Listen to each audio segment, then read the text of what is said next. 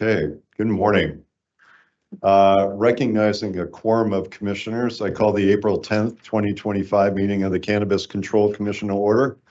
Of course, with the weather outside, it feels like the 98th day of January, but we are here on April 10th.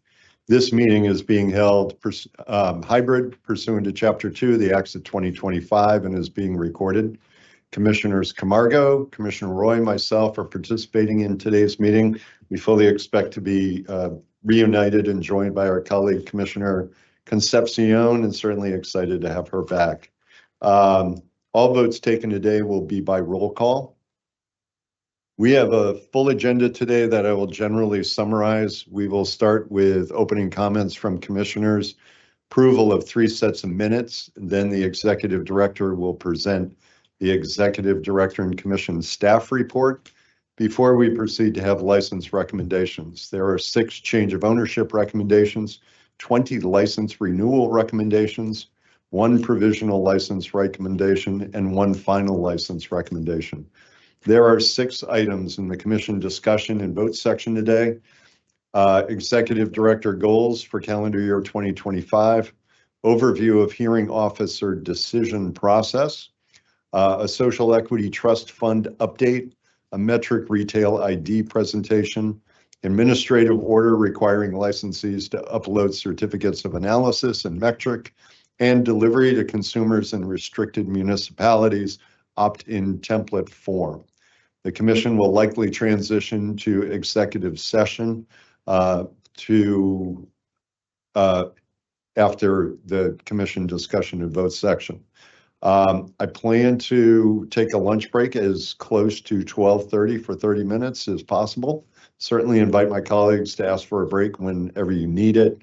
Since we have some outside guests joining us for a couple of our agenda items, I would ask my colleagues' willingness to take some of those folks out of order when they're able to join us. I think economic development can join us at 11 and metric plans to join us at 1 o'clock.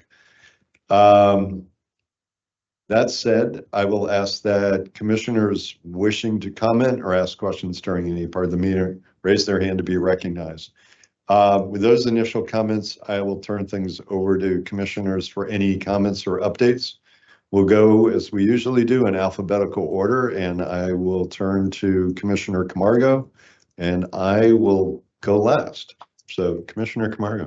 Thank you. I'll be brief. Good morning. Just want to say thank you to our team. I feel like yesterday we had marathon meetings back to back about 4:30. So I just want to thank everybody for all the prep work that goes into these meetings. And I was sitting here, Commissioner Stebbins, and I know we're working on social consumption and speaking to some of our counterparts throughout the country, but I just got word that we're going to re-meet with Michigan. So I'm excited about that. I know that our IME team has been working close with us on social consumption and looking at the marijuana event organizer, and Michigan has something similar, and we're going to be speaking to them on Monday as of this email just now. So I'm excited about that. And yeah, just thank you and looking forward to today's meeting. Okay, thank you. Commissioner Roy. Good morning and thank you. I want to take this opportunity to thank the Joint Committee on Cannabis Policy Vice Chair Patricia Duffy, Mayor Joshua Garcia, and members of the team from the City of Holyoke who met with Acting Chair Stebbins and I, along with Akila, Stephen, Philip, and Fiona from our team, to discuss next steps from the municipal perspective as it relates to the social consumption license type. We had a great discussion at City Hall, and I want to thank the City of Holyoke for hosting us.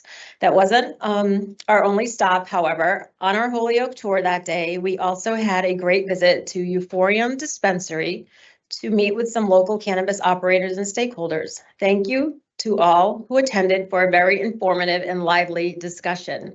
It was also great to see Damaris Aponte from Blossom Flower Cannabis Delivery and Dwayne Harden from Blaze Express. Thank you to owner-operator Marco Aranzulo and his wife Amanda for hosting us. And the last stop of our Holyoke tour ended with a visit to the micro business Can Alive Genetics, owned by Todd Don. Thank you, Todd, for showing us your facility, the pride you take in the cultivation of your plants, and for sharing your creative vision for social consumption. Budget outreach was also on the agenda over the past few weeks. I want to take this time to thank the governor's office for meeting with myself, our executive director, acting chair, and chief of staff at the State House, as we provided them with commission updates and key budget priorities for fiscal year 26. Just this past Friday, I had the opportunity to visit Wonderland Cannabis Company located in Millbury. It's an incredible woman-owned dispensary with an extraordinary decor, and I highly recommend visiting if you are in the Millbury area.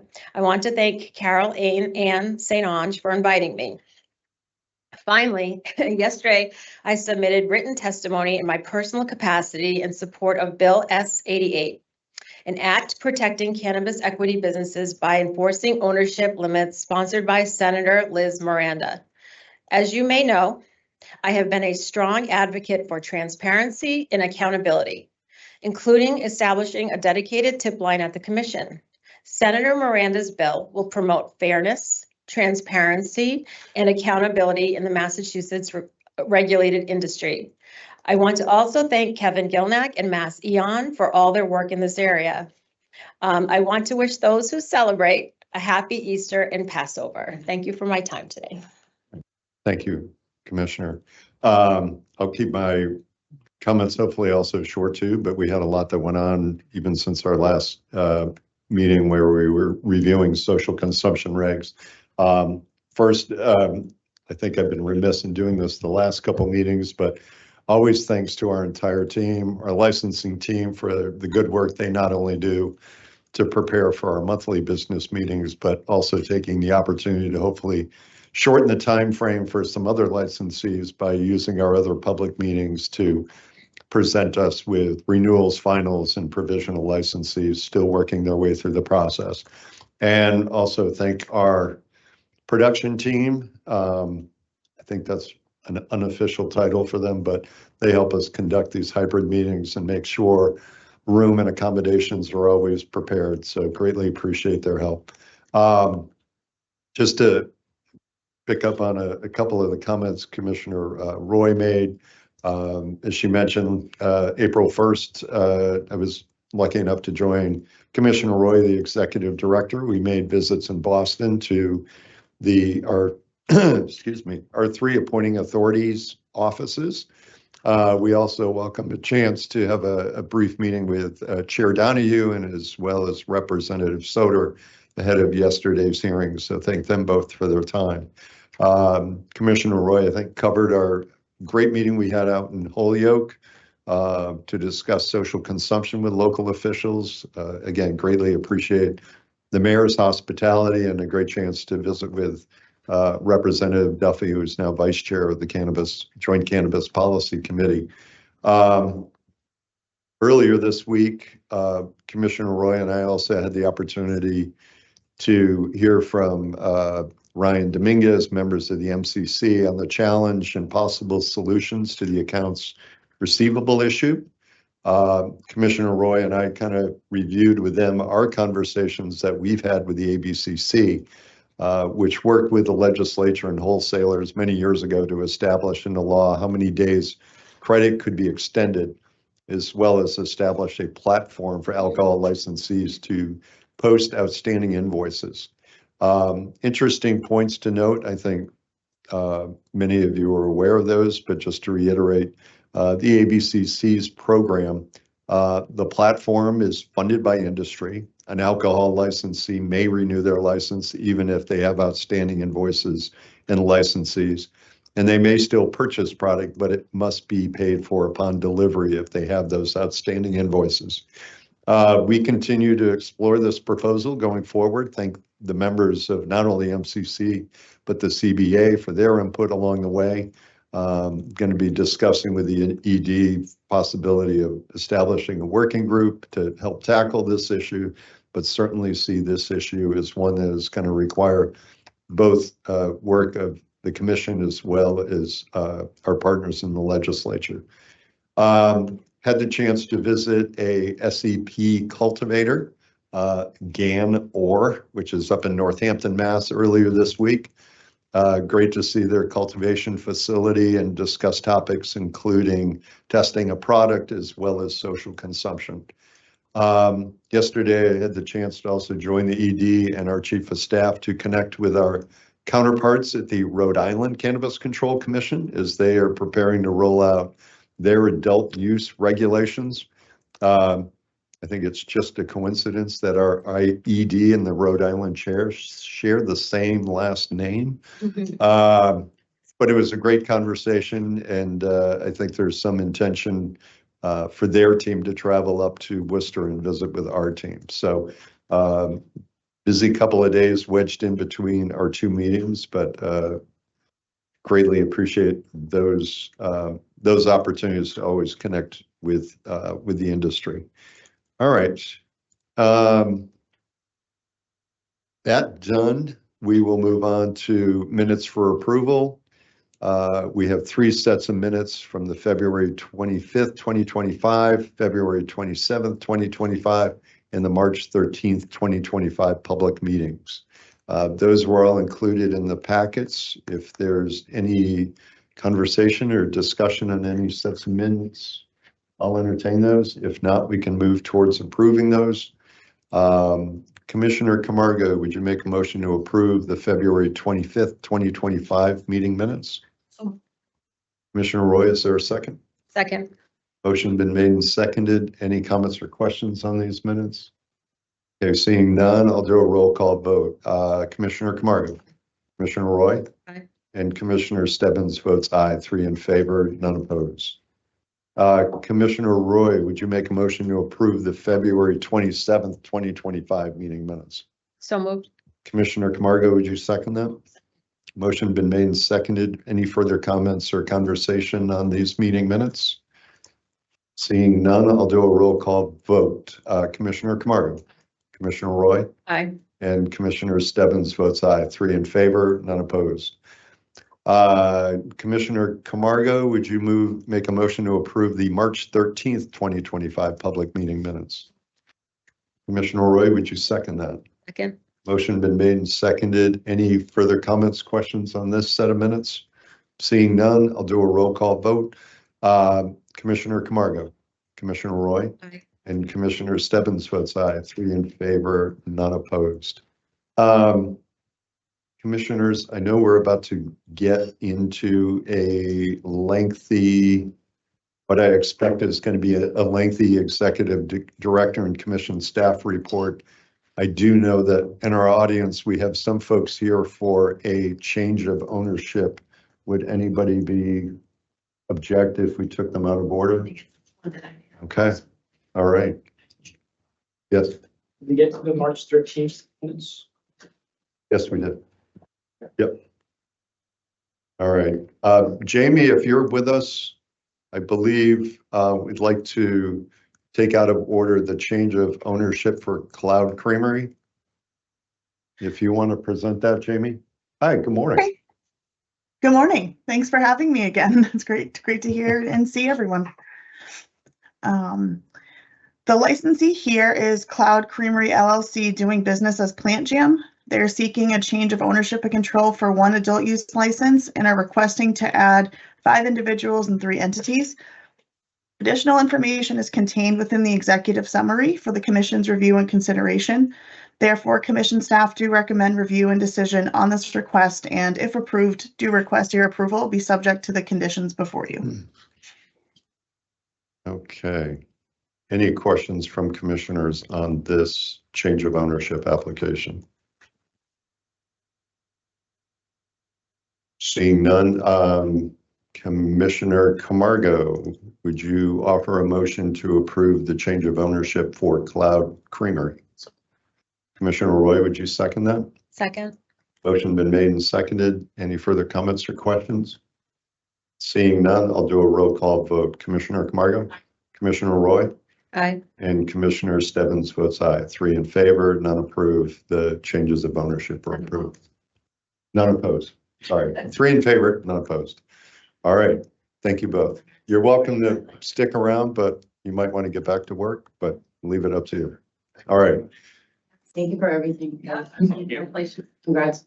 All right, we will now turn to the Executive Director and Commission staff report, and I will turn it over to our Executive Director. Thank you very much, Mr. Chair. So if we can go to the next slide, try to break this up in a natural progression here. So I just want to highlight, did discuss this at our last meeting. The third annual State of Cannabis legislative briefing is scheduled April 29th, 10 a.m. in the State House Room 428. Our Government Affairs and Policy team is making sure that everybody is aware of that and is pounding the pavement on that particular objective to get folks to the room to hear our staff and our commissioners speak. The annual briefing to the legislature on commission activities and overview of agency departments is kind of the structure of our update. We'll share data, new developments, and offer legislators and staff the ability to engage with our team. I think it's an excellent opportunity. As I mentioned at our meeting 2 weeks ago, it is the week that we are assuming that the House Ways Means budget will be discussed and potentially available the week of April 27th. So we'll be there in the middle of that week. It's, I think, good timing for us to interact and be able to answer any questions if there are any. And then just along those lines as well, we're assuming that the Senate Ways Means is going to be around the week of May 19th. So thank you to the Government Affairs and Policy team for everything that they've done so far, and still a lot of work that they're putting in to schedule everything, time everything that week. I know we have to work through availability of a variety of different individuals that day, so I'll follow up and as will the Government Affairs and Policy team to make sure that everybody has times associated and we get everybody in there that we want to participate. We can go to the next slide. Thank you. Just want to highlight a few different things that have been going on recently. And so, you know, I updated in my first 2 meetings on sort of the onboarding process, who have been out there meeting in terms of external stakeholders. So since our last meeting, we were able to schedule meet and greets with the appointing authorities, so the Treasurer's Office, Governor's Office, Attorney General's Office, to just let them meet me in person as the new executive director and sort of make sure that everybody knows who to contact and just get a face to the name. So that was very nice. And we appreciated them scheduling those times so that we could do that all in one day. During that day as well, we had the opportunity to go in and update with the co-chair of the Joint Committee on Cannabis Policy, Rep. Donahue. I've had a number of opportunities, including our budget presentation in Gloucester, and since then to communicate with the co-chair, Senator Gomez, and the day that we were in the State House as well and saw Rep. Donahue and the appointing authorities. We also got to stop in and meet with Rep. Soter. And with sort of that in mind, the Joint Committee on Cannabis Policy did meet yesterday, the first meeting. I have a couple sort of notes to share with that, but the next meeting I just want to highlight is in May. There's a few things within that we're tracking that they have changed most recently, which includes new committee rules. They're specific on the House side at the moment, where they're going to be turning around these bills significantly quicker than in the past based on rules that they've recently adopted. So we are going to have a pretty busy spring here working with our partners in the legislature. And I will sort of put this in the context of the legislative working group charter has been approved and has had an initial meeting to make sure that staff is getting up to speed on a lot of activity right now that's going through the Joint Committee. And then I'll just highlight very high level yesterday that, as I mentioned, the legislative working group kicked off this week meeting to discuss the legislative process and topics that are likely to be of interest to the legislature this session. The Joint Committee on Cannabis held its first meeting yesterday, taking up 21 bills. 75 constituents signed up to offer testimony. It was a very long day. Stakeholders and industry participants shared their thoughts on this wide range of bills.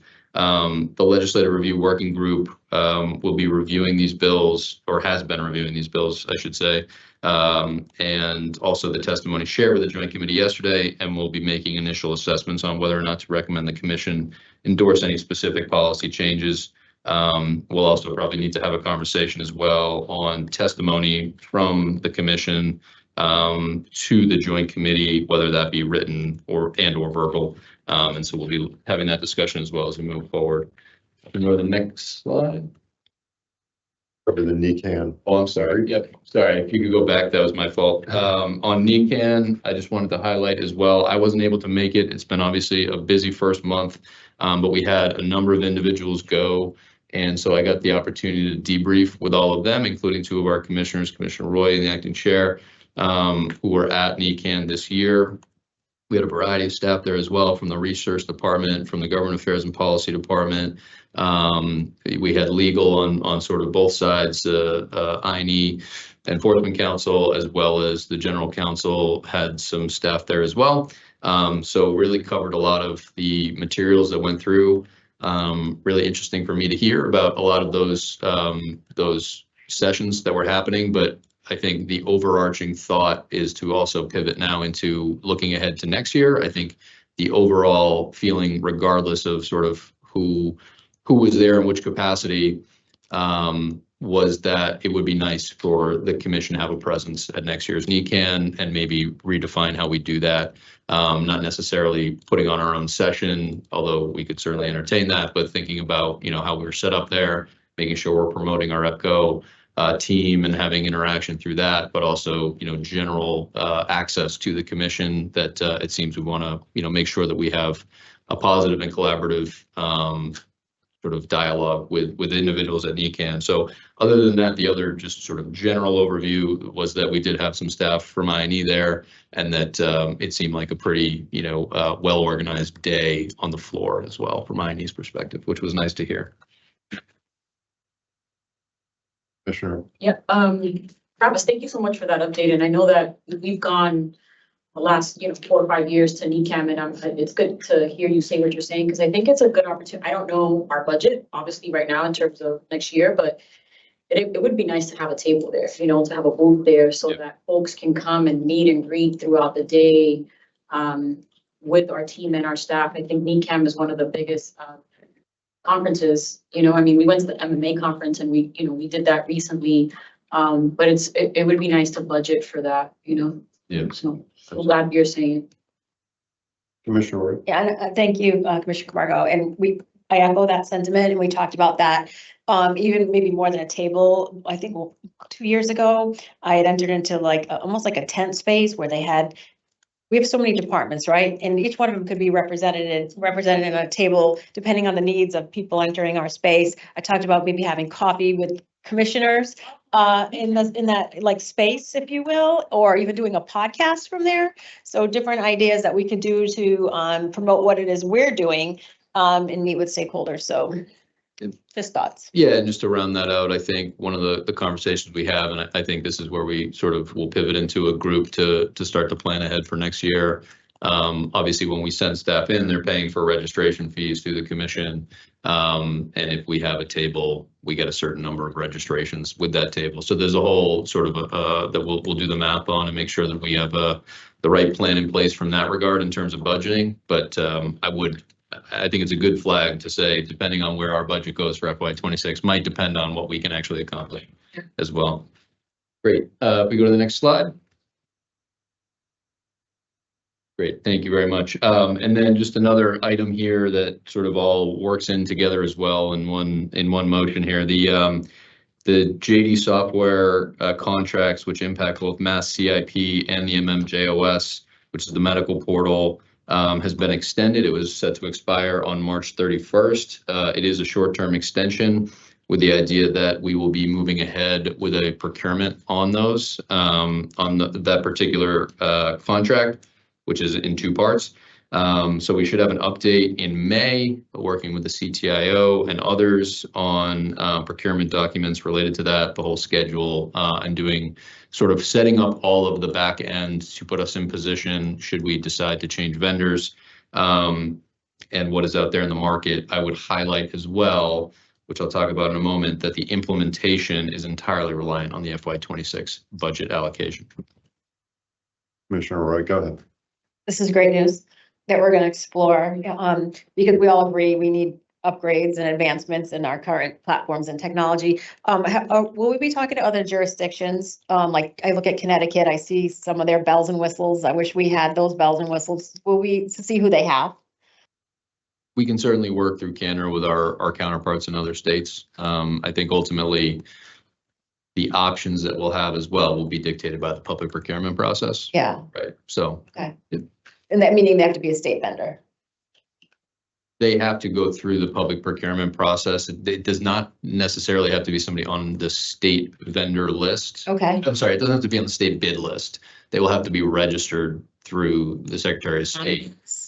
They'll have to go through that process, right? Okay. So you have to go through public procurement, whether we were to extend JD software with any potential, changes to what we have in our current contract, or if we were to engage with another contractor, it has to follow a public procurement process, which is where we'll follow up with in May on the timeline of all of those things, when those documents will hit, when they'll be due back, when we'll be reviewing responses to the public procurement process.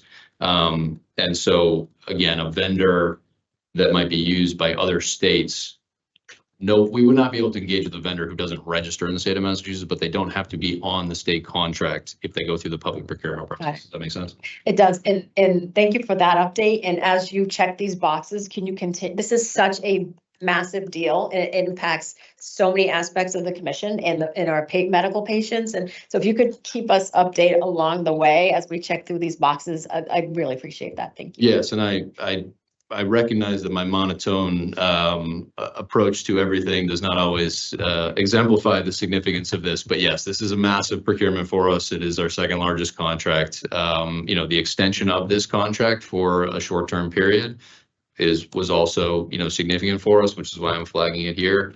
And the public procurement process that the CTIO and others will be a part of, including the CFAO and more broadly, is going to be a significant undertaking. And then what I really want to highlight as well, and the reason I have implementation relying on that, the implementation of potentially changing, these types of platforms is going to be a long and significant process that will be costly. And so we are very reliant on the FY26 budget we can go through the public procurement process, but to actually potentially move to a new vendor, have the implementation costs available is going to be relying on that budget, which leads me into the OIG letter, which we received on March 27th. So you said the extension, there was a short-term extension till when? What's the date on the extension with JD Software? I want to say it's to March 26th. And the end of this FY26 fiscal year, so June 30th. June 30th, 26th. Okay, and then at that point, we'll know our budget at that point. Right. Yeah. Right. Yeah, Okay, no, that and makes ideally sense. we'll know, in the next couple months, we'll know what if we are available. But by the time we are sort of fully into the public procurement process, we should have a good sense of our ability to implement. We're not going to slow down prepping for public procurement, right? We need to get that process, get ready to go, but it is going to be contingent. Our ability to actually engage and go through implementation changes is going to be contingent on available resources, which is why the OIG letter and our response to the OIG letter will highlight a lot of what was put in that letter to us. I'm looking at as an opportunity for us to use our work with the OIG to date, the letter from the OIG indicating that there are improvements that need to be made in our IT infrastructure to push forward our FY26 request. I think as of this point, through a number of discussions and the hard work of the commission, a variety of staff, government affairs and policy, I think we've gotten that message across and we'll continue to do so. But within sort of the 8 recommendations within the OIG's letter, which is up online, is 1 through 3 essentially talk about IT infrastructure and internal control capabilities within that infrastructure. And so again, in our response to the OIG, it will be highlighting that we understand and we appreciate that being called out, because the commission is not now coming to the conclusion that these things need to happen. This was in the FY25 budget request. It was not filled in our FY25 budget that was approved by the legislature. So the commission has requested the funds to go through this process, and it is now re-requesting those funds. And so that's what we'll be highlighting. And I think that my understanding as well is that that message has been received, and that hopefully we will be answering any questions that come through the CFAO on our FY26 budget request, but that information has been received is my understanding. And we will use the OIG letter response to also indicate that. There are sort of three groupings as I look at his letter. The other one is related to governance. Obviously, the governance charter is something that I'm discussing with the acting chair about scheduling on a future agenda item. So that covers some of it. Some of the items that are covered in that letter, I believe, will also be discussed at the legislative level and maybe outside of our control. So what we can control is what we'll be discussing within this, and the governance charter fits in that category. And then the final grouping is 6 through 8 is all related to a recommendation essentially to bring in an auditor to go through the work that our staff did with the OIG. And so as of right now, and we should be able to put this in the response to the letter, the CFAO is going through what would actually be vendors only on the state bid list, state vendor, and that would allow us to move more quickly with the procurement, bring those individuals in to confirm as we move ahead. And so within that is an accounts receivable question that the OIG had, and then a number of items that may lead to write-off that has to go through a process with the comptroller. If we bring in a third party and we respond in that regard, then I think, I think at this point, I'm looking again at the OIG's letter as an opportunity for us to promote what we need in terms of resources to move ahead and put these things behind us. And I think it's an opportunity for us to work with the OIG as well. And so, all opportunities, and I think the FY26 budget with this regard is moving in the right direction. Commissioner Roy. I just want to pause here, and as treasurer, I just want to talk about the letter a little bit. Thanks some folks. First, I want to thank the OIG for the recommendations, which, as you said eloquently, Executive Director, might provide us opportunity here to really advocate for infrastructure needs that we so desperately need. So I want to thank the OIG for that. I want to thank you for working collaboratively with the OIG and to help advance us to tighten up infrastructure and internal control vulnerabilities. I also want to thank CIE Chief of Investigations and Enforcement, Noam Kamalo-Jones. What spurred this is in the May 2024 public meeting about extensions and prorated fees. I'd asked the question as treasurer, well, have we been collecting prior from the August 2022? Will we still collect? And I want to thank her for her due diligence, for following up on my question, which identified this internal control vulnerability, so that we were able to unearth that and take corrective action. I also want to thank Director of Licensing, Olivia Koval, because she has done an incredible job as Director of Licensing and with her team. And you guys even put that formula together, which you shared with me, and how you do exactly prorate the fees, which was extraordinarily helpful. I have shared that with licensees as well. So I want to thank you for that. So I look at this as a real opportunity. We desperately need upgrades in our IT infrastructure. We need to address issues within our governance. Some of it probably needs a statutory fix. And then thirdly, the 6 to 8 on the recommendations, the audit recommendation. I have called for an audit in the past. I use the word forensic. Some people got a little uncomfortable with that. I never insinuated fraud. I just said that, if you look at the general accounting office, accountability office, it really is looking at vulnerabilities and weaknesses within our internal controls. And we do have some. We're not a startup anymore. We had to stand up an industry and an agency. And so now it's time. But having said that, as treasurer, I've been working with the executive director and the CFAO about the audit itself and next steps. And I know there's something called a SOC 2 audit, which looks at systems and organization controls, and it does it all at once. And that's what I believe the OIG is recommending. We also need to look at perhaps our regulations around provisional licensure and when those payments are due. For those that do have licenses, you do know that you have an application fee. It's non-refundable. And there's a lot of time and treasure and resources and effort that goes into reviewing applications of intent, SOPs, a lot of documentation. And so a lot has gone in to get folks to the provisional phase. And, there is an outlet or a safety valve where folks can kind of walk away. And the commission has already invested so much. So maybe we need to look at the wording within our regulations to account for that. So that's another thing perhaps that we'll put a pin in and look at to the future. But again, I'm glad this was uncovered and unearthed, and we are all working collaboratively as a team to address it and you know, accomplish all of these recommendations by the OIG. So thank you so much. No, I appreciate that. And I just want to highlight one thing. You mentioned the SOC 2 audit that would fall under 1 through 3, not in the 6 through 8. Those audits would be all financial related. So I just want to highlight that if anybody were to misconstrue, because the term audit is sort of widely used here. So that would be within that 1 through 3, which the CTIO is also working on. And then I just wanted to highlight a couple of things that you highlight in there, which is the OIG's letter said in no uncertain terms, there was no fraud found, right?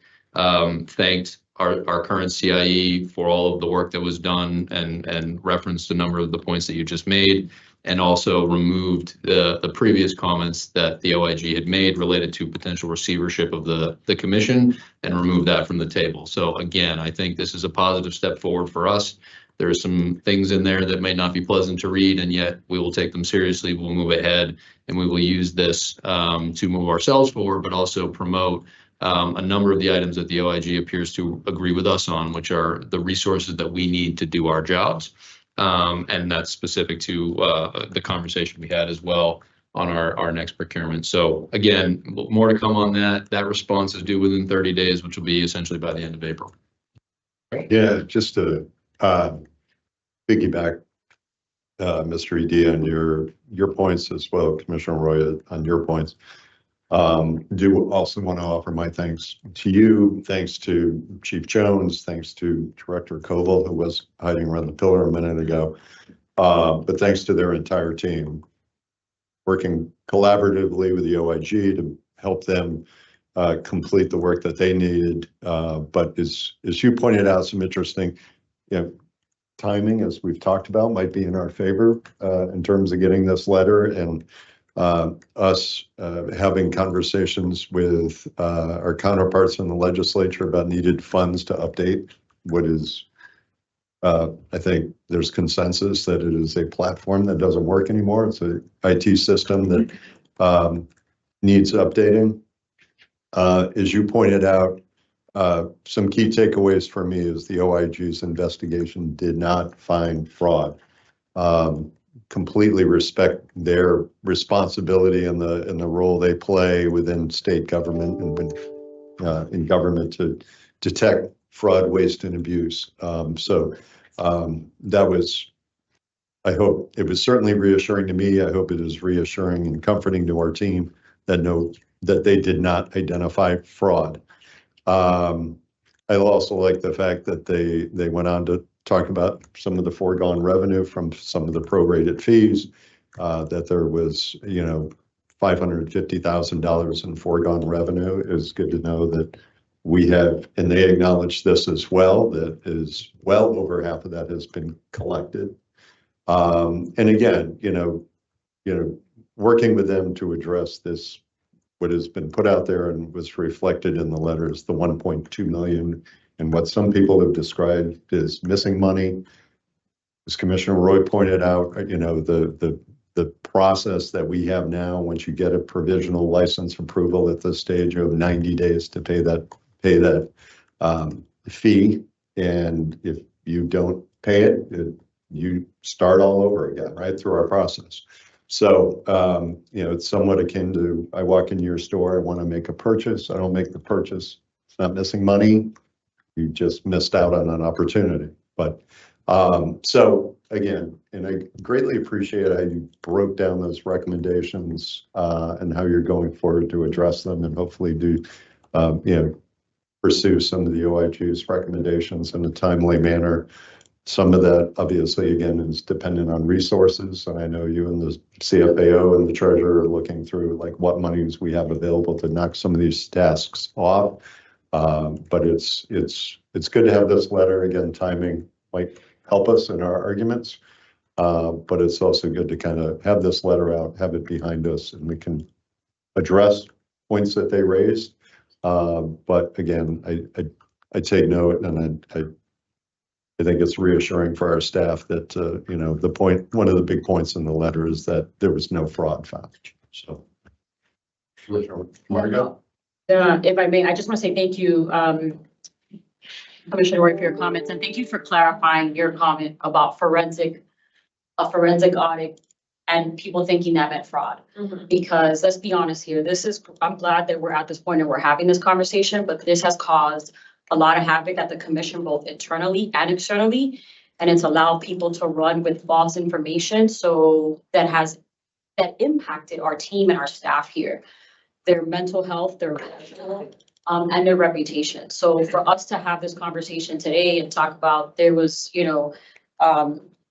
they did not find any fraud, that's a big deal. And I just want to say, I'm glad that this is finally out and that we're having this conversation, because at times we ask questions, we say things, and those who want to continue to see the commission fail will continue to take this and run with it and make it a whole other narrative and a whole other story.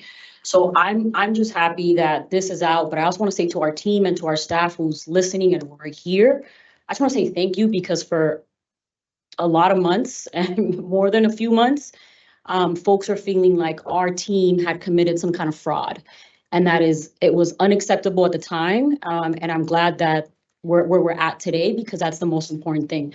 The people who work at this agency are here because they want to work here. They care about the work. So I'm really excited and grateful to see this. And we will continue. I think, Executive Director Ahern has done a great job of working with the OIG and everyone in that office, and including our team and Chief Jones's team, to kind of get this stuff resolved. And to Commissioner Roy's point earlier, there's still things that we are trying to tighten up and things that we need to look at. Chief Jones said yesterday, we were having a conversation, and she talked about when she first got here, looking at things holistically and looking at what hasn't been working, what's working, and how do we make things more efficient. So, kudos to her team, but I just want to make sure that, whatever headliner people take from today is that there was no fraud found at the agency. And it's very important, because all of us as commissioners have had to deal with this for the last couple of months. And so have our staff, and that is completely unfair for the work that happens at this agency. So I'm just excited to see this, and thank you. Thank you. And so we should have some additional information on that as we move forward, but I'm going to switch gears here, although there will again be a JD Software bit of a narrative on this particular item. But if we can go to the next slide. Commissioner Roy, go ahead. On the JD Software, could we survey the staff? Sure. And find out what their pain points are with all of our platforms, because I hear it anecdotally, but I haven't synthesized it to the point where I know. So I think from my coming in the first month, I think we're pretty understanding of the shortfalls. Yeah. But if we could survey the entire staff, that would be helpful, I think. And if commissioners could see the survey results, would be awesome. I will follow up on that. I think also, if you see sort of the information that we have on what we're looking for, there's quite a bit compiled already, but I'm happy to go down that path as well. Thank you. We go to the next slide. Can't tell if it has moved, and I just don't see it. Sometimes there's a lag. There we go. Okay. Thank you very much. So this is a sort of general update in regards to previous updates as well. So just a snapshot on the update for Chapter 180. So I want to highlight a few here. And I was talking to Director Koval earlier this morning, and also we have the CTIO and Director Koval if there's specific questions that come up, but just high level of 283 deliverables related to Chapter 180. You're looking at 234 complete. So obviously very far along in this process. Of those that are still ongoing, we have 40 in progress and 9 yet to commence. The yet to commence are a bit reliant on items that come before it in a logical order. And so I do have some information on those, but again, a number of them are related to us working through issues with the IT infrastructure. And I would highlight as well that that does not mean that this all has to wait for a public procurement process. if we were to ever switch vendors from JD to something else, right, there would be an implementation period where we would be running things concurrently. So the answer is that we will be working through these issues. And, this is a significant amount of work. And so I think, again, sort of seeing exactly where these are in terms of the deliverables of 283 is this slide. If we go to the next slide, that breaks it down further into checklist items, because each of those deliverables may have other items within it. And so the checklist item is a different way to look at sort of the same information. I'll stop there. Welcome. Thank you. I interrupt, I'm so sorry. See you in person. Yes. You too. Let's take a quick 5-minute break. We'll let Commissioner Concepcion get set up. I just want to take this time. Welcome back. Thank you. In the flesh. We'll take a 5-minute recess. Actually, when we come back, we might have our guest joining us from Executive Office of Economic Development. So we'll be in recess for about 5 minutes.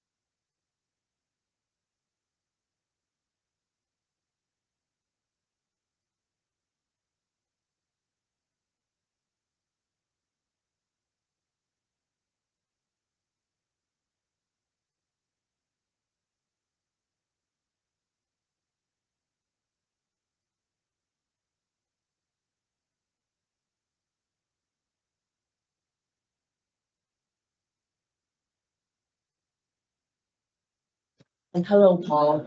How are you? All right, we are resuming our meeting. We're happy to have our colleague Commissioner Concepcion back at the table with us. Great to see her. Without objection, I'm going to take one of our items out of order. This is item number 3 under commission discussion and votes, because we have a guest joining us. This is so we're calling it a Social Equity Trust Fund update, but I invited Assistant Secretary of the Executive Office of Economic Development, Juan Vega, to join us. He is responsible for the Social Equity Trust Fund, and the mechanisms are now in place, as he's going to walk us through, that our licensees or anybody who's hoping to meet the obligations of their positive impact plan can make a donation or contribution to the Social Equity Trust Fund. So we wanted to invite him in to share that news, share that process with us, so all of our licensees are informed kind of going forward. But Mr. Assistant Secretary, how are you? Thanks for taking time out to join us, and welcome. Morning. Thank you very much, Mr. Chair, and to all the commissioners. Thank you for the invitation to join you again and provide you some updates on what we're doing over here at EOED. Thank you. Celia Williams, I know, is going to make some opening comments, but she's under the weather today and not able to join us. So the floor is yours, Mr. Assistant Secretary. Great. So thank you very much. As the chair mentioned, we've been working on setting up this this capacity for the trust fund to be able to start accepting donations.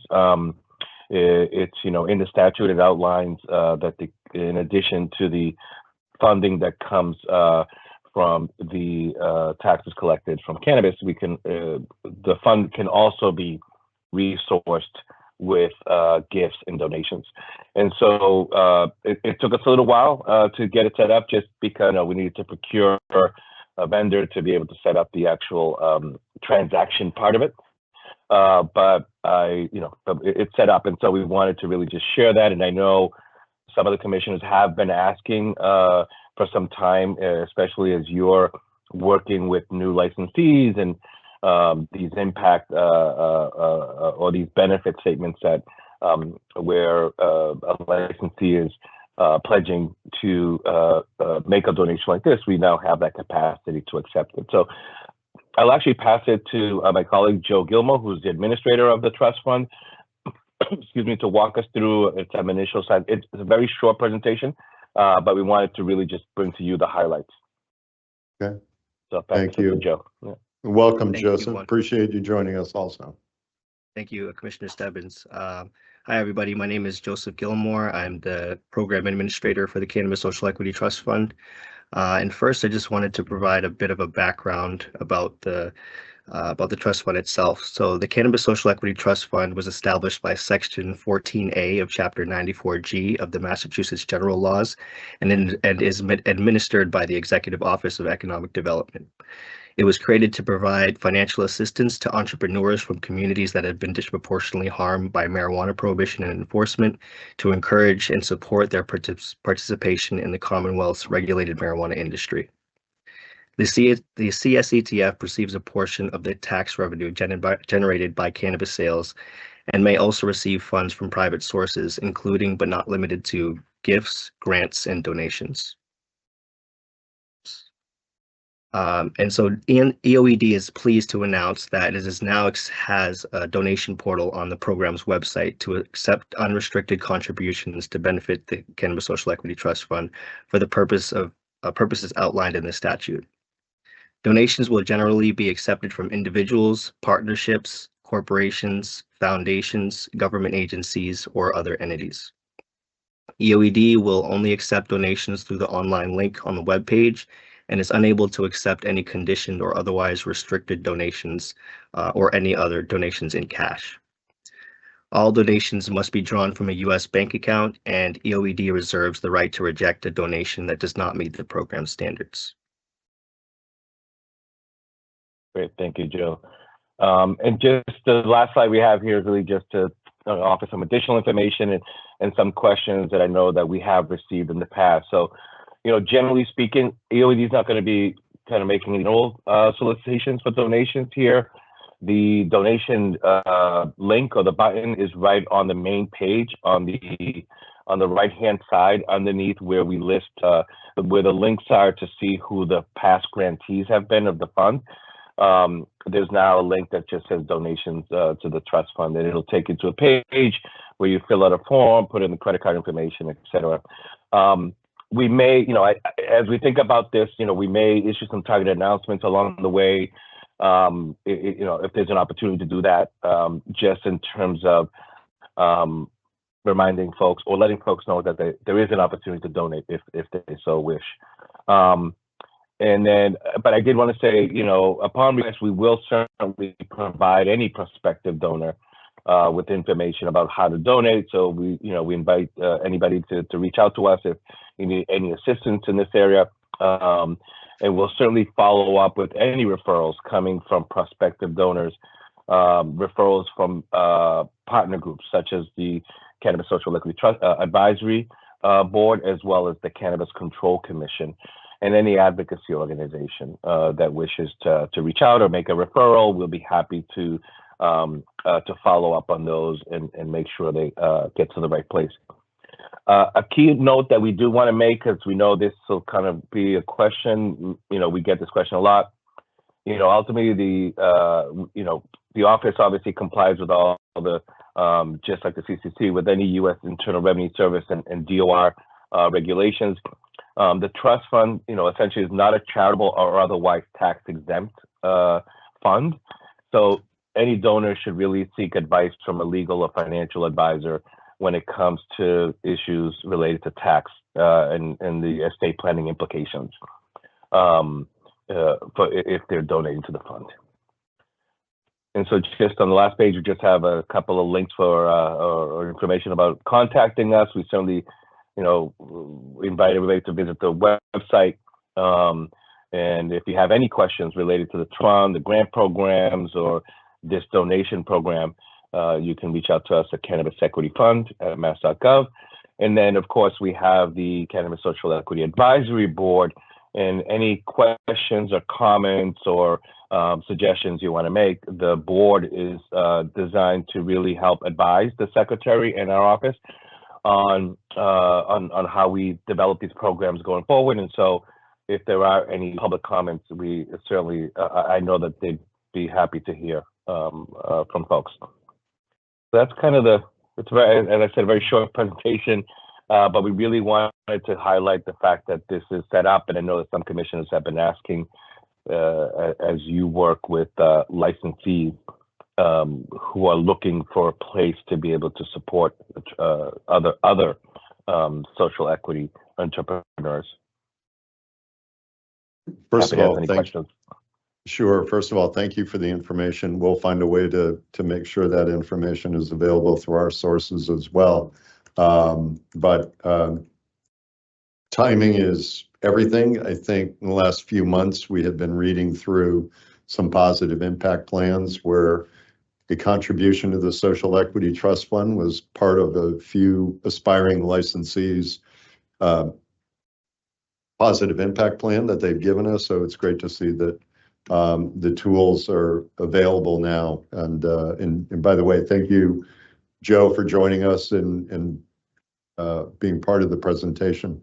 I'd invite any of my colleagues if they had questions or comments. Commissioner Roy. Thank you, Acting Chair, and thank you, Assistant Secretary Vega and Joseph, for the presentation. And I'm very excited to hear this. I was one of those commissioners asking. So thank you so much. This is tremendous news. And I'm sure we're going to share it with our licensees as well. But just curious, I have a question. I'm highly curious. Have you received any private donations yet? Well, I don't believe we have. The portal was just set up a few weeks ago. Okay. And so, it's a similar, the portal also receives donations to the Travel and Tourism Office for the Massachusetts 250 celebration. And that has received, that has received funding, so we have tested it, so it works. But this is still new. So we're coming to you certainly with the hopes that you're able to help spread the word, and particularly with the licensees that you're working with that are looking to make these type of donations, to let them know that we're ready to start accepting them.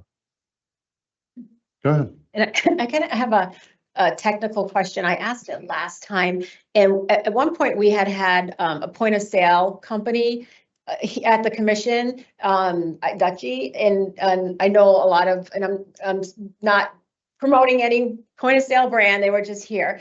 And they talked about they have the capability to round up at the register. So if customers, patients and consumers, their order comes to $49.50, they want to round up to make it, and they said, the POS company said they have the capability to do that. Now, would your platform have the ability to tie in with them, so then you get a stream of revenue from rounding up at the register? That's an interesting idea. The way this is set up, we may not be able to unless the vendor or the company then proceeds, they collect whatever they get back, and then they would have to manually donate it through the portal. If you're asking about a more automatic way to do that, I don't think we have the capacity. It's certainly something I will note and ask our finance team to see if that's something that can be done. Thank you so much. Thank you. Commissioner Camargo. Thank you. Just some comments. Hi. Hi. I can see you guys.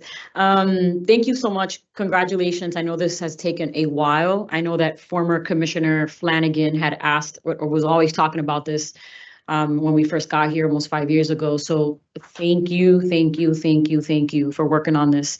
My questions are just, they're not even questions. They're more like comments. I hope that, I don't know if you guys are working on a press release. I don't know if we're going to work on something that, maybe from our equity team or from our government affairs team to just kind of spread the news or kind of give licensees the information. I guess for me, it's outreach, so that folks know about this and are educated on the process and the option that they will have. So thank you. Continue to do the good work you guys are all doing, and we appreciate it. Thank you. Yeah, just to pick up on that point, certainly encourage you to continue to work alongside, and I know you have already with our Director of Equity Programming and Community Outreach. But however we can share the word and share the information, we're happy to do that. Excellent. Thank you. Any other questions or comments? All right. Thank you both for joining us. Appreciate you making the time, and you have something else? Oh, okay. Okay. All right. Thank you. Thank you, Thank you for the Assistant invitation. Secretary. Thank you, Program Administrator. Appreciate your time in the presentation. Have a rest of your meeting. Thank you. Thank you. Commissioner Roy, you have something? I have a question around Mass CIP. So when we talk, you alluded to positive impact plans and, some of them really not living up to what they put on paper. And then there's the questions I noticed in Mass CIP, we ask about, is there a way now to add a question about the fund? Because that might prompt people to add that in that little survey spot. I believe Director Cole. question. About the positive impact. I mean, the social equity trust fund. Yeah, I believe because we want to track them, so I believe there is a double check, but I'm pretty sure there is one. Okay, and if so, that's great. That's awesome. Okay. All right. After that kind of sidetrack, we'll now return back to. Okay. I just want to make sure if there's an answer that we want on the record. Is there anything you'd like to add? All right, Yes. can we just give them 1 second to? Take me a minute. But I'll Okay. put it in the chat. Okay, perfect. We'll put that in the chat. All right, so returning to the executive director report, I had sort of concluded where we are right now, which is just the periodic update on chapter 180. And again, a number of items right now in logical order of what's been completed is what was on those slides. And sort of the items that are remaining, many of which are related to us going back and forth with some items that we need out of the IT platform. So I'm going to move on to the next item under that, but we can certainly return as well if needed. And so we have called out specifically under the executive director commission staff report, an annual 420 public education campaign from the director of digital and creative services, Anne-Marie Burt. She can go. Commissioner Roy, go ahead. On up, I just have a question about the previous. So on the chapter 180 snapshot, I just want to thank Director Colville and her team and everyone on the team who have done these deliverables, because I've watched a gray donut turn into a green donut and it's almost fully green. So thank you for that. I guess for the incomplete, are there any anything we should know as far as, I guess I have a question about the equitable relief process. I think that's one of the incomplete in the gray shade, and if maybe legal can give us an update on, is there I know we have the form, but is there a process in place? I've had questions. Sure. I mean, I think we can talk later about this and Okay. gather some more information for you. Okay, yeah, that'd be great. Back with you. Okay. Yeah, just high level of the 9, which is on the previous slide. So this is the checklist items, which is the sort of, there are many checklists within the deliverables. So within the deliverables of the 9, the majority of these are still JD dependent. That doesn't mean that JD is holding us up. It means that we're working with JD on those. And so again, the ones that are left are still kind of the logical order that have to follow previous ones. But of deliverables, 234 or just under 83% complete. And then if you move to the next slide, that gets into sort of the checklist items within those deliverables, which is obviously a larger number. And you can see how many are completed there and how many are left to go. So again, I would reiterate as well, Commissioner Roy's comment that this has been a phenomenal amount of work from our I&E team and, our IT sort of organization-wide is what I would look at for Chapter 180. I may want to make sure we get these reports on the record, and we'll continue to do that. And if there are specific questions like the one that Commissioner Roy asked, we'll follow up on those. Yeah, I would just like to echo the sentiment about the great work of our team to get through all this. A lot of this work, began back in 2023. But I think it also speaks to the notion out there, once a regulation passes or once the statute passes, it's a wave of the wand and you can start doing it tomorrow. This has taken an incredibly large amount of work, but it's our team doing a lot of that implementation work. So as we look ahead to things like social consumption or other regulatory changes, I think it's important for the public to understand kind of the meat and potatoes of the work that's behind this, actually stand it up within the commission, within all of our systems, within all of the work of our incredible team. So to Commissioner Roy's point, I'm glad we went from a moldy donut to one that we might need. But it's just reflective of a lot of great work from the entire team. Great. And just before we move to Director Burt, let me just mention Director Colville followed up in the chat on the previous question. The following question is embedded in the Renewal app. If your proposed plan has a goal of donating monies to the Cannabis Social Equity Trust Fund, please enter the dollar amount. If not, enter 0. So the answer to your question was yes. And with that, again, we called out specifically under the Executive Director report, this update from Director Burt. Welcome, Director. Good morning. As I was introduced, I am Anne-Marie Burt, the Director of Digital and Creative Services, and I am here to present to you today our annual 420 Public Education Campaign for 2025. Slide, please. As you know, 420 is swiftly approaching in 2 Sundays from today, and for those in our audience who may not be as familiar with the holiday, April 20th, or 420, is an annual holiday based on the celebration of the consumption of cannabis where cannabis-oriented observances and celebrations are held around the globe. 420 is also the highest single sales day of the year in Massachusetts. This year, 420 is taking place on a Sunday, which is also Easter Sunday and the day before Patriots Day, which many people may have off work. So it will be interesting to see how those two occurrences play out in this year's sales data. Slide, please. Sorry, it's on Easter. It's exciting. It's exciting. Speaking of sales data, this is a chart of 420 total sales year over year.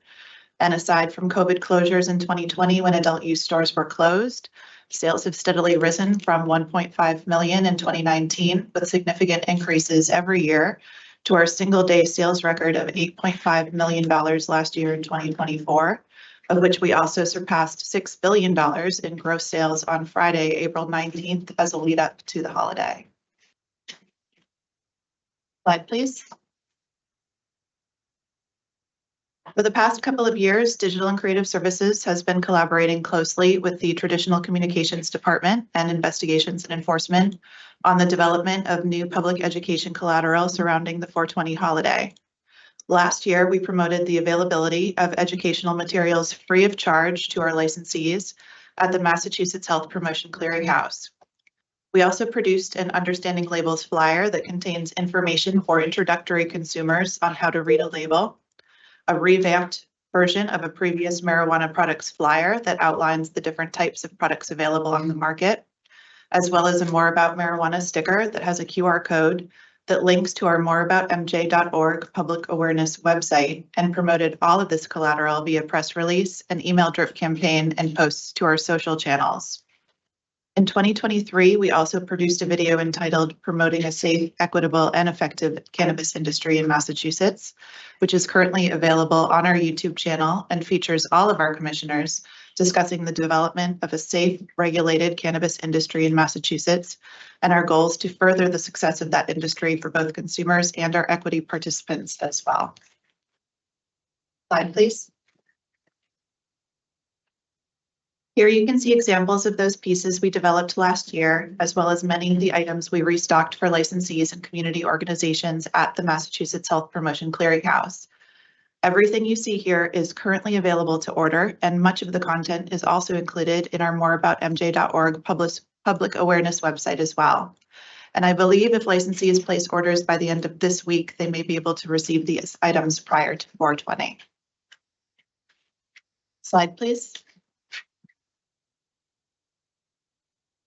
For this year's annual 420 public education campaign, we have developed 2 new pieces of collateral for our constituents aimed at introductory consumers. The first of which is an Understanding Labels video, which is based on the animation style of our More About Marijuana campaign and delivers the same information as last year's flyer in an adaptation that is more popular and consumable online, which is where the majority of our audience is engaging with our content. So we're trying to meet our audience where they are and get this consumer safety information in front of them. The second piece is an Understanding Cannabinoids flyer, which aims to educate the public on the most widely known and studied cannabinoids found listed on product labels by percentage and the basic differences of effects on consumers. So these introductory consumers can make better educated decisions on what they are looking for, purchasing, and eventually consuming. And this flyer will also be made available at the Massachusetts Health Promotion Clearinghouse as a digital download for licensees who may have them printed and made available at their retail establishments for their customers. And without further ado, I believe Betsy is going to be playing our new Understanding Labels video on the next slide.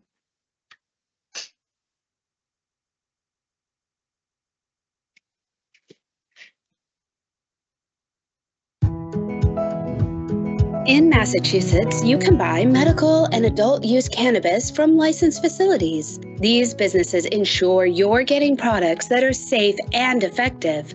All regulated cannabis products must have labels. That way you know you're choosing a safe, state-regulated product. Product labels can look different depending on the items you're buying, but they all include the same essential information. Let's take a look at a basic label. You'll find a license number and contact info confirming the product is from a licensed provider with traceable information. There will also be a batch number, serial number, or barcode, along with the testing dates and the results for quality assurance. Next is the cannabinoid profile and ingredient list, which will help you understand the product's strength and composition. You'll also see health warnings like risks for use during pregnancy and breastfeeding, and cautions about driving or operating machinery. Last, the symbols. The red triangle shows that the product contains THC, while the red octagon means it is not safe for children. Every cannabis product label in Massachusetts includes this basic info, but specific items require additional details. Vaporizer products must list any additives and the source of terpenes. You can also request to see the certificate of analysis at time of sale. For flower products, labels must include the licensee's name and contact info. Edibles, concentrates, tinctures, and topicals must also include the ingredient list and extraction method. Also, if applicable, the serving size, directions for use, common food allergens, and if it's made in a facility with other common allergens. Understanding your cannabis product labels helps you to stay informed and enjoy responsibly. As a rule of thumb, start low, go slow, and make sure you wait until you feel the full effects of the product before you have more. For more on cannabis labels and safety, visit moreaboutmj.org.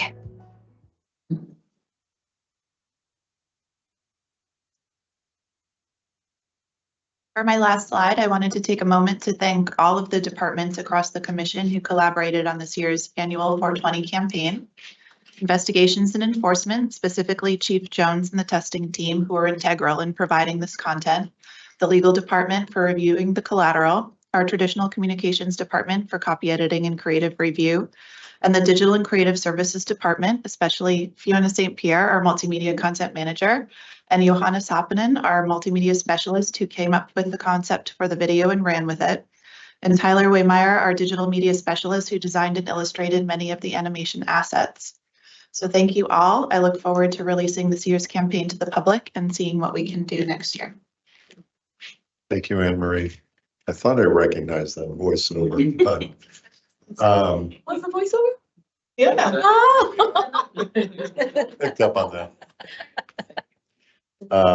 Any comments or questions? Commissioner Roy. Thank you, and thank you, Director Burt. So this was done in-house then? This is what I'm hearing? Yes. Entirely so, yeah. That's amazing. Great job to everybody involved. That's awesome. And this is great because, as I advocated and continue to advocate, the more information consumers and patients have, the better decisions they can make for themselves. And this is part of that, educating folks on how to read the labels. They can be intimidating, quite frankly. And the cannabinoid flyer that you showed before, that's fantastic. And so this is great. And, we'll build off of this in social consumption, right, Commissioner Camargo? So, anyway, thank you to the entire team. And this was just segues into our conversation we're going to have this afternoon around certificates of analysis. So this goes hand in hand with providing folks as much information and as education as possible. So thank you to you and the team.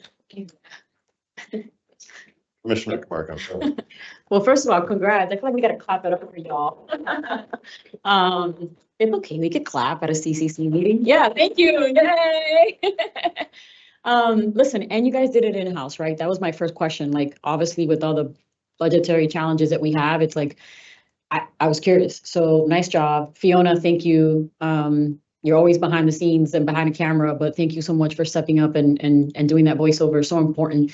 I think Commissioner Roy, you and I were having this conversation 2 days ago around the social consumption public awareness charter group.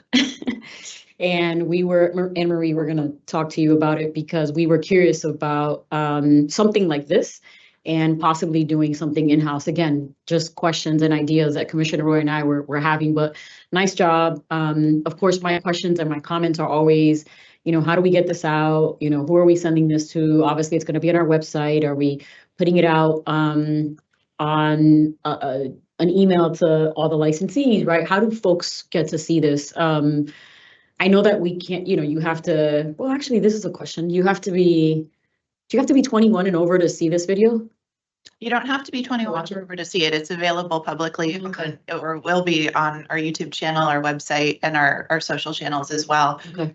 We have a whole social media campaign that's going to be rolling out. I believe it's starting on the 12th. Okay. And running through the next couple of weeks. And even farther, we're going to be doing some more things around the cannabinoids that we featured on the flyer as well as press release, email blast. Yeah.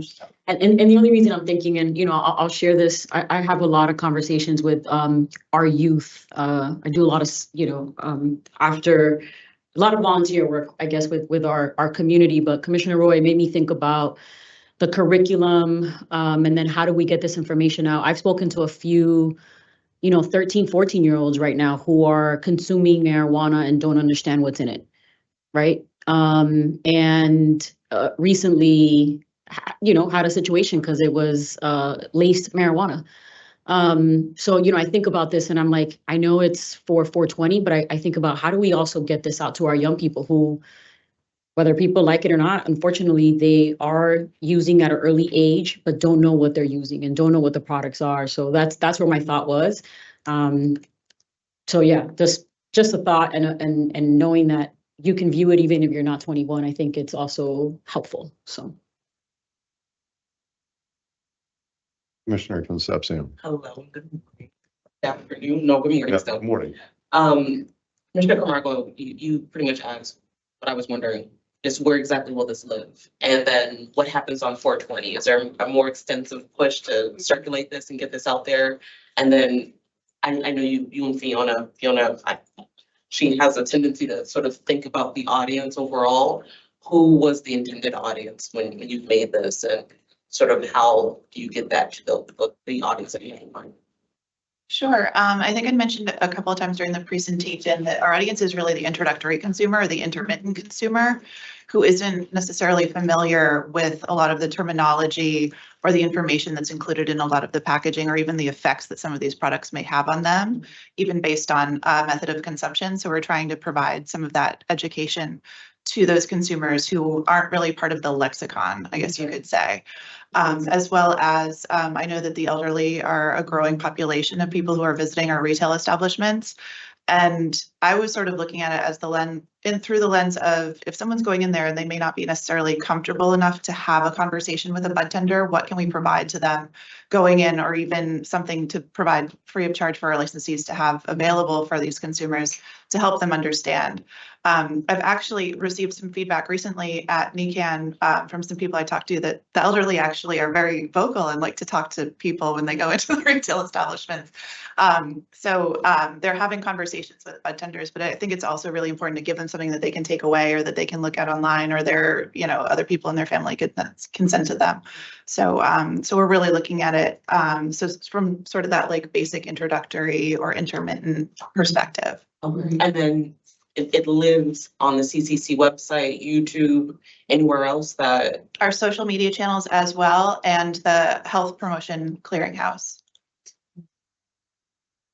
Many of these are available, physical copies that community centers or organizations or licensees can order free of charge. Okay. And then my last question was about if there was more of a push on 420. Is there going to be sort of a unique push for this? I know you said 4/12 is the start date of yes. Well, but what actually happens, you know, on 420? Yep. So on 420, we have multiple social posts that are going to be going out featuring different videos, materials, portions of our website. So we're kind of trying to like hit people every single day kind of leading up to it, but then have a larger push on that day. And then even going forward later in April and then the beginning of May as well.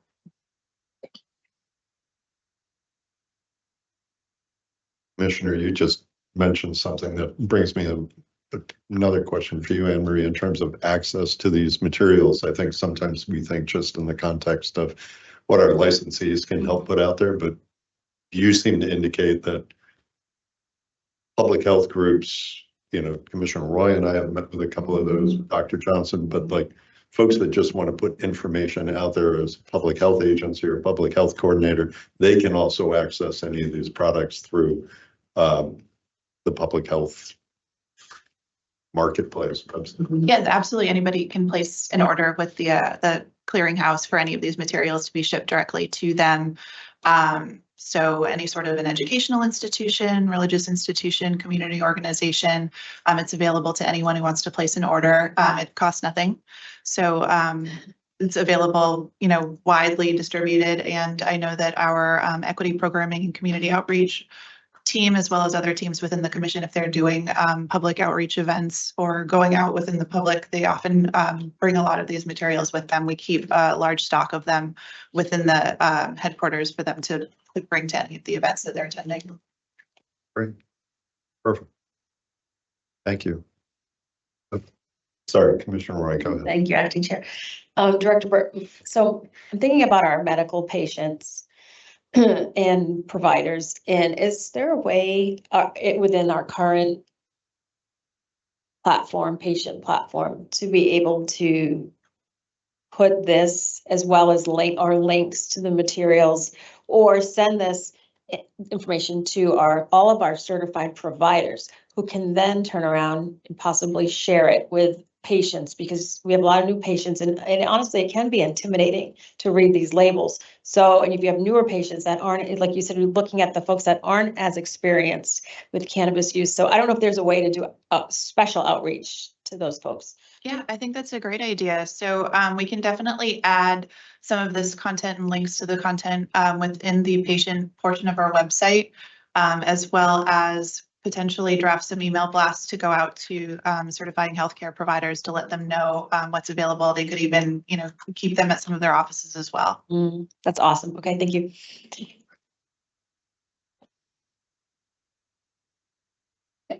All right. Thank you, Director. Appreciate it. And to your team that made it happen. Absolutely. Right.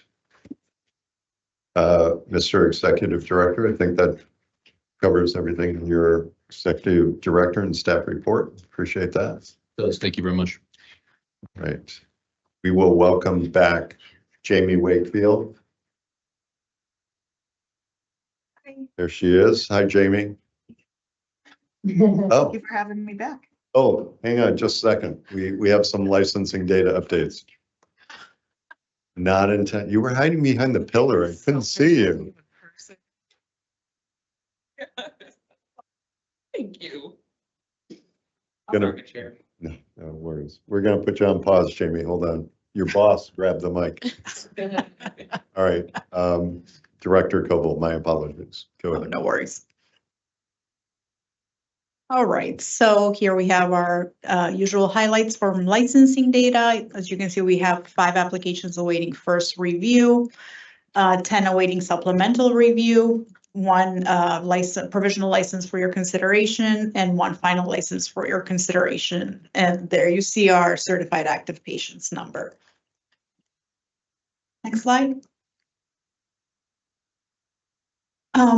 In this slide, as you know, we always just highlight the commence operations compared to the previous year at around the same time. So we are still steadily, 13% increase compared to last year at the same time.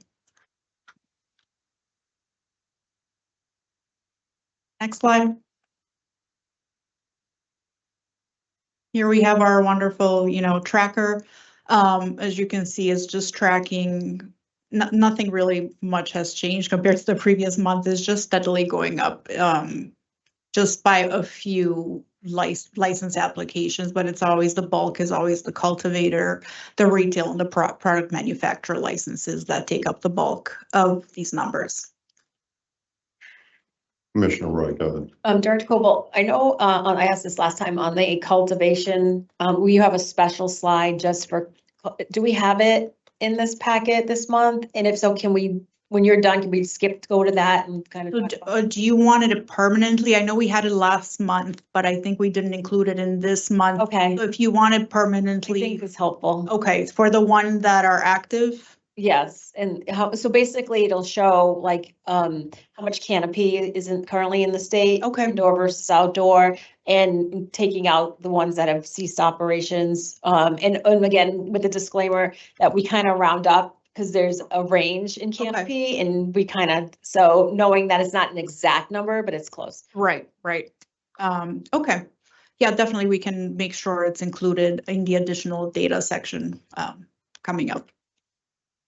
Commissioner Concepcion. Thank you. Director Koval, I had a question about the prior slide, and I might be getting ahead of myself because you may already have this. I don't know if we can go back one slide where it identifies sort of the progress between this year and last year. I was wondering about the different stages and the different, if there's any sort of trends that you're seeing in terms of the provisional license type license versus a commence operations, sort of how the numbers are going now. So, I mean, they're again steadily improving. We do have certain number of licenses that are kind of stuck at the provisional licensure stage, and that's, you know, we're not sure why, but you know, could be funding, it could be just snags in the process moving forward. But you know, we are still increasing, as I said, like it's 13% more than last year in terms of commence ops. So it's, you know, even though there's a lot of talk about saturation, there, you know, we are still adding licenses. But the 13% is for the commence operation stage. Is there an increase in terms of the other stages from last year? We can pull the percentages, but likely there would be because they're all tied together. You know, you have to go through all the stages to get to commence off. So it would likely show an increase. That makes sense. Thank you. You're welcome. Next slide. So now we are at the HCA data. Sorry, this mic is weird. So as you can see, the total number of initial HCAs is now up to 913 compared to last month. We had 885. We received a couple of more model HCAs compared to the previous month. And we received actually 10 waivers compared to last month, which you know, waivers usually we don't receive many, so it's in the grand scheme of things, it's quite a lot. For compliant number of HCAs, we went up from 626 to 682, so roughly about 60. So that's great progress. For non-compliant HCAs, we're staying roughly at 200, but again, that doesn't mean that it's the same ones that were non-compliant last month. It could be that some that were found compliant from last month got replaced by other non-compliant ones. But currently, at the time that this data was pulled, there were 190 non-compliant HCAs. And in terms of compliant towns, we have added 9 more to the list. And again, just the disclaimer being that these are municipalities that have at least one compliant HCA, not to mean that every HCA in that municipality is compliant. I just have a comment. Oh, sure. It shows how long it's been since I've been here. I remember when that list was so short. And Commissioner Roy, thank you for suggesting that we have that list there in the first place. It's really it's refreshing and rewarding to see that we have that many towns now with compliant HCAs. That's great. Yeah, and actually must highlight on your point that March 1st was literally a year since we started, which it blew my mind. I was like, wow, I can't believe it's been a year. And again, kudos to Chief Jones because she kind of helped us get caught up. She created the HCA committee at first because at first we were kind of inundated with HCAs. So she created like a team from all over the INE department, which kind of helped us get settled, and then it transitioned to licensing. So, Commissioner Roy. Director Coble, my question is around the 198 non-compliant HCAs. Are there certain communities where there's 0 compliant HCAs? I would have to go back and check. I don't know right off, but we can get you that information. And the reason I say that is because we're hearing anecdotally that there are certain communities that are really not coming to the table to negotiate this. And when Commissioner Concepcion and I were in the working group, we talked about not the naughty list, but for lack of a better term, like the naughty list, that we would share that they. So if there are communities that are just outright flatly refusing Do we put that on a slide? I don't know. I'm just throwing it out. Yeah, I mean, I would loop in legal as well, like is that, if there are municipalities that are totally non-compliant, could we highlight that for lack of better word? If I may, Go ahead, Jason. happy to explore that with you and. Okay. and see what the data looks like and maybe Okay. come back at the next meeting and. And thank you, because it is in our regulation that there is a mechanism or a suggested mechanism. So thank you. Sure. Any more questions on this slide? I would just add for Commissioner Concepcion's benefit, I mentioned last time with Holliston on this list that my experience working through the HCA process and ensuring, going back and forth with the CCC to ensure that our HCAs were compliant was a very positive experience. And I shared that at our last meeting, so I just wanted you to hear that as well. All right, next slide.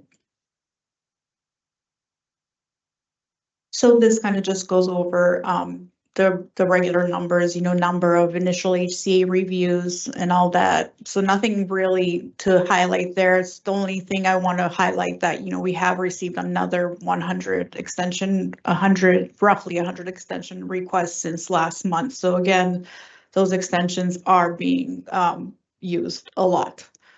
So it's, it's helping folks that are having difficulty reaching a compliant HCA.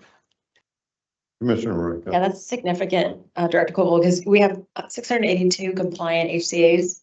And then look at the extensions requested, 1,521. A lot.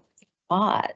Yeah, I mean, the thing is that it could just be, so it's also tied to paying for these. So it could be that one licensee is requesting multiple extensions and, let's say 30-day increments, because even though they think that they may need 2 months to negotiate an HCA, they don't have all the money up front. So they, it comes in multiple extensions. So that could also, doesn't mean that there are 1,500 separate licensees that are requesting extensions. It's just the total number of extensions that we're getting. Okay, is there a way to extrapolate that, like what the current? I would have to look into it. I'm sure we could, so you would want to see the number of licensees that are requesting extensions rather than. Okay, yep, we can for the next. It might look better than it is. Yeah, I mean, it would look less than 1521 for sure.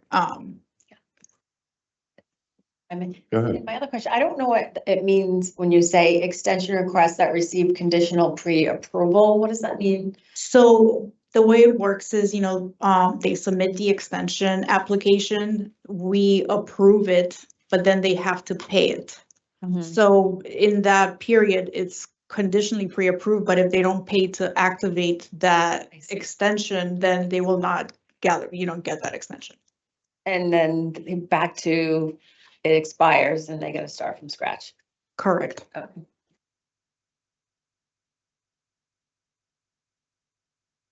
I think that is all for me, unless you have additional questions.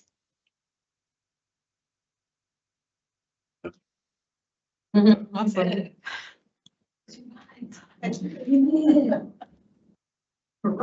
Yeah. All right. Without objection, I think now Jamie is up. Jamie, welcome.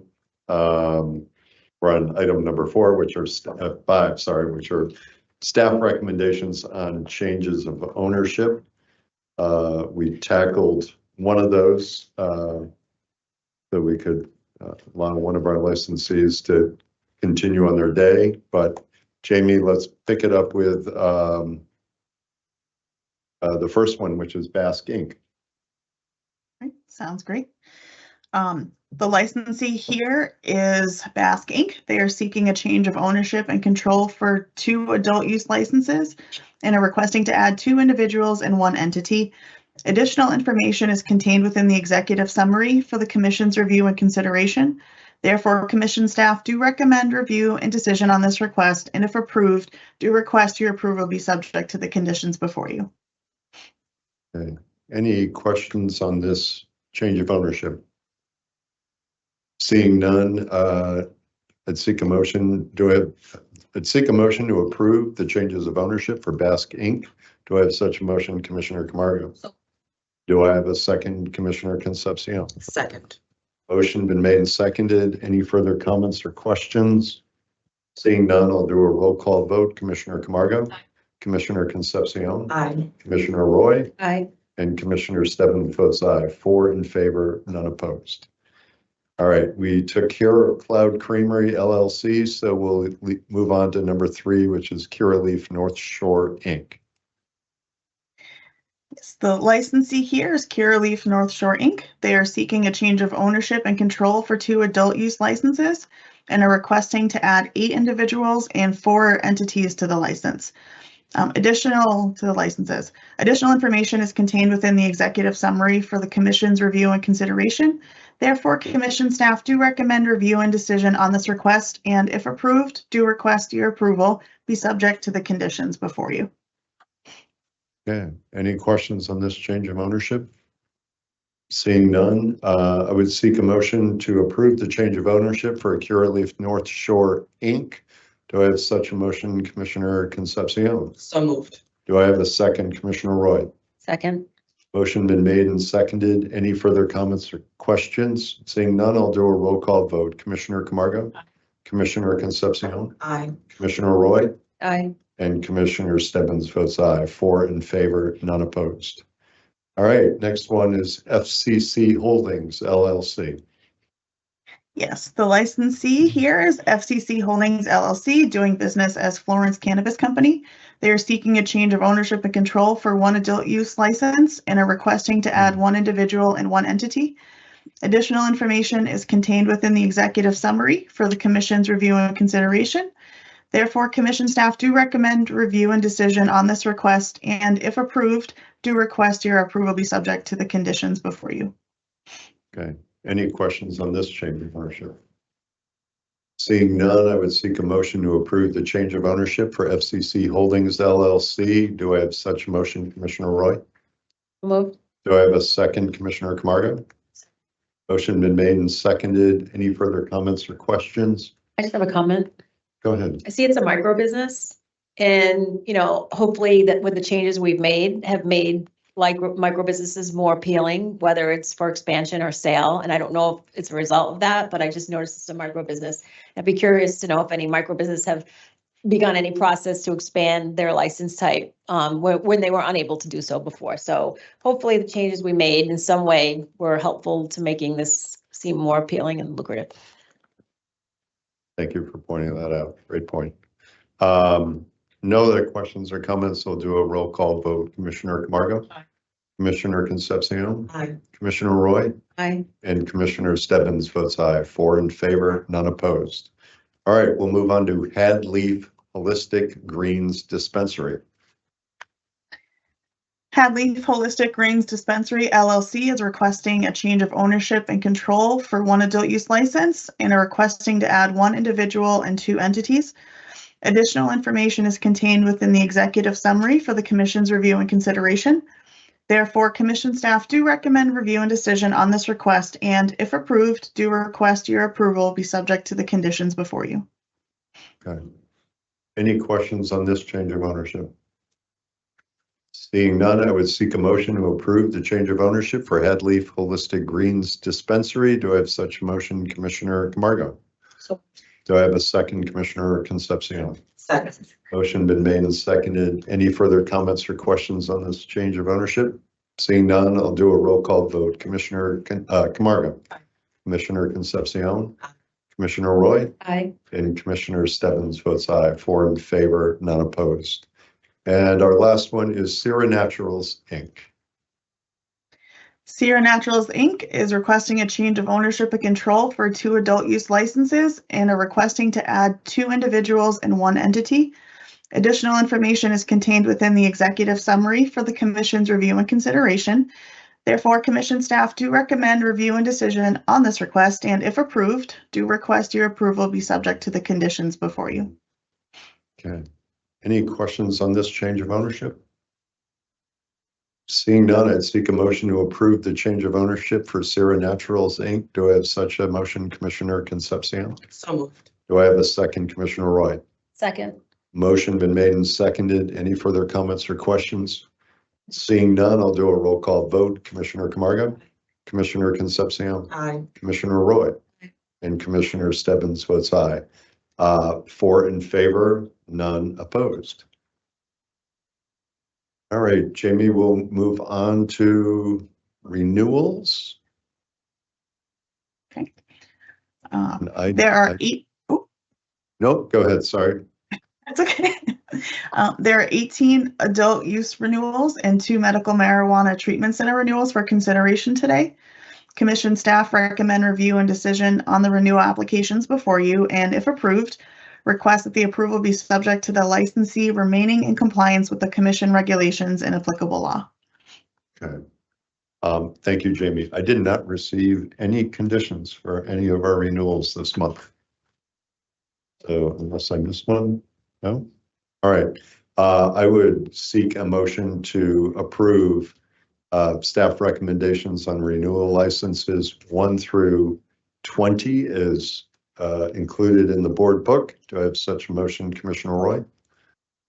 So moved. Do I have a second, Commissioner Camargo? Commissioner Stebbins gonna have 2 minutes. Sure.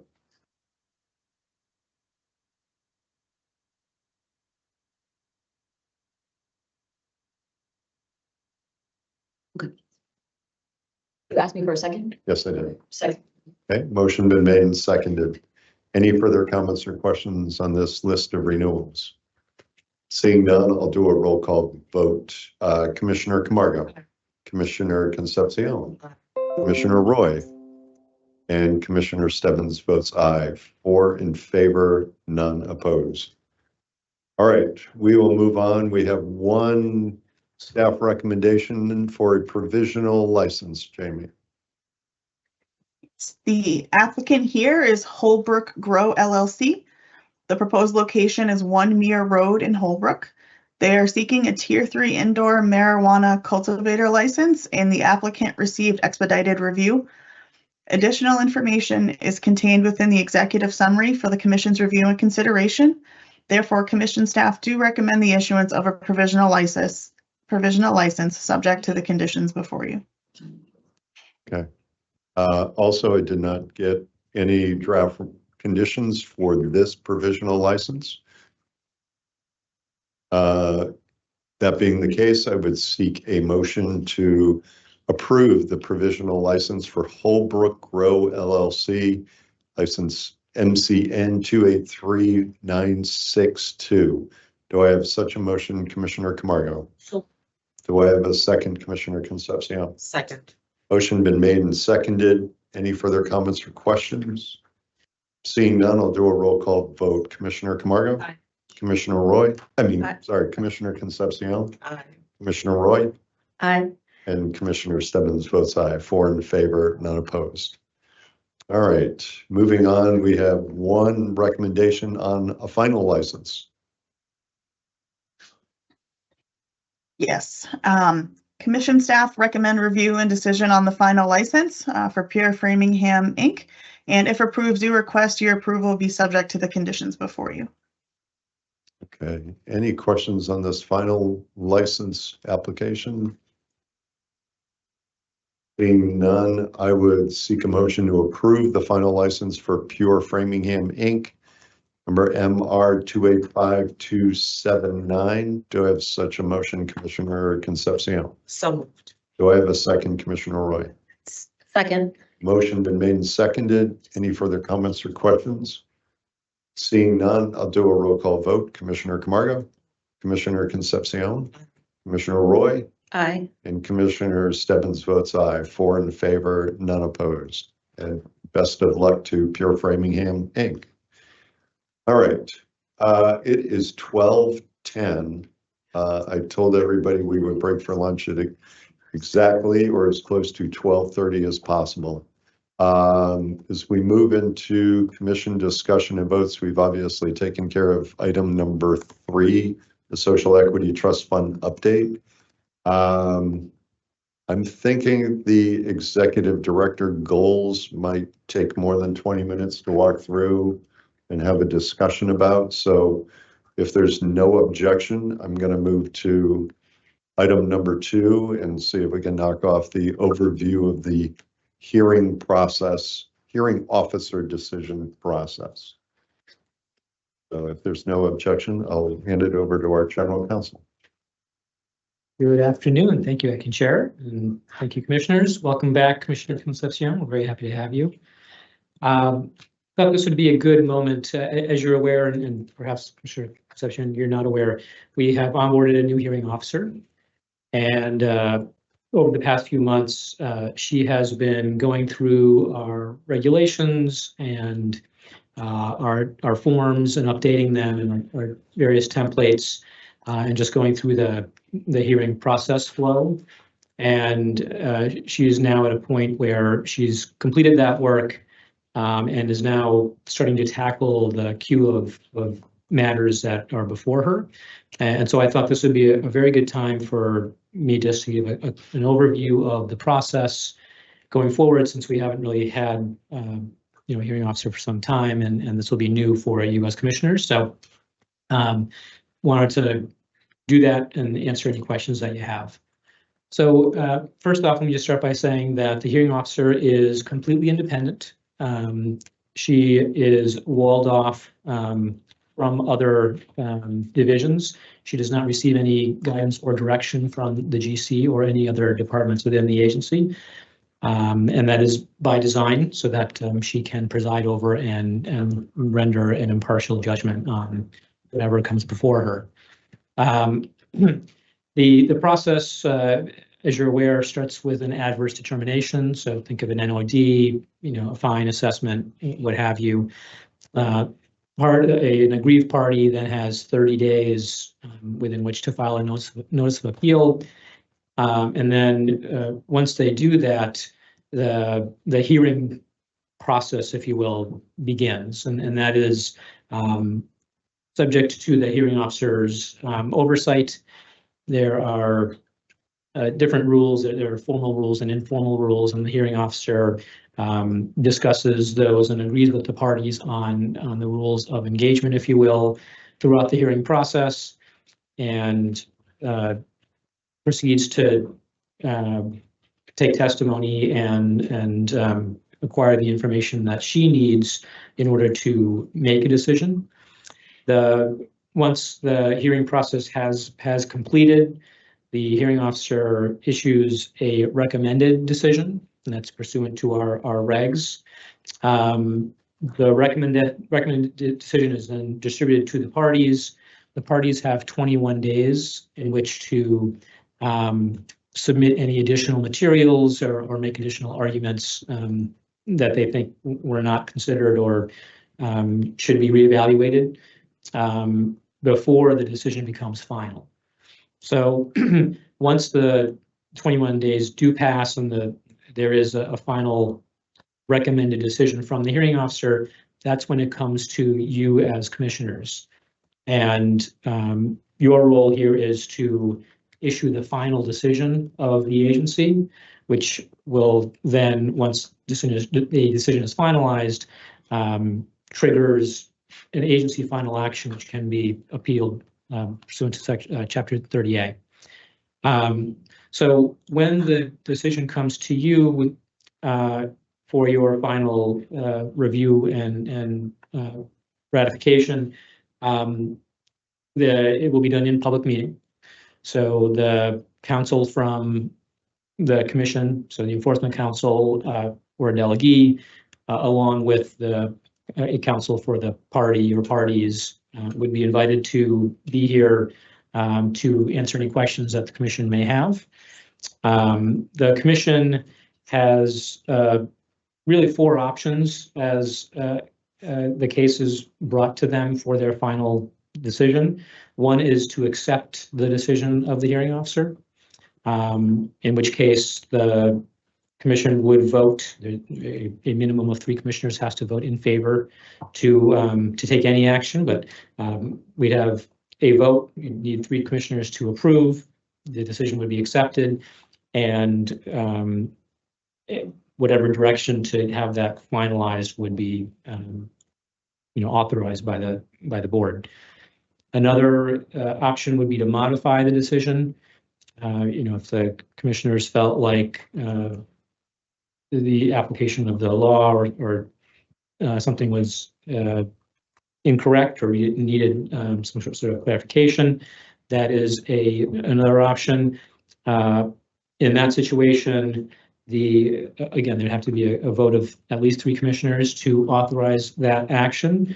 And the action would then delegate to the GC or delegee to draft the decision in accordance with whatever instruction the board has decided on, and then take steps to finalize that decision. Likewise, the board may decide to reject the decision in whole, and again, then direct the GC or delegee to draft a decision that is in conformity with whatever it is the board decides. And again, the GC would draft that decision and share it with the commissioners. They would vote on that. And again, a minimum of 3 votes to ratify the decision. And then the GC would be directed to take the steps to finalize the decision. And then the fourth option is a remand to the hearing officer to conduct additional fact finding. So if the commission were to think that an area of the record was incomplete or needed further factual development, that is a scenario where the board would vote to remand the case to the hearing officer to conduct that additional fact. Again, all the action of the commissioners requires a minimum of 3 votes, pursuant to any of those options. Once a final decision is reached, and whatever action, if the general counsel is directed to either draft a decision, that would come back to the commission for its vote to finalize. The GC would take action, the appropriate action to finalize it. And at that point, the decision is considered a final agency action. And that is when the parties' appeal rights under Chapter 30A would vest and kick in. So that, in a nutshell, is the process. And I'm happy to answer any questions that you have. This is relevant because, as I mentioned, the hearing officer is now beginning to deal with the queue of cases that is before her. There is one case in particular that I anticipate coming before you in May. So the process that I just outlined will be the one that we go through at that time. Okay. Questions, Commissioner Roy? Thank you, Acting Chair. Thank you, General Counsel. Of course. I have a few questions. Well, first, I want to thank you because you explained it very well. And my understanding is 4 options: accept, modify, reject, or remand. I was wondering if you could synthesize that in a memo to all of us. That would be very helpful for us to have that as well. I'm assuming you haven't said this person's name. You prefer anonymity for this officer? Well, I haven't. I mean, I think I didn't seek to keep it private for any particular reason, but okay. I'm happy to share it if you'd like to know the hearing officer's name. Okay. I mean, I don't think it's public information, right? I'm not disclosing anything confidential. I just don't want to disclose. I mean, if it needs to be confidential, I respect that, but. I don't think it needs to be confidential, and her name is Michaela McDermott. Okay. She brings a wealth of experience as a hearing officer from other agencies, and we're very glad to have her on board and taking on this. Okay, welcome, Michaela, if you're listening. There's 2 more questions. The queue you had alluded to, now she's addressing. It was my understanding, the information I received is the queue is quite sizable.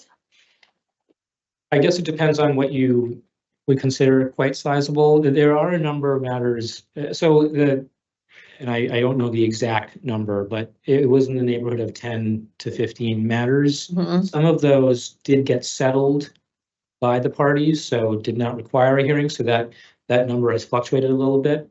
So I don't know if you consider that to be a large number or not, but it's in that ballpark. Okay, and then, so when we were in Holyoke last week, was it last week? Yeah, it was last week. Mhm. And I had mentioned something about NODs came up, and I said, well, you have a vehicle to appeal an NOD, and then I was one of the people on your team said, well, I don't know if that's accurate, what I said, so can you mention NODs in here? So can you explain if someone like wants to push back and questions the validity of an NOD, what is the process afforded to licensees? Yeah, again, it would be the process that I've outlined here. So if there is an adverse determination, so assuming there's something in the NOD that the licensee does not agree with, they are then availed this opportunity to file a notice of appeal with the hearing officer, again, within 30 days, and that would kick off the hearing process. Okay, that's helpful because I wasn't sure. Okay, thank you. I appreciate that. Sure. Sure, Concepcion. Thank you, and thank you, General Counsel. I just want to make sure I understand the procedure. Sure. Trigger event for the hearing officer is when there's an adverse determination and the party who the determination was made against decides to appeal. Otherwise, they can accept. That is correct. So those are the two options. Yes. Okay. All right, Marco? Commissioner Roy requested a memo. Is that something you're gonna do? I'm happy to do that. Okay, Yes. I think I don't have so many questions now. I'm a little familiar with the process. But I think once you do send it out, it'll be nice to kind of just look at it and then have more conversation. Thank you. I have another question. Go ahead. Okay, so, accept or appeal are the two, options. Either way, it comes before the commission eventually when there's any enforcement action. When there's a final decision, a recommended decision for your ratification of fate. Right, but for those two pipelines, regardless if there's an exception or there's an appeal, if there's a final recommendation that comes from that, it comes before the body. Correct. Yes. Commissioner Roy? So how do stipulated agreements Yeah. work in this? And I was gonna, sort of give a caveat. So the process doesn't foreclose that opportunity. So again, sort of playing this out, parties have the option to appeal or accept, as Commissioner Concepcion mentioned. That doesn't foreclose any kind of further discussion between the parties to try to resolve the matter in a more informal way. So I do want to make that clear, and thank you for that question. Please speak to you. Okay, so they have an adverse event, they're in, so a determination. How do they know, in other words, is there one path, like, do they intersect, or are you on the stipulated agreement train track, which doesn't touch the hearing officer? Like, how do they know that's afforded to them? And how do they how do they notify the commission which track they want to hop on? Well, it is laid out in our regs, just in terms of the process to initiate an appeal. So, some of these things there can be discussions of settlement, during that 30-day appeal window. So I'm not sure how to answer that without just saying that the process is spelled out in the regs. And, parties can pursue the option or the path that they deem most advantageous. I'm not sure that's a full answer to your question, but I apologize. Maybe in the memo. Yeah. More stuff in the memo for us, that would be good. And so if, let's just say we decide as a board, we modify it. And so ultimately though, the aggrieved party, can they go to a court of competent jurisdiction as a final measure? I'm sorry, just if you wouldn't mind repeating that. Sure. So it comes before the hearing officer. The hearing officer provides a recommendation to the board. The board rejects it or modifies it. and the party isn't satisfied, are they able to then go to a court of competent jurisdiction? Like in the stipulated agreements, they kind of sign that away, if you will, because there's an agreement of two parties. So if they don't agree with us, that's still a recourse for them, That right? is correct. Yep. Okay. That's the reference to chapter 30A that I Right. mentioned. So upon a final commission decision, that then opens up the chapter 30A appeal option for the review firm. Commissioner? Thank you. I have a lot of questions about this because this is something of interest to me with all of our suitability regulations and the changes there. But another question I had was, when it's brought before the board, it's brought by enforcement counsel. What other, role does enforcement counsel play? Do they then kind of take over that recommendation and do anything to it, or are they just providing the information that was provided to them by the hearing officer? Yes, you repeat that if you don't mind. So you mentioned that enforcement counsel brings the recommendation to the commission when it's time for us to make a determination. Well, so at the, I guess I should make sure that's clear. So when we're at the point where it's coming to the board for its consideration, enforcement counsel will be present if they so choose, as well as an attorney, counsel for the licensee. They are there to answer questions that you may have. The GC would be, would sort of give a quick overview of the matter. You would have a copy of the hearing officer's decision that you would have taken a look at. And that's how the process will work in the context of public meeting. So the enforcement counsel will not make their own amendments to the recommendation. They're simply providing the information. That is correct. Okay. Yes. And again, to go back to the fact that the hearing officer is walled off, is independent. That's what I was. So the enforcement counsel will not be involved in modifying the decision of the hearing. That was the clarity I was looking for. Thank you. Yeah. Commissioner Roy? So if the hearing officer is the finder of fact, and it sounds like the hearing officer is walled off even from us. So in other words, the hearing officer can't present the recommendation to us because they are the finder of fact and we might have questions for the hearing officer. Is that allowable? Well, again, we're keeping the hearing officer deliberately separate to maintain their independence. So if there is, like I said, in the remand context, if there is an issue that the board would like to be developed in the record, in the factual record, they would vote to authorize that, and then it would go back to the hearing officer to do that.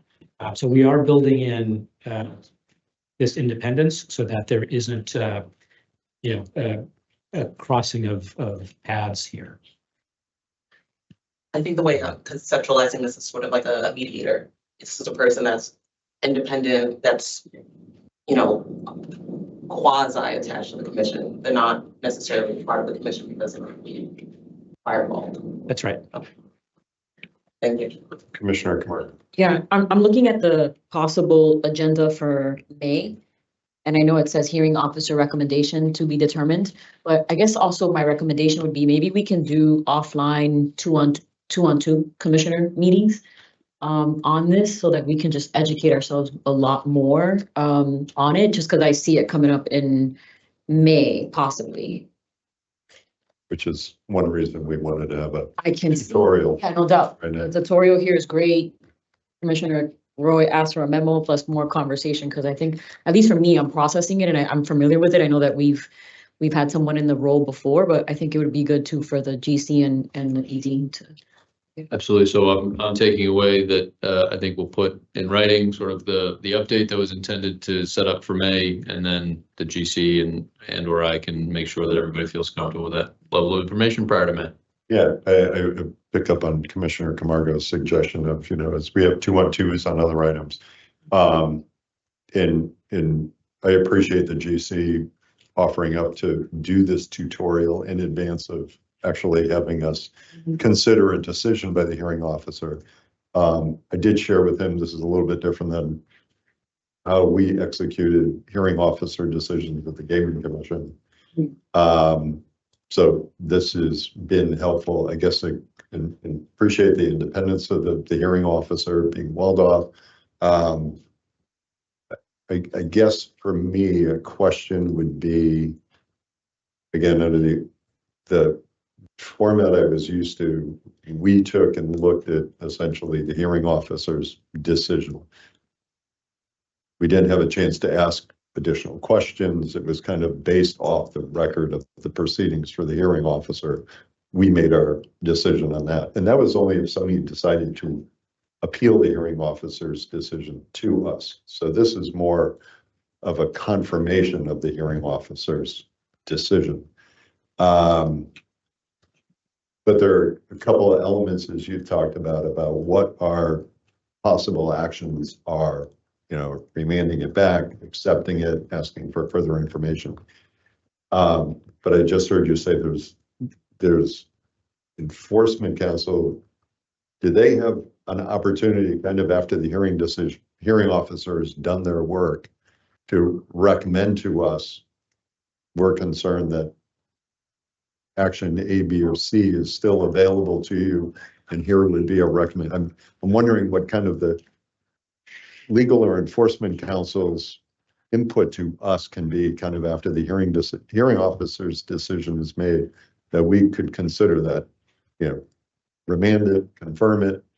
Do you have the opportunity or enforcement counsel to kind of weigh in and offer a suggestion to us if we so needed it?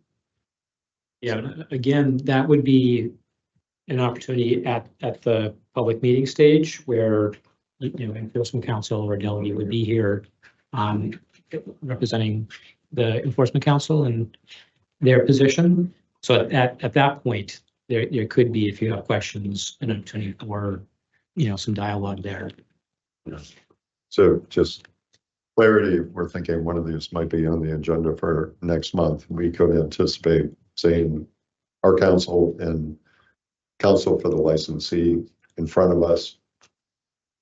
We also, it's my understanding, and please correct me if I'm wrong, we are not able to ask for additional information that the hearing officer didn't consider. Are we simply allowed to ask for clarification on facts and history and information in the hearing officer's report? It is the latter. Okay. Again, speaking to the point of, again, the benefit of this tutorial and the follow-up, I greatly appreciate that. Commissioner Roy. Thank you, Acting Chair. My final question is around, you had mentioned NODs, fines, adverse findings, but I just want to point out in 500-180 subsection 4, the commission shall provide notice of its community impact finding determination to a marijuana establishment host community. The commission's notice will provide a marijuana establishment with the following options. A marijuana establishment may request an administrative hearing before an independent hearing officer of the commission pursuant to 935 CMR 500-500 to challenge the findings of fact and the conclusion of law. Any administrative proceeding elected by a marijuana establishment must be conducted pursuant to 801 CMR 1.01 formal rules. The host community may seek intervention as a party to the hearing. So we didn't mention HCA's, but I see that I'm using trains and tracks a lot today. I see that train going down the track where we might have a dispute around a host community agreement come before. So if you want to talk a little bit about that, that would be great. Yeah, I think we can do that in the context of our 2-on-2s and maybe flesh out some of these scenarios. But there is, as you correctly point out, an opportunity for disputes regarding HCA's to come up, and the municipalities do have a right to intervene. So that will be a little bit of a different process. I mean, it's the same in terms of what I've outlined, but the hearing process itself is a little different as outlined in the reg. But the hearing officer would preside over such. Yes, that doesn't change. As you mentioned, the rules that apply to such a proceeding are different than other types of proceedings. So it's the formal versus informal distinction, and that leads to just some different treatment and just a different proceeding. But that is within the hearing officer lays out those rules during the context of the hearing process. And I do want to just add that I mentioned NODs. It is the subsequent action from an NOD that would lead to an appeal right. So again, I'll clarify this in our 2x2s. But the NOD itself doesn't have an appeal right attached to it. It is the subsequent action of the enforcement council that does lead to that appellate right. What would be an example of subsequent action? Well, if there is an imposition of a fine or, what have you, And that's yes. the NOD is not on its face appealable. It's a subsequent action that is appealable.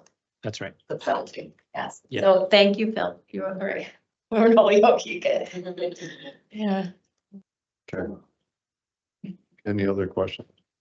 No, Thank- I'll refrain from asking any more and wait till we have our 2-1-2s. Okay, very good. All right, it is 12:34. I'm going to suggest we take a half hour for lunch and be back at 1:05. And it's metric. Huh? Metric.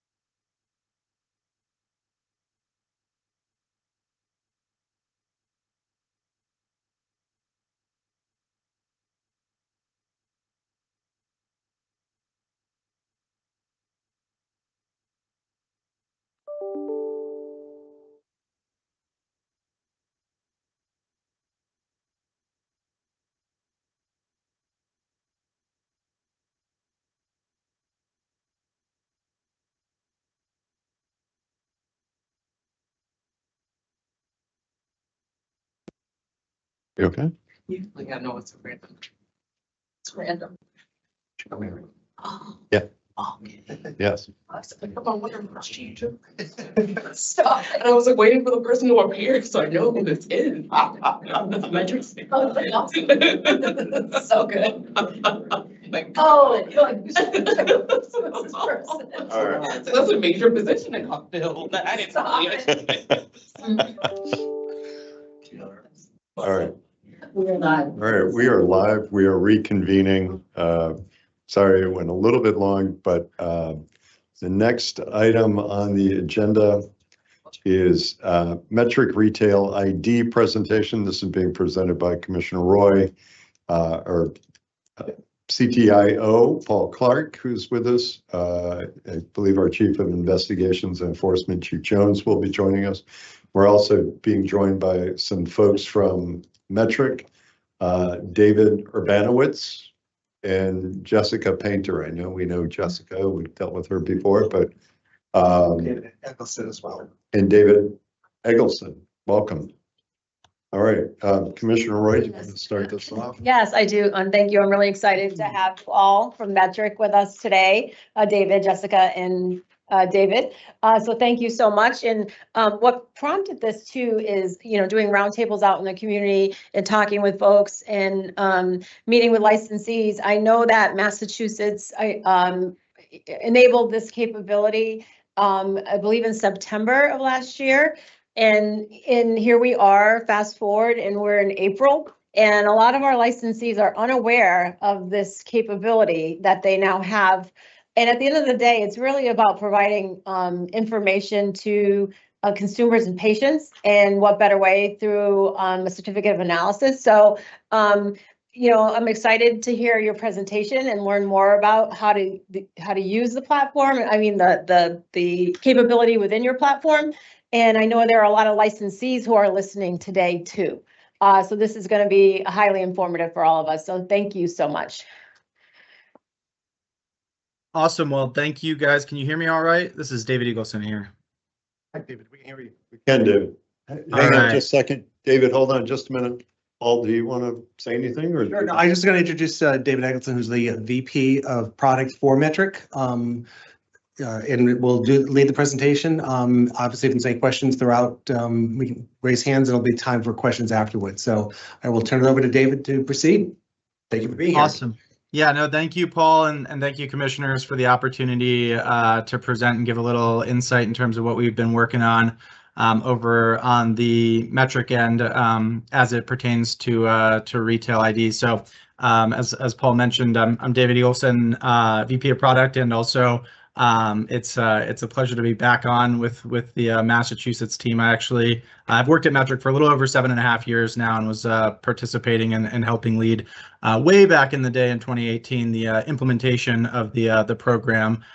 So it's good to be back and talking a little bit about some of the new things we're taking and applying to Metric to ideally improve transparency across the supply chain, which is one of our core initiatives here in the organization. So if you don't mind going to the next slide, I'll give you a little background of like what led us to really going down this path with pursuing building out this retail ID product and functionality that you guys are going to see here today.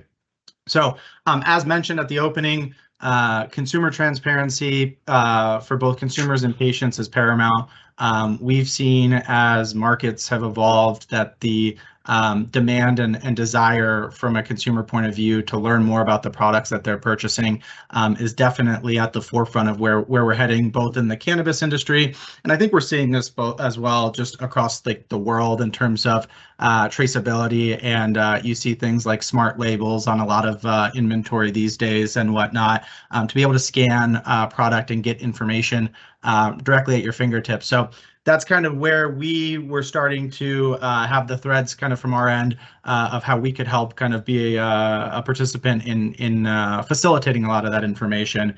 Understandably as well, with the track and trace system that's in place, there's a lot of data points and touch points along the way that could seamlessly be transitioned into supporting that. So that's one part with a consumer confidence standpoint. It was touched on as well with the COAs and the lab results.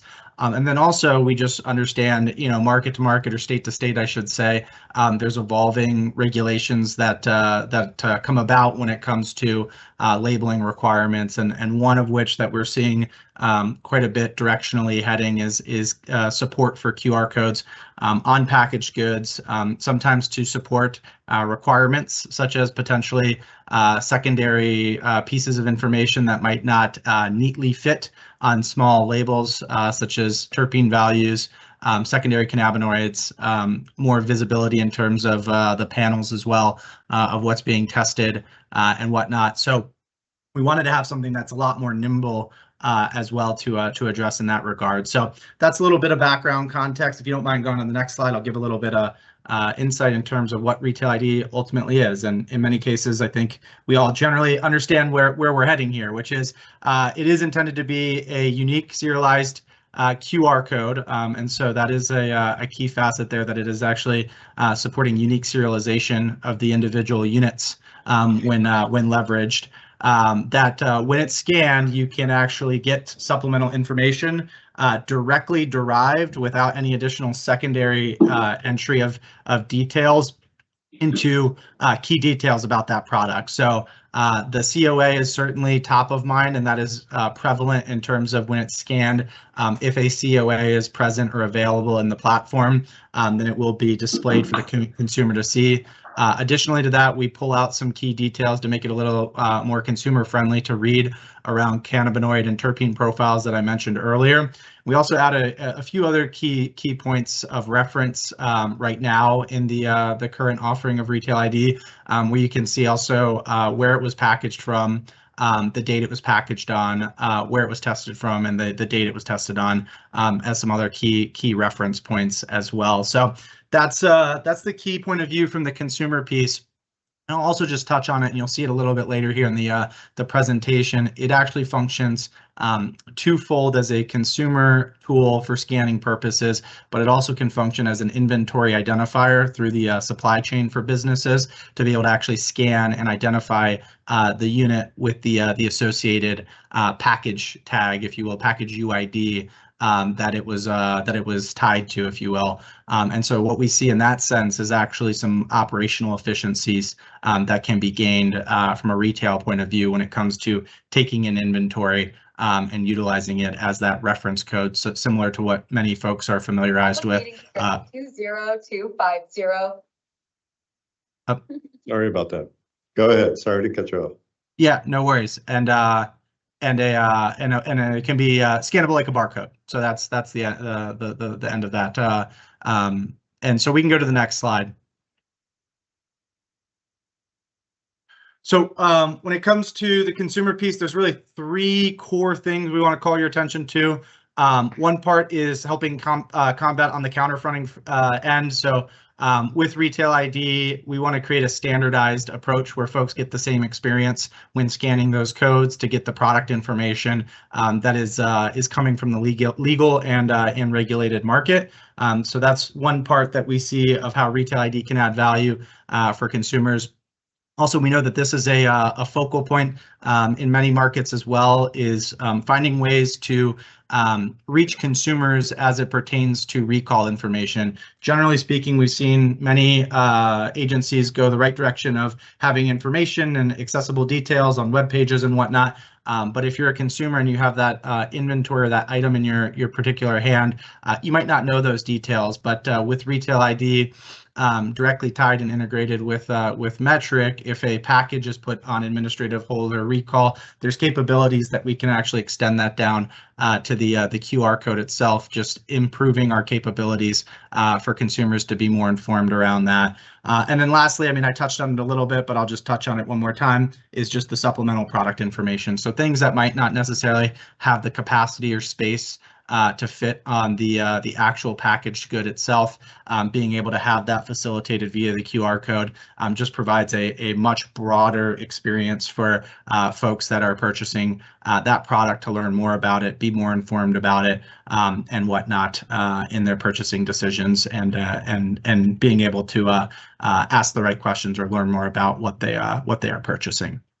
We can go to the next slide. So this is just one view. You saw kind of the example of like a product with the QR code on it. But I just wanted to harp on the proof of authenticity standpoint. You know, we are trying to have this be facilitated as an informative tool for, you know, regulatory type of view and understanding. So it's a very kind of straightforward, straight to the point application when you scan it. So consumers with any type of phone that has that camera capability on it can scan the QR code. They don't have to download an app. There is an app that's available for them to use, but it is not required for them to be able to access this information. So it can be accessed via the web, or it can be accessed via an app. But to that end, what you see here is just some of the key callouts that I mentioned before. Is we want to make sure lab results are kind of brought front and center, as well as what the product is, and then a few key details for the consumer to be aware about. What might be the cultivar or strain, what is that package UID in case they needed to reference it in a type of recall view. What facility was it produced from? What was the production or the batch ID? And then some key details around the cannabinoids and terpenes. And so, you know, right now we have a handful of key things that we've identified as valuable as we're starting down this trek and whatnot to launch it into markets. But we are certainly looking for feedback in terms of ways that we can continue to improve and optimize what's most beneficial for consumers to see and understand about the products that they're purchasing. And to that end, what we want to do is eliminate a lot of redundancy in terms of folks having to enter information multiple times. So any kind of data point that makes sense in terms of information that is being facilitated from the track and trace system, in theory, could be leveraged and utilized to help inform consumers. So if we want to go to the next slide there. And so we've talked a lot about consumers. I do want to talk a little bit about businesses as well. So we want to make sure not only when we're thinking about ways that we can improve experiences and whatnot, that if there is an opportunity to make it a win-win situation across the board, that we really wanted to take that initiative and rise above just being a QR code that is, you know, AKA smart label. We wanted to actually have it function as well as a inventory identification type of tool as well. So what we see kind of are three key bullet points from a business and operations standpoint.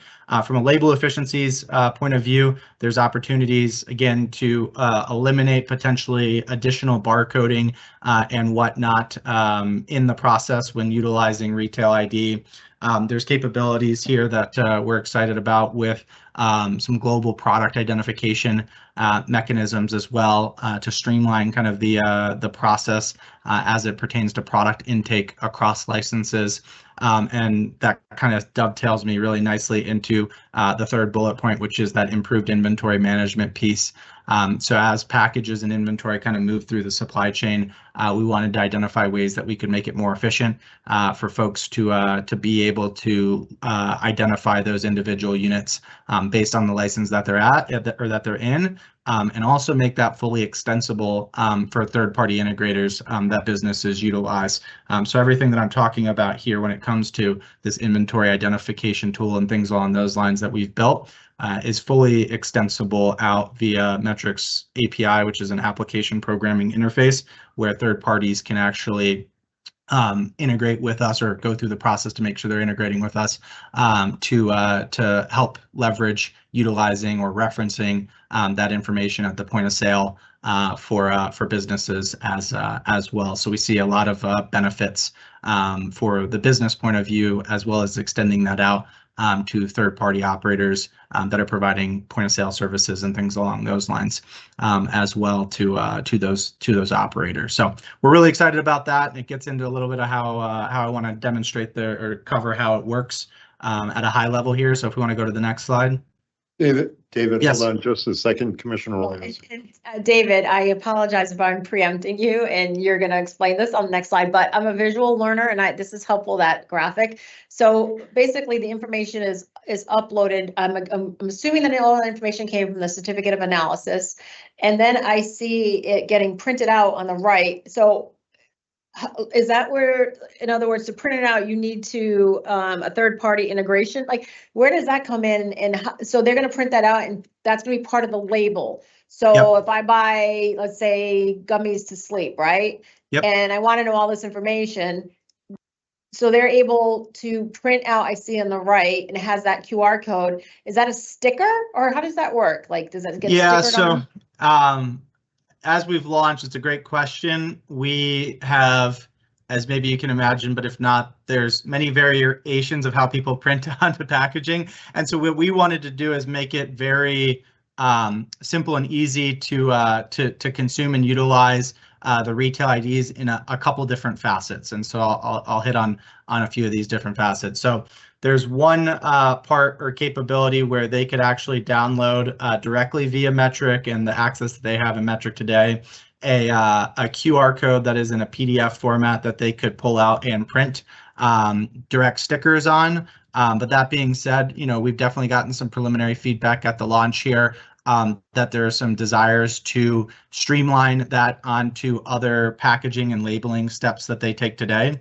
So I'll try not to put my tech hat too deep into it here, but the ability for them to actually pull these codes out via a CSV file can be taken and imported into other printing softwares and whatnot, so that they could actually use the existing print software that they do today and take the CSV file of these retail ID codes and incorporate that so that we don't have two stickers, a potential batch sticker and a retail ID sticker, which we totally understand and get, which is why we wanted to build it to support that as well. And then the third point I was touching on is that we also understand a lot of operators use different third-party systems to print their batch labels or their packaging and goods and whatnot. So we also made sure that this was also completely available via that API. So what I mean by that is if you have a third-party vendor that produces your labels for you today and they want to participate or utilize Retail ID, there is ability for them to integrate with us and get that information out and print it on their existing platforms that they use as well. So we want to minimize the burden of adoption is the long and short of it with the options that are available to use. Hopefully that helped answer your question. It did. Thank you. Yep. Hold on, David. Commissioner Concepcion. I wonder, is it best if I hold off until your presentation concludes? I want to kind of operate in a way that is most efficient for your presentation. Do you want us to interrupt and ask questions as you go along, or would you like to hold on? If you can go ahead and ask. I sometimes, if it's pertinent to what's already been covered, it might be helpful for me to answer. Okay. I'll say if it's something that I'm about to get to, I'll give you a heads up, like I have it kind of in an upcoming slide, but I'm happy to answer a question now. Okay, thank you, David. So I had a question that relates to diversion. It's related to this idea, and I know that stickers are used and utilized, but is there any way, or have you thought about the possibility of someone using that sticker either for products that are not regulated, or using that identifier and replicating it for other products as well? So the great news about the concept of the unique serialization that I talked about a little bit earlier is that every one of the codes that are generated technically are their own independent identifier for the particular product. And so why that's important is a couple reasons, but I'll hold off on kind of one main one here before I get to a couple other key things just to keep in mind, or to highlight with how this works. And the first part is for anyone to be able to generate retail IDs at this point in time, they do have to have a metric package UID that is in the track and trace system. So there's no ability to generate just a set of codes that don't tie to anything that isn't already in the track and trace system. So that's one key thing that we built in. The second key thing to be aware of or is notable is that because it's tied and you have to have that package with the product and the test results and the information that is already in the track and trace system, is that if it were, and I'm not going to say it's not impossible, because then there's possibilities people can try to take things off of it and whatnot. But if you were to take it off, and let's say you had a flower product or a edible product and whatnot, and you tried to put it on something else, you would not have the ability to update that code's information. So if it was scanned, there's actually some very great opportunities for folks to be informed that they may be acquiring or getting something that is not of the regulated market, because it would not reflect the actual product for where it was generated from. And so that can't be changed in terms of that information. So I think that's critical. And then I mentioned I was going to get to my third piece here about the unique serialization and whatnot. If for some instance we had identified or saw that a code was being misused or whatnot, there's capabilities for us to work hand in hand with whomever needed to be involved in the particular incident to identify what code was being utilized, where it was produced, and some of that information could be helpful to, again, identify if there seems to be something going on from a inversion diversion standpoint. I have a follow-up, that's okay. Go ahead. And I guess my other question is there a notification mechanism built into the metric system if something is, if there's an attempt to utilize the labeling improperly? So right now, as we're in our early stages, we're just trying to see exactly how adoption is being utilized. I would say that there will be, and there is capabilities as we identify any types of situations for notifications to be built. What we didn't want to do is try to assume what all of those notifications are without kind of seeing how adoption and market usage kind of applied, and then from there we can build in additional notifications or things along those lines. One thing we have not built yet, and it's not in this presentation, but I'll kind of I mentioned a little bit about, as this was an early launch and we're getting kind of preliminary feedback, and we've had a lot of great feedback from operators, I know in the state of Massachusetts, as well as regulators at the commission as well, about this endeavor. There's some things that we talked about with recalls, that is something we've completed on our end, but there's also desires around like adverse event reporting and some of those other things. So there's I would say, I hate to use the word endless, but there's a lot of possibilities in terms of what this can expand into in terms of communication capabilities back to the CCC or back to the retail facility that it was sold from, or back to the brand, depending on what's the right mechanism there for consumers to be notified or to be able to notify back. I think it can be a two-way street in that regard. Thank you. Yep. Those were great questions and things that I technically didn't have exactly covered, so it was good timing in terms of the questions there. So if we can go to the next slide, though, I'll give you a little bit of the higher level how it works, because I too am a visual learner, and so this general workflow will dovetail into just kind of how to contextualize the process in the operational and supply chain of everything here. So our goal that we tried to set forth when we went to build Retail ID was to minimize the operational disruptions or steps that it would take to be able to adopt. So what I mean by that is we were not trying to change any workflows. We were trying to make retail ID available at the right time and place for the workflows that already exist from the business point of view. So IDSB, being in that regard, cultivators and manufacturers, aka the brands that are producing these products, their process to set up items and to set up inventory and all that information that's required via the track and trace process that exists today. Our intent was not to change any of that. But after the product has gone through and received all of its necessary checks and balances from a testing standpoint, there is the then ability to generate or request retail IDs for those particular packages like I talked about. You can't generate the retail IDs without having kind of an associated metric package UID to make sure everything ties back together in the track and trace system. But once they generate that, they would be able to affix that code. There's a handful of mechanisms in terms of how those codes can be affixed, as we talked about a little bit earlier. And then in terms of a transportation process through the rest of the supply chain, that all stays consistent today. So you put your packages on your transfer, you move that through the steps, and then they get to the end destination, which is the retail locations. The retail locations I mentioned earlier about the benefits in terms of if retail ID is adopted, it can streamline some intake process steps that exist today. Working with point of sale providers, there is APIs or integrations capable for them to be able to get the packages that have been labeled with retail ID and notate what codes are available for them to be able to scan and act as, again, like that inventory barcode.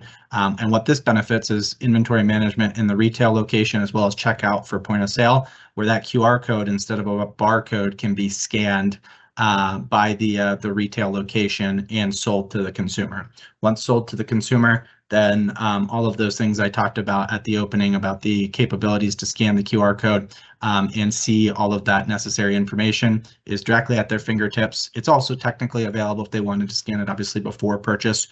Anything that is labeled with the codes is available throughout the entirety of the process to be scanned and reviewed for the pertinent information.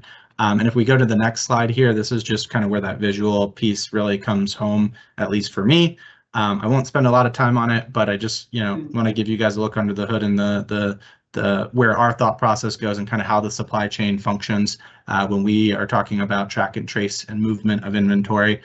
So at a very high level of this graphic, just working left to right, what we're saying here is that once you have your initial final goods package, you would be able to generate all of your retail ID labels for that finished good package. Once you break it down into delivery packages to different stores throughout the state, it would flow seamlessly through the transfer process, arrive at the store, and then be able to be received into the store as it is today. The only difference is those codes are now available to be scannable by the store for inventory management purposes, and then beneficial for the consumers for the information perspective as well. And then last piece is it's sold to the consumers, and that information is reported back accordingly from the point of sale to metric.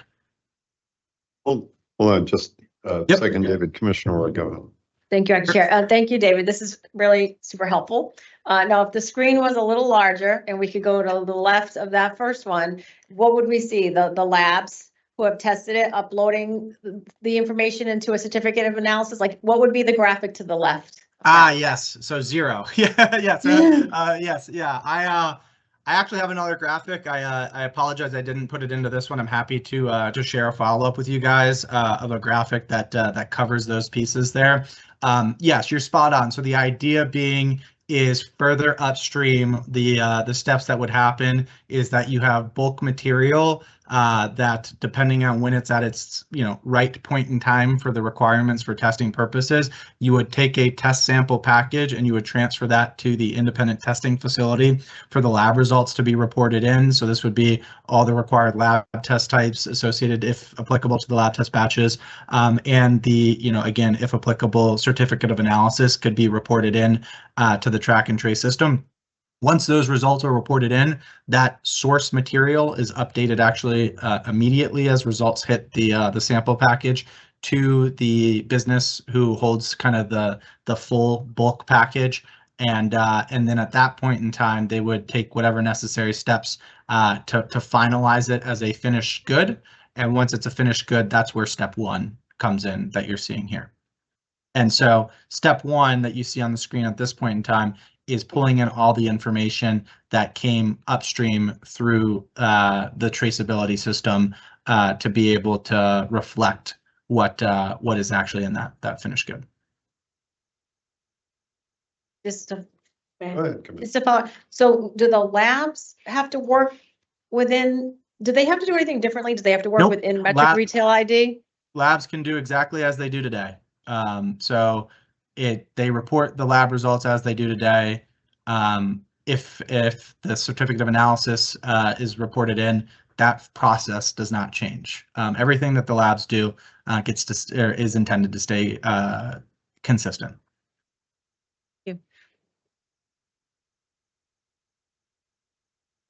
Continue, David. All right, thank you. If we want to go to the last slide, I believe that it is the last slide. Yeah, so this is just kind of wrapping it up. Hopefully throughout this presentation, some of these things stuck out, but just in case there was anything that I may have missed on my end, just wanted to reiterate some areas where we see, again, kind of a three-pronged approach of how we tried to develop and design Retail ID to be beneficial for consumers, businesses, and also regulators as well. From a public health and safety standpoint, the proof of authenticity, the capabilities for recall information to be extendable down to the individual product, and the consumer transparency.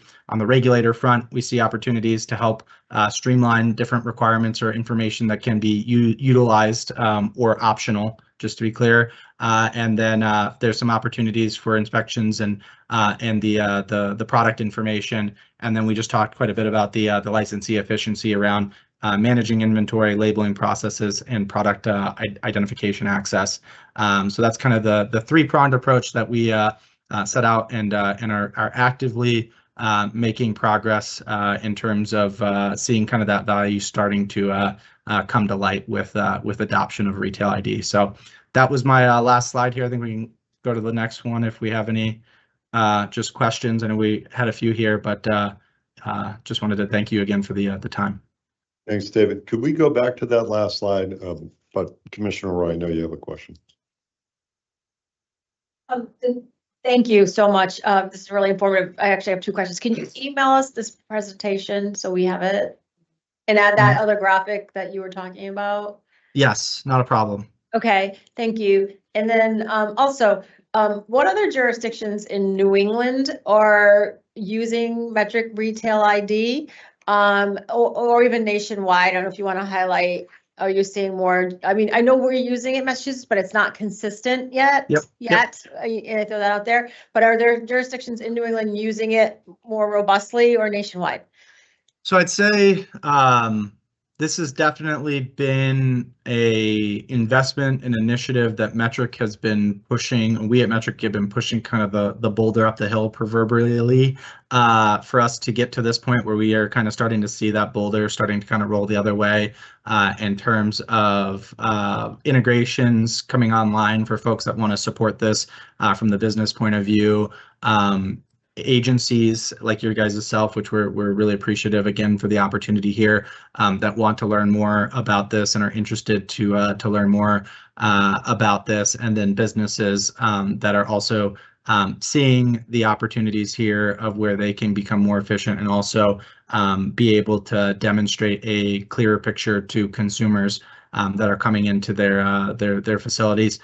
So that was a long way of me saying we are seeing things tick up in terms of across the country interest and desire to look to adopt this.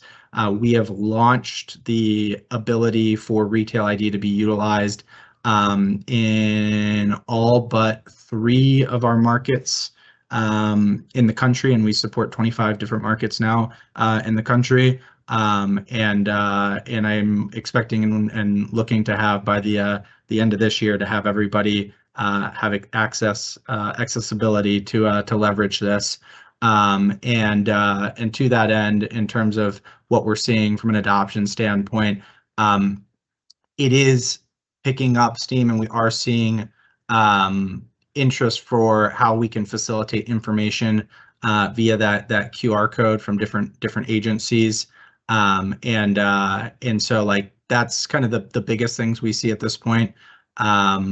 I can look to pull some like higher level numbers and see what's available to share in terms of, you know, just high level adoption metrics. But kind of directionally, we're seeing a lot of positive support on that.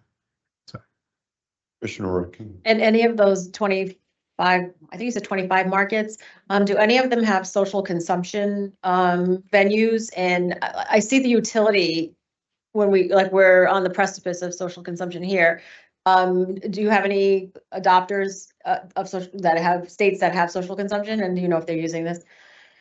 I'd have to do a little digging on my end. I do see the utility like you do as well, so I can take that as a takeaway as a follow-up for you in terms of what we're seeing kind of on the social consumption side of things, and follow up with you. Thank you. Commissioner Concepcion. Thank you. Thank you so much for this presentation. It's really informative. I had a question about an earlier comment you made about making sure that the information that's captured is what's most beneficial for consumers. My question was, how are you sourcing that information? How do you get that data in terms of what is most beneficial? Yeah, we've been looking at survey metrics as well as just retail feedback as kind of our core pieces of information at this point in time.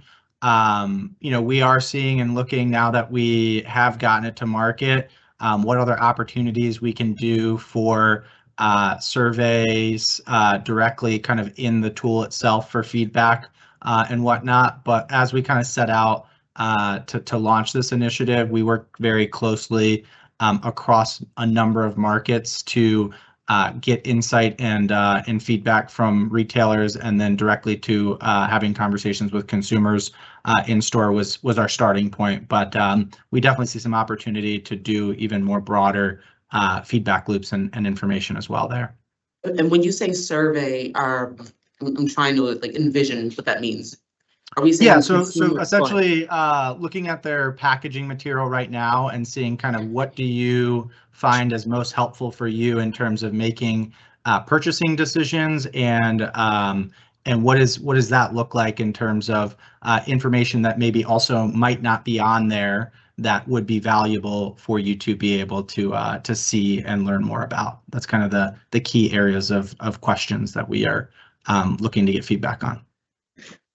And then how is that administered? How was the survey administered? So from our end, it was all in terms of metric product, our product team being kind of on site with businesses and consumers. Okay, Yeah. Thank you. Yep. Commissioner Camargo. Hi, thank you so much, David and team. I see here it says how retail ID creates value. I'm curious, I don't know if this is something you can share, but what does this cost? What does this cost look like for licensees? Yeah, so everything we've launched right now is all intended to be available for licensees at no cost. As we're in our early stages of everything that we've launched out here, we're just trying to make sure we deliver on where we see this value and where we've gathered preliminary information on the value that is beneficial to folks. So that's been kind of completely all on the metric end to support this initiative to go to market, and so with going to market, we looked to make it available. Like I said, as we're moving kind of that proverbial rock up the hill, we didn't want cost to be a barrier for folks to adopt here. Thank you. And I don't know if you said that earlier, but I appreciate the answer. Thank you. Yep. David and team, just a couple of quick questions from me. First of all, thanks for the presentation. I think Commissioner Roy touched on something that Commissioner Camargo and I on our team working on social consumption have been thinking about, like, you know, thank you, COVID gave us QR codes when we walked into a restaurant, but trying to figure out the QR code, we might have consumer information requirements that go above and beyond where you're thinking. how flexible is the system to either allow the product manufacturer, or even potentially the social consumption dispensary, from being able to add information under that QR code? So right now, we've intentionally kept it relatively tight to just keep everything kind of in a position where it doesn't get too, I guess I'll use the word chaotic, in terms of information.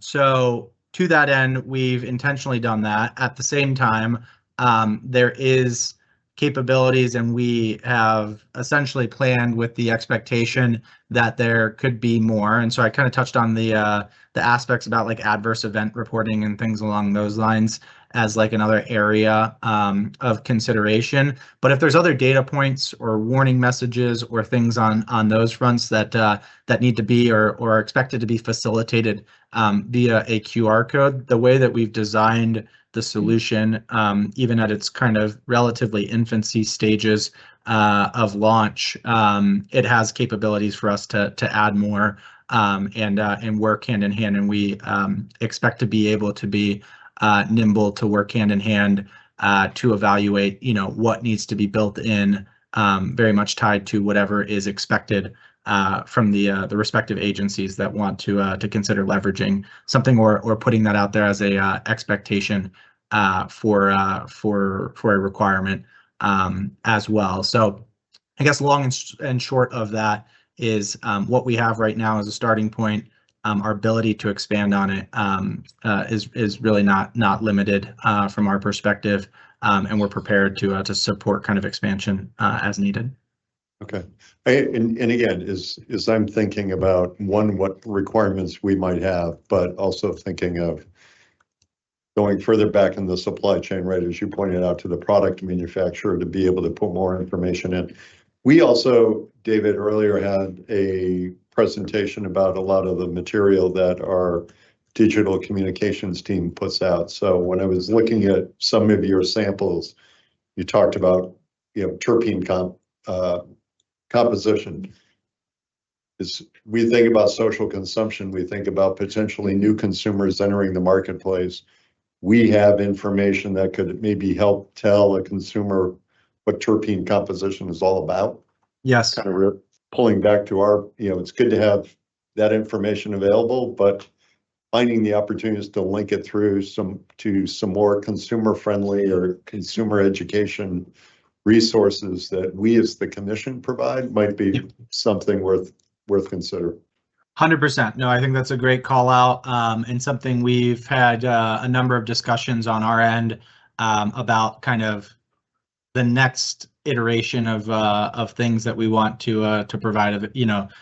From our perspective, is things along those lines, education materials, messaging, links, etc. We don't necessarily see it as necessarily having to replace anything. I think it's just helping drive facilitation to wherever respective agencies see fit for where they want to house, all that key information. So it can certainly be a conduit to that. Okay. And one last question, the facilitating product recall, I'm assuming this system would work to alert the retailer of a product recall. Is there the opportunity to go beyond that to, if the consumer had a question looking at the QR code, could the consumer find out whether that specific, container or packaging and product was also the subject of the recall as well? I saw the retail piece. I wanted to see if the communication stopped right now with the retailer or whether it extended beyond that to the consumer.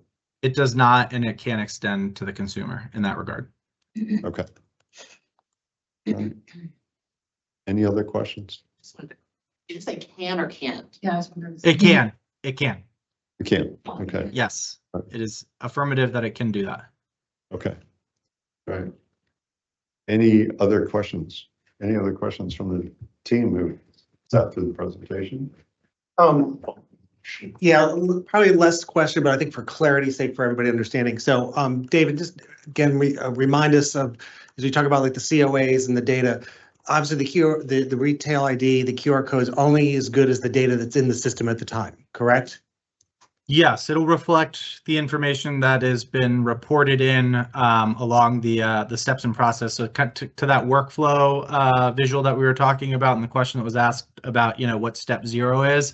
Kind of step 0 is based on all of that information that's happening earlier upstream. So lab results, COA, item names, package dates, and things along those lines are all intended to pull from the track and trace system. Yep.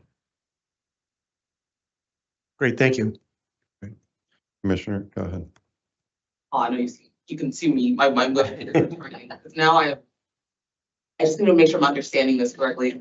Commissioner Stebbins, our acting chair Stebbins asked a question around recall notification. Asked a question around recall notification, and that's assuming that a recall happens after the fact, after a product has been sold by a retailer. Your last statement was that the information contained on the code is what existed at the time it was produced. But yeah, sorry, I guess my apologies. I guess I was trying to answer Paul's question about like the key details that I was thinking about was the COA, the cannabinoids, the terpenes, all of the data points around the product itself.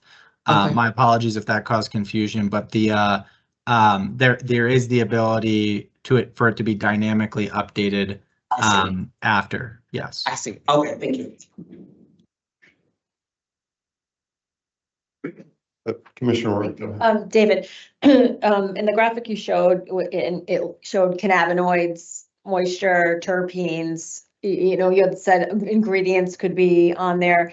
Are any jurisdictions within the QR code demonstrating kill steps? I have not seen that to date that I can think of. At this time, yeah, I can't think of at this time that being in the QR code. Now, can it be? Like, is it something we could support? Yes. I have not seen it as a request as of yet. So I believe Nevada, I know it was close. I don't know if it ended up passing. I believe it did, where they have to put the kill step right on the label. If there is one. And Connecticut perhaps too. But that is not, you haven't seen that through your QR codes. That's just part of state regulations that are mandating it on labels. So far, yes, that would be accurate. I have not seen anyone or have gotten a request as we've kind of put this out yet of that being incorporated. But if it was an expectation, it's certainly doable to support. Thank you. Well, David, the other David and Jessica, thank you for joining us and making the presentation. Sounds like more opportunities await that we can continue to partner with you going forward. But for me, greatly seeing the value in this and how it can continue to support public health and safety, as well as make sure that we have a well-educated consumer base.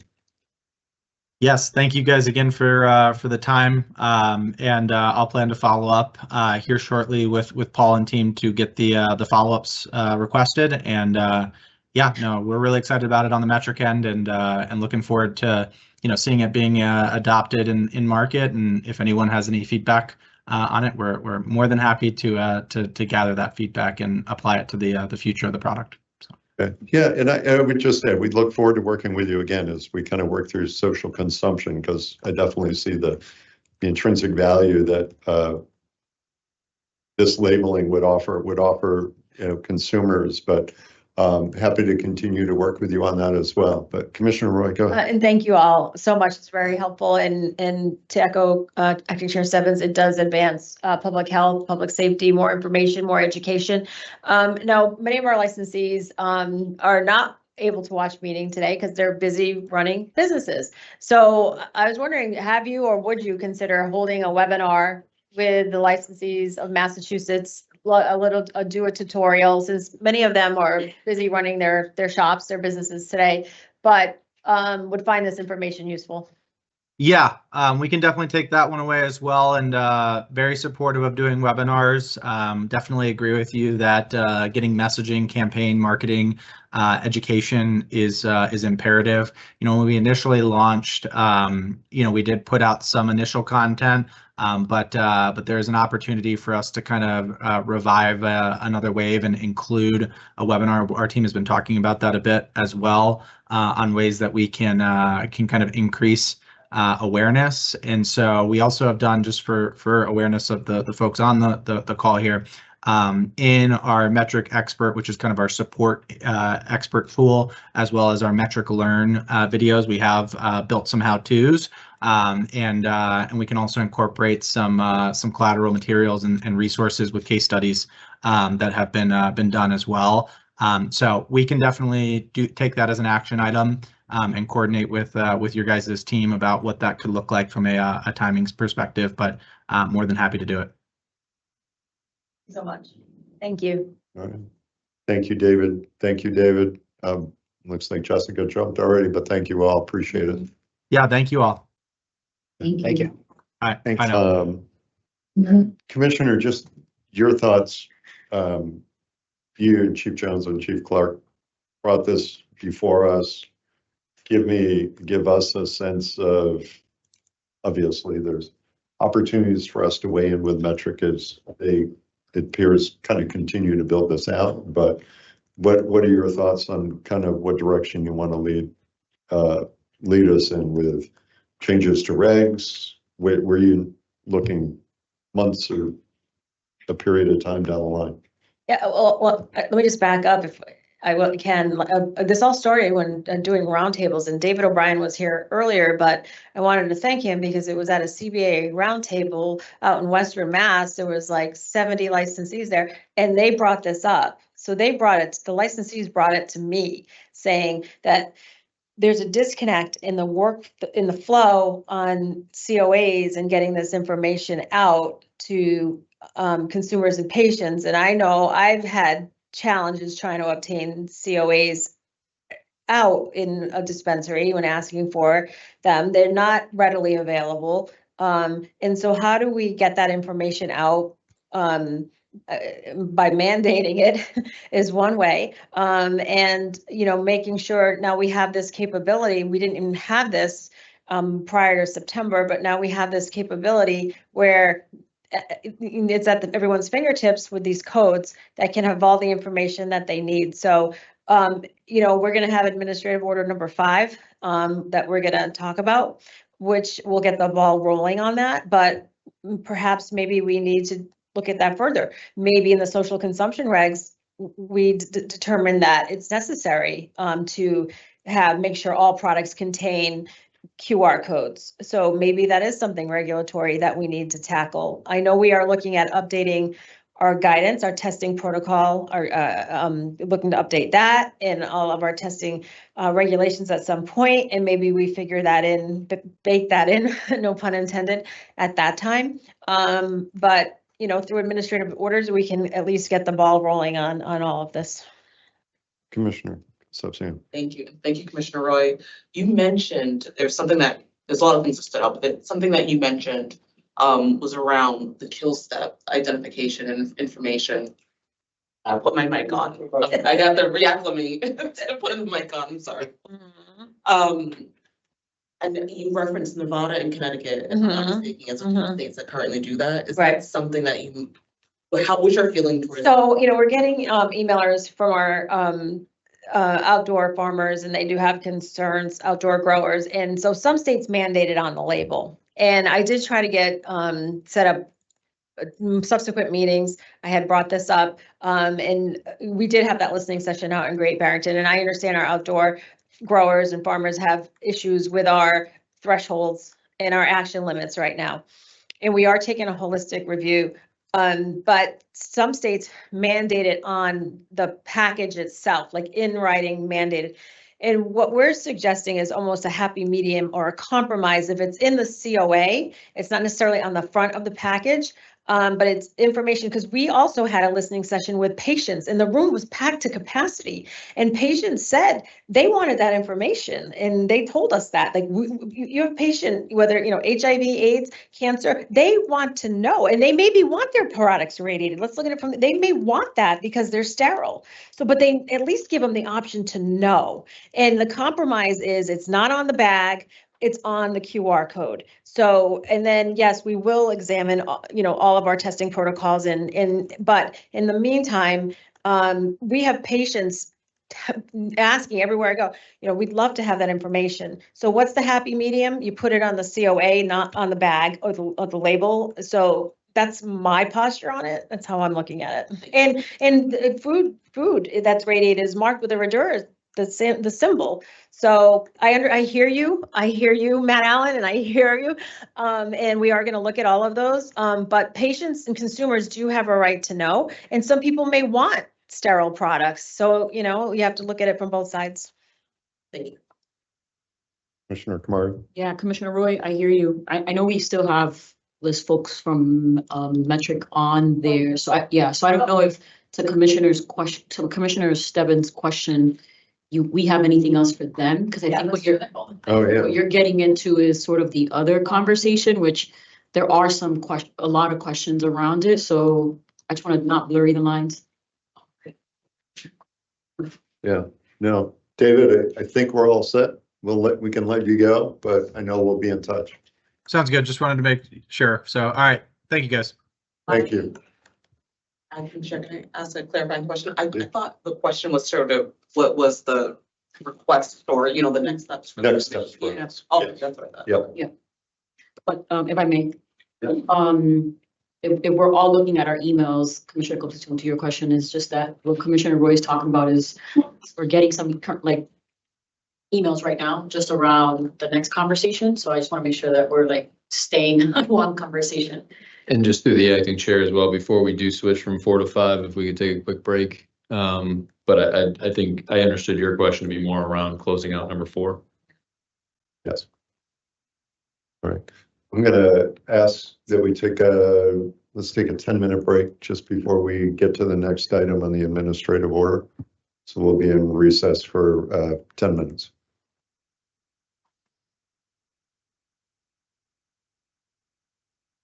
No. Sorry.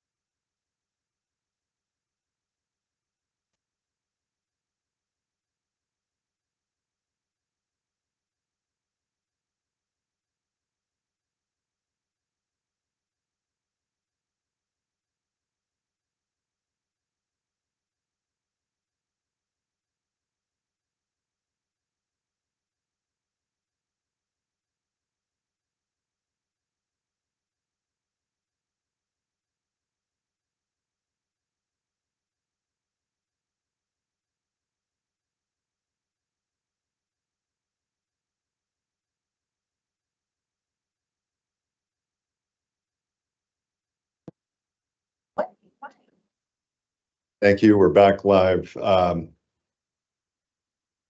Sorry, our little recess took a little bit longer than we had thought. We're going to introduce the next item, which is the number 5 on the agenda, the administrative order requiring the licensees to upload certificates of analysis in Metric. This is being presented by Commissioner Roy, our Chief of Investigations and Enforcement, and her team. I will note that this is not designated for a vote on today's agenda. So this is just for information and discussion and questioning purposes only today. And then our intention is at some point to bring it back to a future meeting and have the commission take a vote. But Commissioner Roy, I don't know if you or Chief Jones would like to start, but. No, and thank you, Acting Chair, and I want to thank the I&E team. And I had brought up the issue of COAs months back, and as I alluded to before, it really kind of started doing roundtables and talking with licensees, and then doing listening sessions and talking with stakeholders and patients, and in the dawn of the social consumption era, the utility is there for all of those reasons. And every the few prior topics we've had today have been around information and education to patients and consumers, and so this segues naturally into that. And so you know, I'm grateful that I know there's been a lot of work around this, and I'm really grateful to the team and to my colleagues and to Metric for the presentation today. So, you know, today is just about discussing Administrative Order number 5. And honestly, the goal in testing is just such a huge topic, not only in Massachusetts, but across the country. And at the end of the day, we want accuracy in labeling and testing. And I think everybody wants that. And I would hope everybody would want that.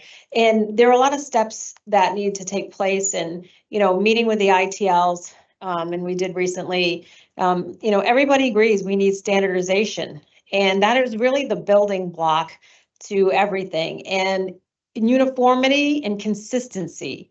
And for Metric Retail ID, we've had in place since September, and there's just a smattering of folks that are utilizing it.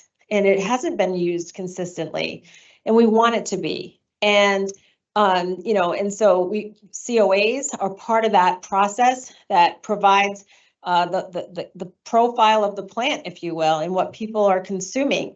And we want that information readily available. And it's not, because I know personally, I've had a hard time. I'm a registered caretaker. I've had a hard time getting my hands on COAs, and it shouldn't be that way. It should be, you go into an MTC or an ME and you purchase a product and you ask for a COA, and it should seamlessly be given out, but it's not.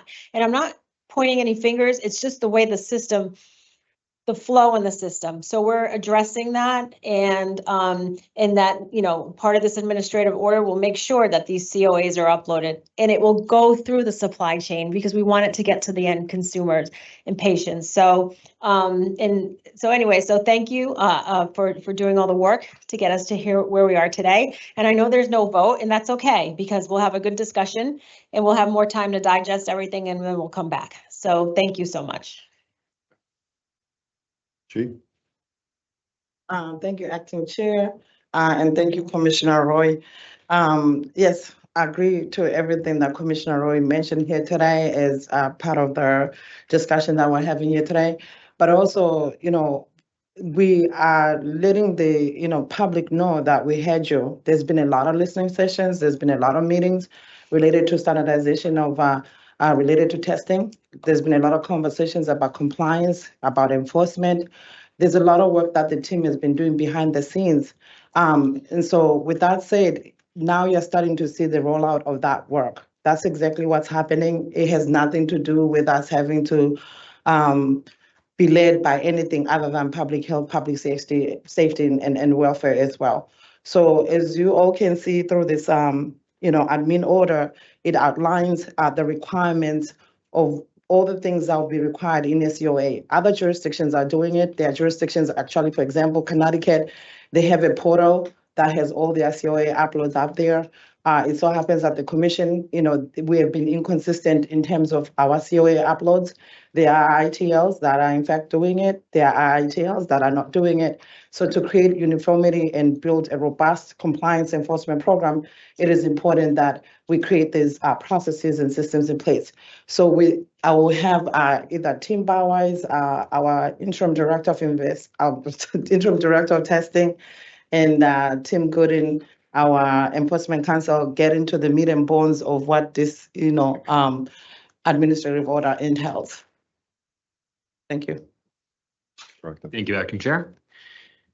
So presenting on behalf of the testing department today, we have worked with Chief Jones and Enforcement Counsel to develop an administrative order that's following Administrative Order number 4 in some respects, but also a continuation of an effort to standardize reporting requirements for laboratories. It's broken into 3 categories of requirements, generally speaking. The first one, the most important one for implementing this disclosure requirement is that we are, through the admin order, requiring licensees, independent testing lab licensees, to upload the certificates of analysis that they generate through their testing of marijuana products to Metric using the existing functionality. And the requirement will be for them to upload the certificate at the same time that they upload the test results into the Metric data set. The second category is more about the standardization of reporting on their certificates of analysis for disclosing the actual measured concentration of an analyte detected during the course of testing. That's intended to make sure that the results they receive from their analysis is actually put on their certificate. If it's below an action limit, some licensees do not do that right now. We want to make it clear that that is a requirement. And the other part of that is to disclose the analytical method that they use for achieving that result in 2 ways. One way is to disclose in general terms the type of method might be a reference to the instrumentation they used. Another way is to also include a reference to their internal lab SOP. These are versioned and they need to be disclosed to commission compliance staff whenever they're updated. And this would allow us, for compliance purposes, to go and look at a COA, understand which methodology version they used according to their own SOPs that we have in reference, to understand exactly step by step how they achieved this result and how it might compare to other results they've obtained using past analyses, using past versions of their methods. And the third part of that is that they're also going to, along with that information, disclose the analysts that oversaw the generation of those results. Some labs are already doing this, to be clear, and so we're just trying to make sure that this is standard across the board. And connected to Administrative Order number 4, we are making it clear here that we're also requiring the originating ITL that may have an approved hardship subcontracting request with us to compile all results for the testing in the single COA that they generate. The third part is a requirement for marijuana cultivators, product manufacturers, any producer of marijuana that's requesting testing, to disclose to their testing lab if they have subjected the product to a kill step prior to testing, or if the product has been remediated because it's been failed.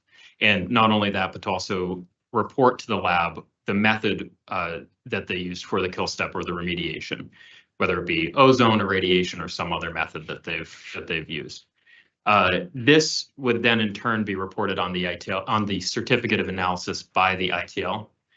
And this, as mentioned by Commissioner Roy earlier, is responsive to some concerns that the public has had pro or con for the method. It's just a way for it to be documented in the test results that the results they've obtained are also tied to perhaps how the product has been processed. And it's a consumer disclosure measure. It's also information for compliance purposes that we can better interpret the results and understand, perhaps in comparison to a previous result.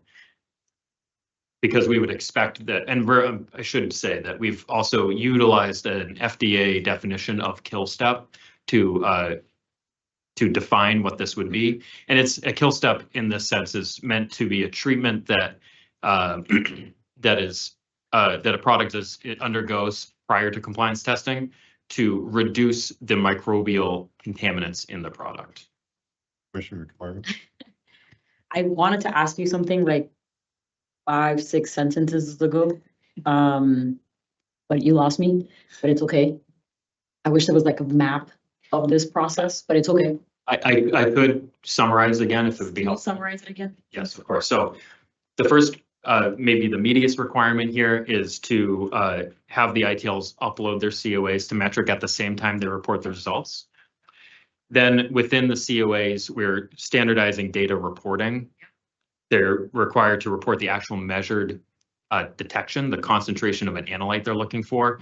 If it's a cannabinoid, if it's a particular contaminant, they have to say the numerical value that they obtained from the testing, rather than just pass-fail. They have to report the analytical method they used, in general terms, whether it be mass spectrometry or some other method, in terms of their internal lab SOP naming conventions that we also have for our own reference, and the analysts that obtained or oversaw the results. Tied to admin order number 4. Yep. I think, Tim, if I can. Go ahead. I think it was when you said something like, something about pros and cons.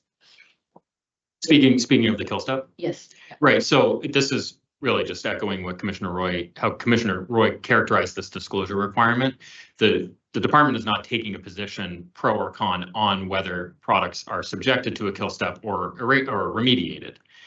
This is a requirement for them to disclose to their testing lab whether or not the batch has undergone this.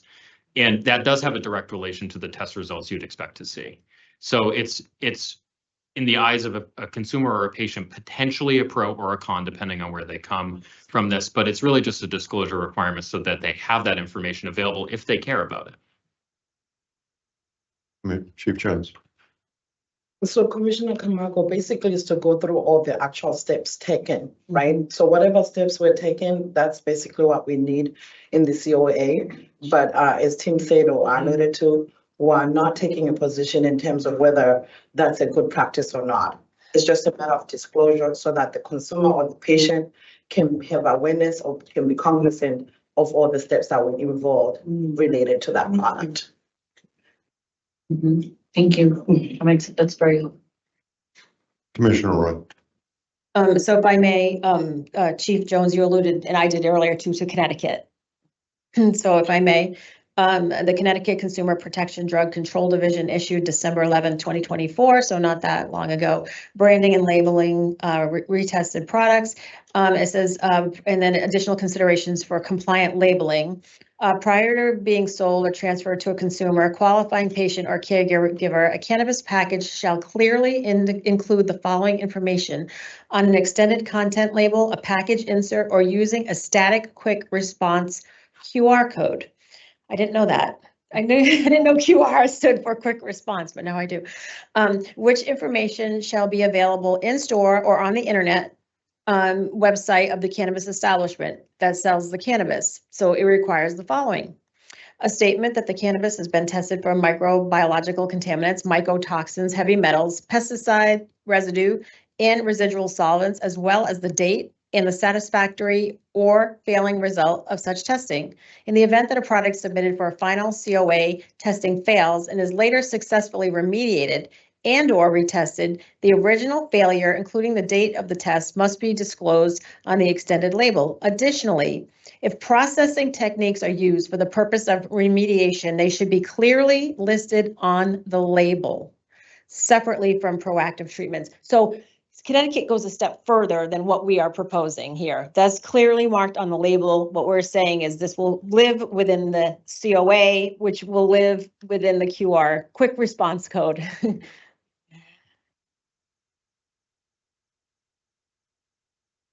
Horseman Council, go ahead.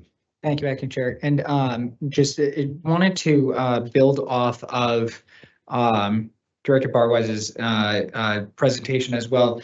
Really just to emphasize that this is really representing an evolution of our compliance program. This is, as the industry has developed and as we've learned more, we are attempting to respond to some of the concerns that we've heard both from licensees, also from patients and consumers, importantly, particularly in this instance, and we're referring to the kill step disclosure here.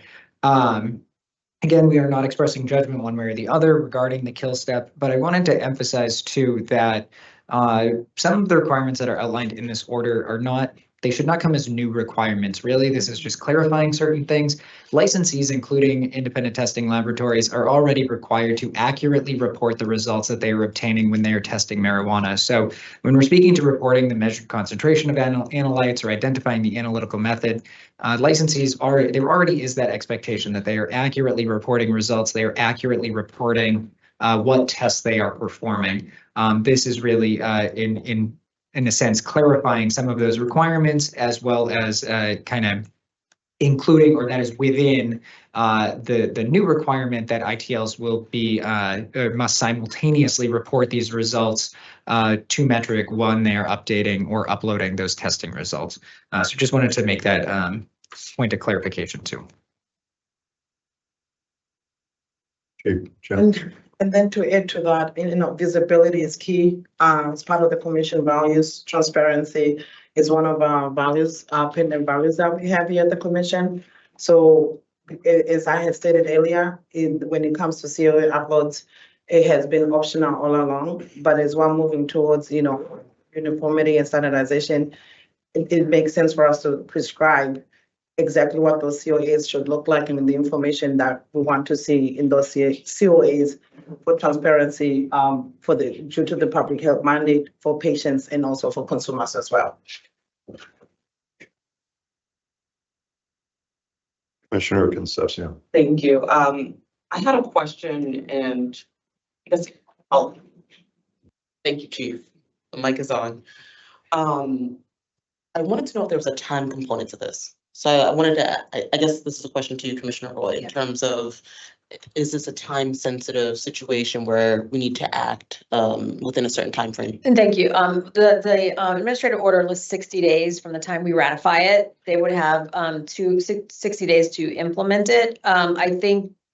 I think this is a long time in the making and that people have been asking, patients have been asking. I think it's timely because if we want to bake it into social consumption regs, I do think there is a time component there as well. Thank you. Commissioner, you have your hand up. I did. So I noticed that Connecticut chief has a template and we had kind of talked about a template. And I think there was coordinating that with Metric. Where do we stand with what that looks like? Because right now, are COAs like snowflakes? Like no two are exactly alike. Like, are they different right now? It's like hodgepodge. Thank you, Commissioner Roy. Yes, our COAs right now, we do not have a template because it's not something that is required within our regulations for them to have the template. Well, based on the conversation that we had with you, we started looking into creating a template. However, there's so many steps involved in that, which is the workflow, the algorithm, configuration within Metric. Also, our ITLs, they use a LIMS system. We want to ensure that this is something that they'll be able to incorporate into their LIMS system. So we are talking to the different vendors to sort of see how much time it's going to take. Is there any additional costs that's associated with that, and everything else. So we are working behind the scenes to get all that information because, again, we do not want it to be a situation where we have this requirement and then it turns out that it's either burdensome for our licenses or it's a situation where Metric, cannot be able to do so for us. Right now, from what we've learned from Metric, other jurisdictions, they do not have a template for, that exists within Metric. So which is why we also have to ensure that we take all the steps necessary to look into whether this is something we can be able to do in Massachusetts. And if it's something that we can be able to do, we'll proceed accordingly. We'll bring it before the board and ensure that the board can also have to, have a discussion about the state template and, vote on the template as well. Commissioner. Thank you. So, and back to Connecticut's gonna love me because I keep bringing them up, but back to Connecticut, they do have a template, but I know they don't use metric. And so whatever seeds of sale system or whatever, they have a template. But short of a template, what we're doing is prescribing what we want to see, right? Is that what's happening here? Yes, that's it. That's what we're doing here. Yeah, so short of the template, while we're working on everything required to creating one or to its creation, this is, what we're asking, in terms of, through this administrative order, what the requirements will be.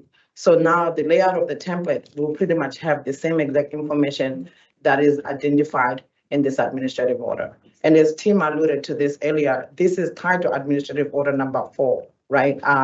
We had, which was recently implemented on April 1st. Yes. So this also The one COA. Right. Yes.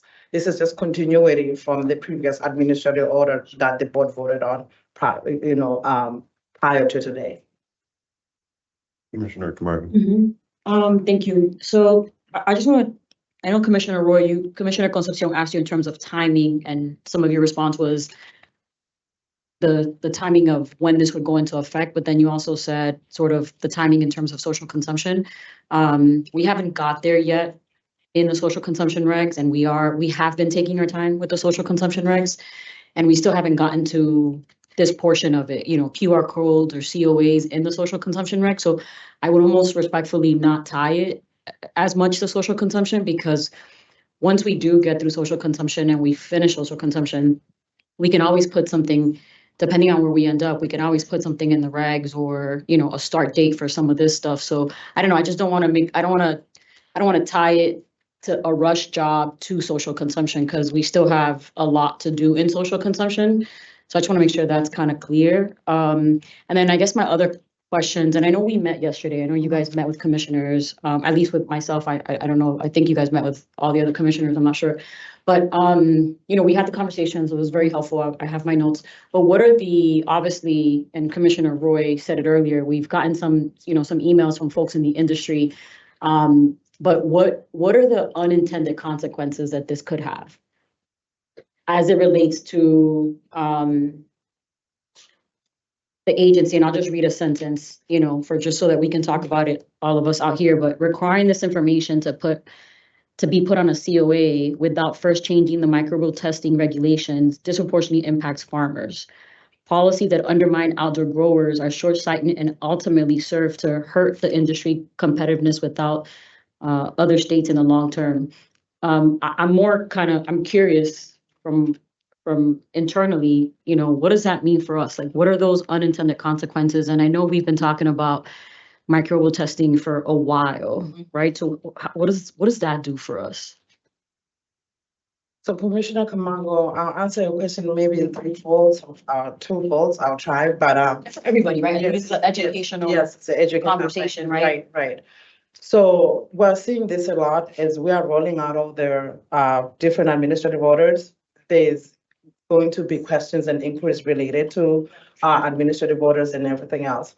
But where we are right now, and I have specifically talked about this in previous meetings, that the team has been working behind the scenes on updating our testing protocols and also our regulations related to testing. For a while, the team has been working on basically creating regulations specifically just to talk about testing for this reason.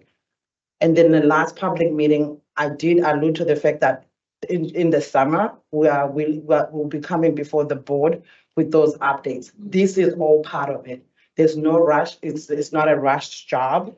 This is something that we've been working on for a while, for some time now, pursuant to some of the discussions that have came from the board and from the constituents as well. So the rolling out of this is how we're doing it, because again, we do realize that there's going to be questions. There's going to be, in some instances, people, not willing to adopt, to these changes, or to transition to these changes that we're making, which is why we're doing it in this order. So speaking about, the social consumption aspect of it, it is part of it, but honestly, the COA uploads, this is something that should have been going from a long time ago. Yeah, absolutely. Right? So it's something that should have been done from the beginning of time. But then again, we also have to realize that the commission had to be given an opportunity to build. We're no longer at a point where we have 3 licensees. We have hundreds of licensees. So with hundreds of licensees and public health being the topic of discussion throughout the, nationwide, and as we're talking to other jurisdictions, we're realizing that there are omissions, and this is one of them. So in terms of unintended consequences, we were transparent in this conversation here today that we're not taking a position about some of these things that we identified here. If the board so believes, like, for example, this kill step conversation that the outdoor cultivators are opining on and saying it hurts their business and things like that, where's the scientific background to even rely on this and everything else? Yeah, so those are legitimate questions, right? So if it's a situation where the board wants to, have it, which is part of the discussion in terms of specifically to that step, because that seems to be where most of the questions are coming from. That is up to the board to say, hey, with this administrative order, do we keep it in there or do we take it out?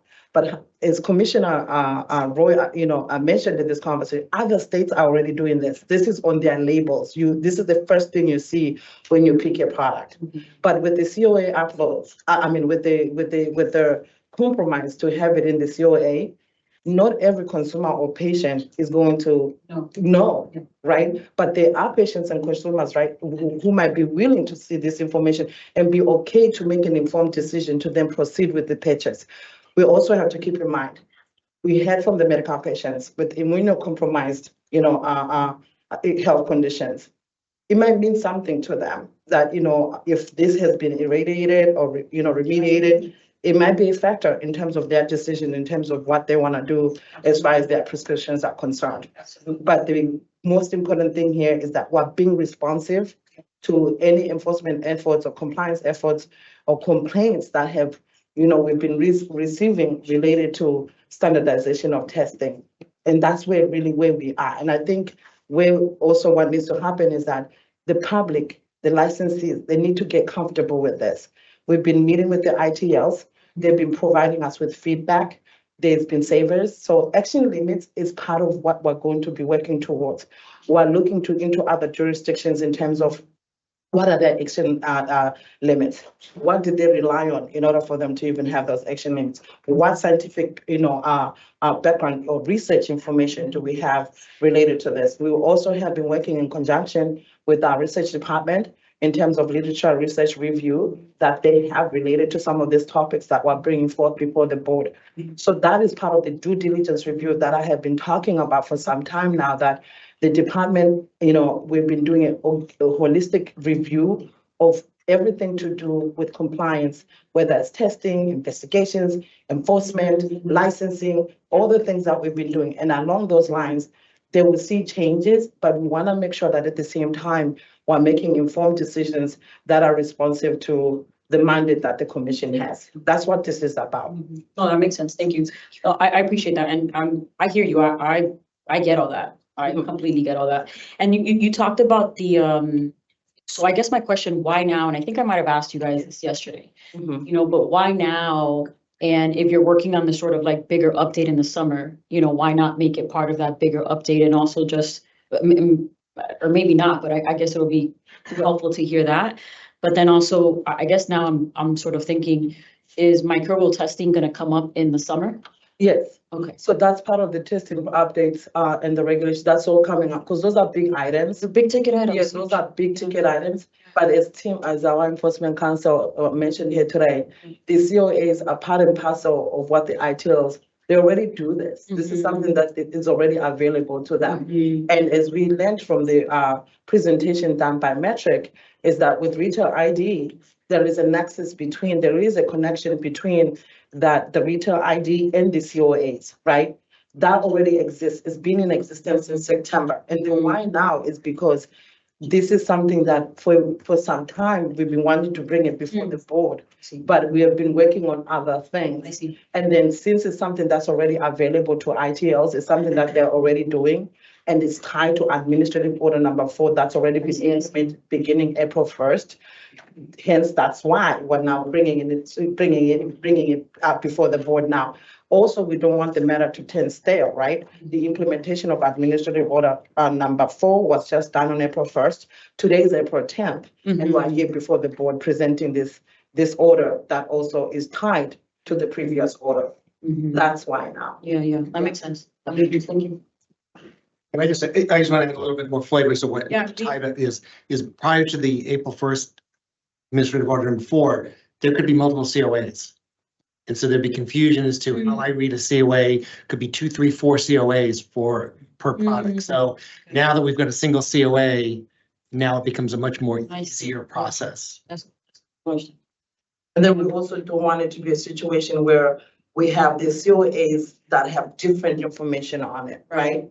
And as we're working behind the scenes on some of our enforcement efforts that we're making with the staff, we're also going through this exercise of saying, why are these COAs very different, right? And then we also want them to be, user-friendly, right? And then also to be digestible as well. Of course, absolutely. And so what we've been seeing is that some of them are not, right? And some of them they do not contain some of the information that we're bringing before the board here today. So, and it is important for our compliance efforts to have that information so that if, for example, we took a certain enforcement action, we have evidentiary information that we can rely on, and COAs do play a big part in that. Is there, and I think you've kind of answered this, but just because this is a lot, even though we met yesterday just on this, right, for about 30 minutes, right? And we had the thing and we read it, and then obviously we get a little information, and it kind of, as commissioners, we have to vote on this and air it out and have all this conversation. But is this something that you don't want to wait for your summer brief or your conversation around microbial testing? Like, would it hurt? Like, are we doing it backwards? So if I may, Commissioner Camargo, yes, we do want a vote from the board whenever you're all ready, which is, if we've already been told by Acting Chair Stebbins that the vote can, it's not gonna happen today. Yeah. But so if in the immediate future, if, we can't wait till the summer because of the fact that right now with administrative order number 4 that we have, we do not want to have a litany of COAs all over the place with different information. Again, it becomes for the individuals that are doing the work. Yeah. I have to honestly give kudos, of course, to the individuals that are reviewing these COAs and the testing team, and also the number of tickets we used to. And commissioners, you were box A for complaints coming in related to metric tickets and all. It's all associated, with the COAs. They have to now look at the COAs, look at all the documentation that's coming in for them to be able to then, process that ticket and everything else. So to really make it easy on the staff, there's only about 5 of them. I believe it's about 5 or so of them that have to review this. It is important that we make it, 1, create less work for them, and 2, also to ensure that our COAs have the same information for consistency and uniformity reasons. I guess I know that we're gonna have we'll have time maybe after this meeting, but I think at least from me, it'll be helpful to meet with you all again and kind of just flush some things out. So I get all this, and I'm supportive. I understand that.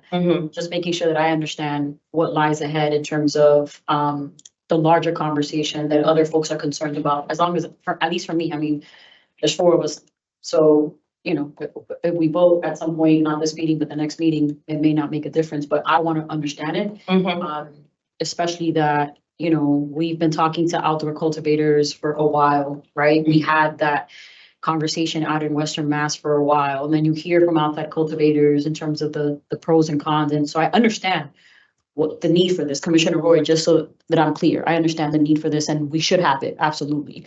I just want to make sure that I'm more clear, and I guess we can set up a meeting after this to just kind of go through it. And I say this to all of our teams all the time, before public meeting, And you guys did this, right? We met yesterday, we had the conversation, we read it, you know, sometimes until you get to a public meeting, it doesn't flow until you're having the open conversation. So, you know, I appreciate all that education and also, I asked a question, Chief, not just for myself, but for everybody who's watching. Right. And everybody who's listening, because then we become complaint box A and B, right? If we make a move on something without understanding the global picture on it. So I appreciate all that. I appreciate it. Yeah, and clarity is important. Yeah. Right? This is an example of why we need to have, clear instructions and directions, right? So that speaks to what the COAs as well. Yeah. So we are noticing that those COAs do not have the clarity that we're now trying to accomplish through this administrative order, right? And so think about those patients, think about the consumers that if they had to receive a COA, how is it going to be digestible or readable for the end user? What information would they want to see? The medical patients were very clear in terms of what they wanted to see. I understand all that, just. Yes, but this, and Commissioner Kamago, you did say that this is also for the public. Yeah. So there's probably a person out there who might have all these questions. Yeah. And this is an opportunity through this discussion, to provide them with all the information as much as we can. So it is important for those patients. They were here, some of them were in tears about some of the things that they're looking for.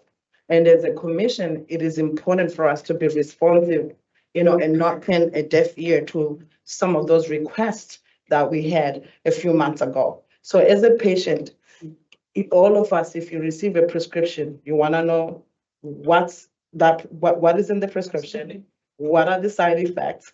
That is all part and parcel of any product. Even when you walk into a store, the nutrients are there, all the information that you would need to know as a consumer, you find it in the grocery store. It's on the label.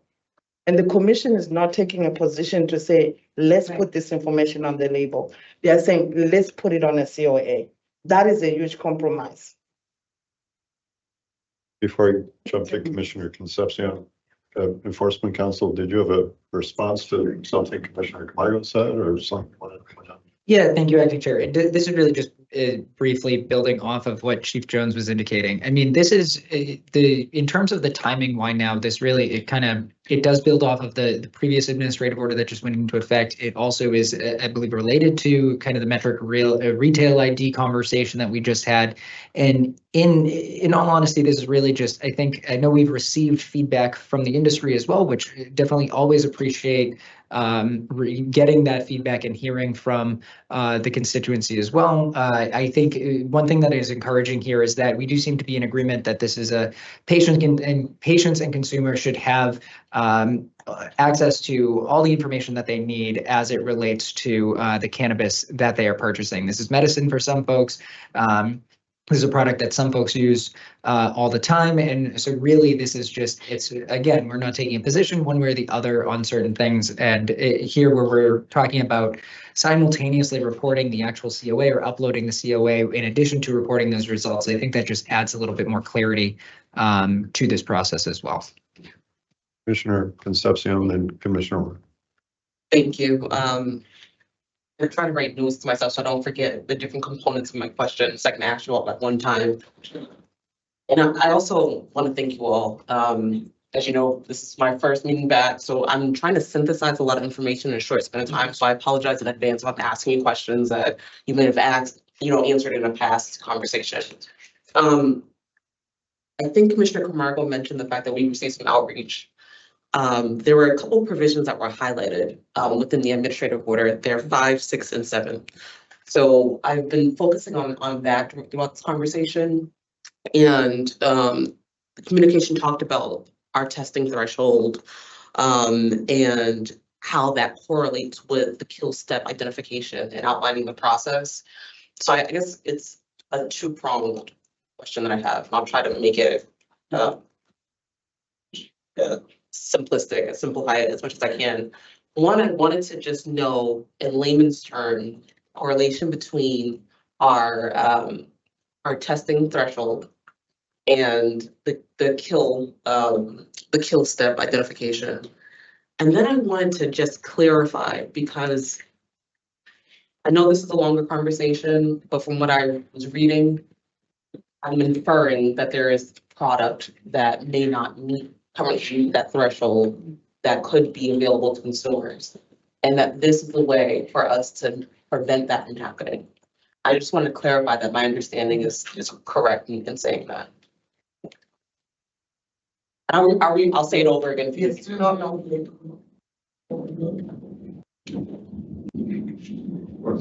So a kill step in this context is intended to significantly minimize microbial contaminants in the product. So I think that's important to understand. It's a process that a product is subjected to in order to reduce the viable microbes that could propagate within it. The correlation to our action limits is I think it's twofold. So if there is a failure for exceeding an action limit for a microbial panel, it is possible that a licensee could remediate the product after testing and then reduce the contaminant level for those microbes down below compliance limits and then get it retested and passed for sale. So that's remediation. That's a requirement that, or a step that is already allowed per our regulations. This order just requires disclosure that the batch was remediated to the ITL and the method that they used for consistency with the reporting they're already doing in metric that it's a remediated batch. So that's one component, but a kill step, it would be a process of the product prior to testing to basically prevent its failure. So it's not, in some contexts, like in food context, where this definition was highly influenced by the FDA definition, it is a measure that is done to basically make sure the food is safe.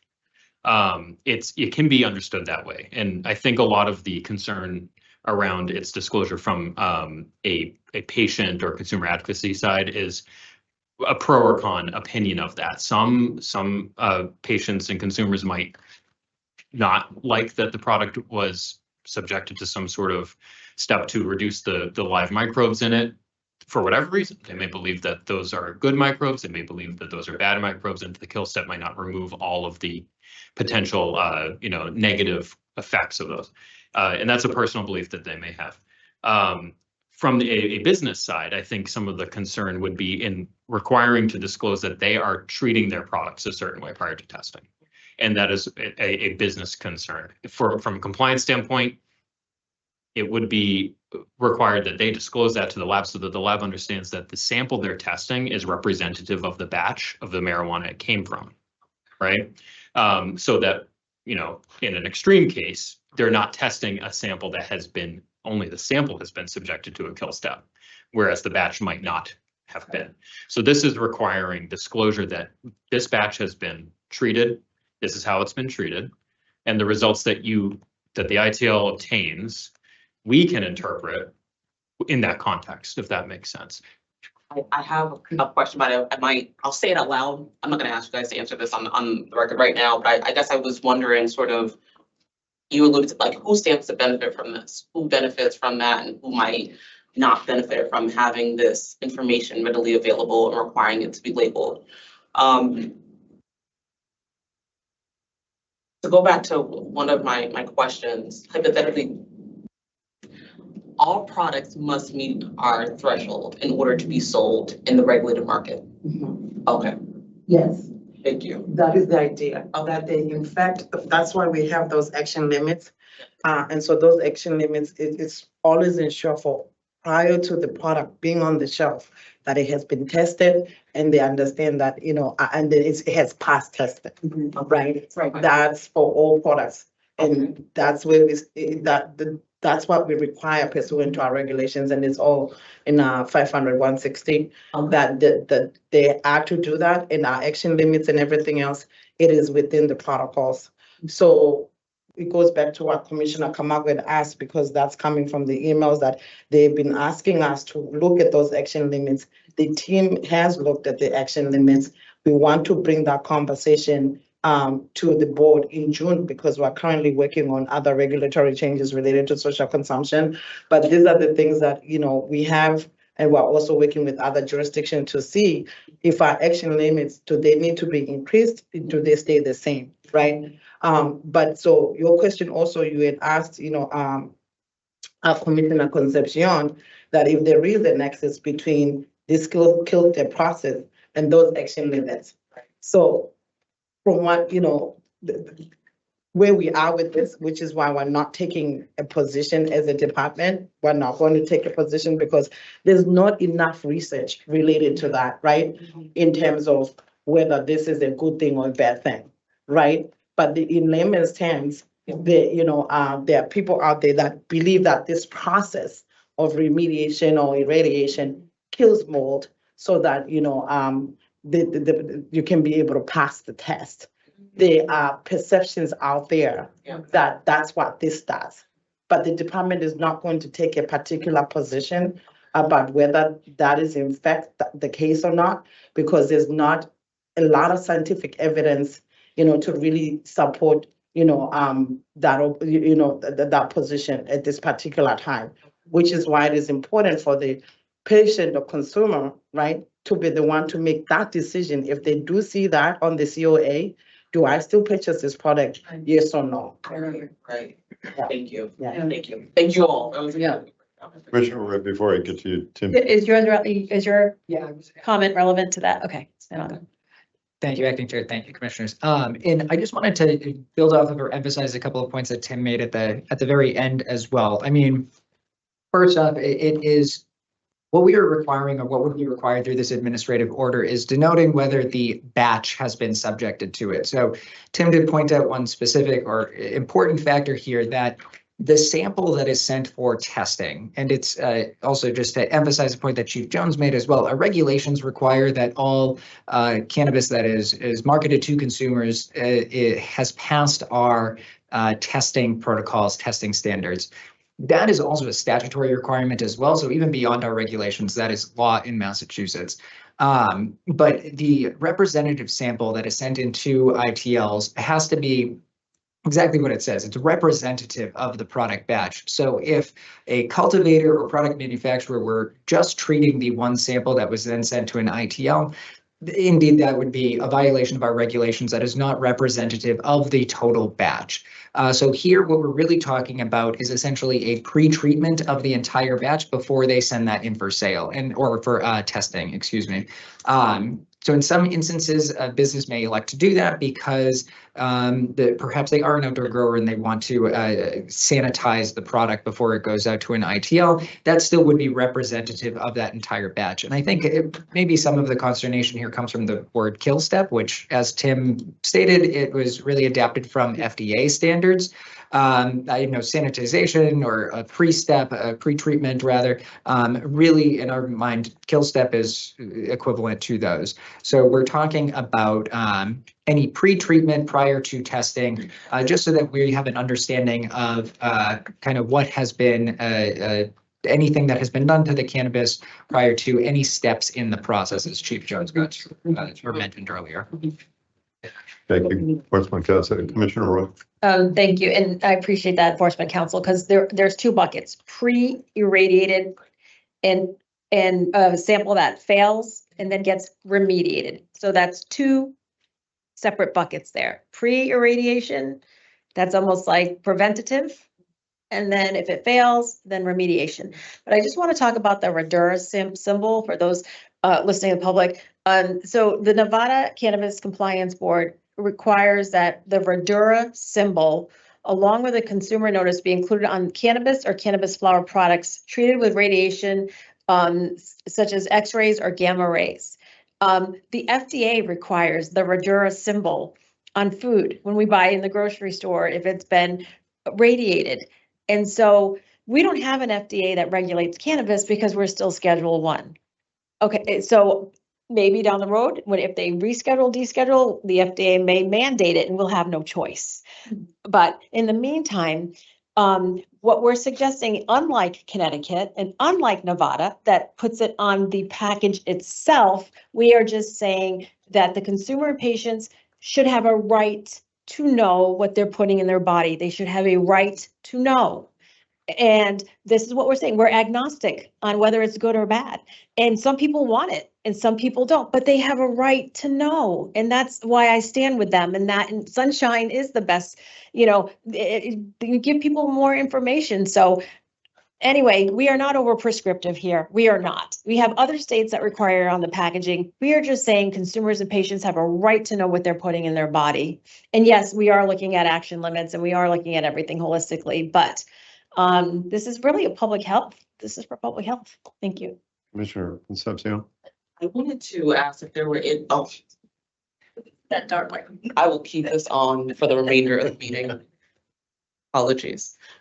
Has there been any thought in terms of permitting licensees to include additional information? So let's say that, that we're talking about the remediation, but they can say, well, this is exactly how we do it. This is what we've used that makes it unique. Or is there any wiggle room for that? Have you thought about it?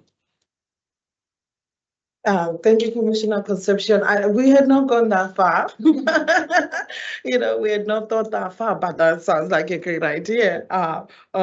It's something for us to really think about, and maybe during the summer, when we get to the point of updating our testing protocols and our regulations, that's something for us to really think about, because I think that will be helpful, right? Because we have to map it out to see if it's going to work, because we also can see, even from the emails that are coming in today, that we expect that when we start rolling out the updates on the testing protocols and also on our regulations, there's going to be public comment, a space for them to be able to opine on those. So that's something we can incorporate as well into our updates, and then see what the licensees have to say related to that. Thank you. I think that might be something that, Yeah. another way to appeal to consumers too. Right. So, thank you. Right. Because we're also working, one of the biggest things too is the testing validation methods is the big topic. It's a big item topic. Those are some of the things that really require a lot of time. And we want to make sure that, first of all, if we're now going to go with this testing, standardizing the testing validation methods, that we've looked into everything. We've talked to experts, we've talked to consultants, and whoever else, to make sure that is in fact the right way to go. And then as Enforcement Council, I mentioned here today, we also have 94G, right? So we want to make sure that in fact it is they're following, any standards, whether it's USP standards, ISO accreditation, it's up to date and everything else. So, which is why we have not brought it before the board, because we're still doing our homework and still trying to, make sure that we get all the feedback that we can, especially from our licensees. Yeah. Enforcement Council. Thank you, Acting Chair. And Commissioner Concepcion, just adding on to that, right now our regulations prescribe certain minimum labeling requirements. So if a licensee wanted to voluntarily include any kind of remediation indication or symbol, or as long as we're talking about remediation too, I want to note that irradiation is not the only type of remediation as well. There's ozone, there's really just curing marijuana for a longer period of time could potentially serve as remediation as well. So if a licensee wanted to include that, I don't think that would be explicitly restricted by regulations. It's just the consistency in terms of, is this information included on all COAs or on all labels? That would be kind of the benefit here, is that we're requiring consistency on all COAs. Just a comment. So that makes complete sense. We're giving the minimal threshold that needs to be met, and that anything in addition to that, anything other information is permitted. No, I don't want to say any other information, because there are certain things that are restricted, but I think with respect to this, like if they wanted to include something saying that this has been, I think that's probably, a lot of licensees don't do that, or that is consistently applied. Spoken like a lawyer. Yeah. And Commissioner and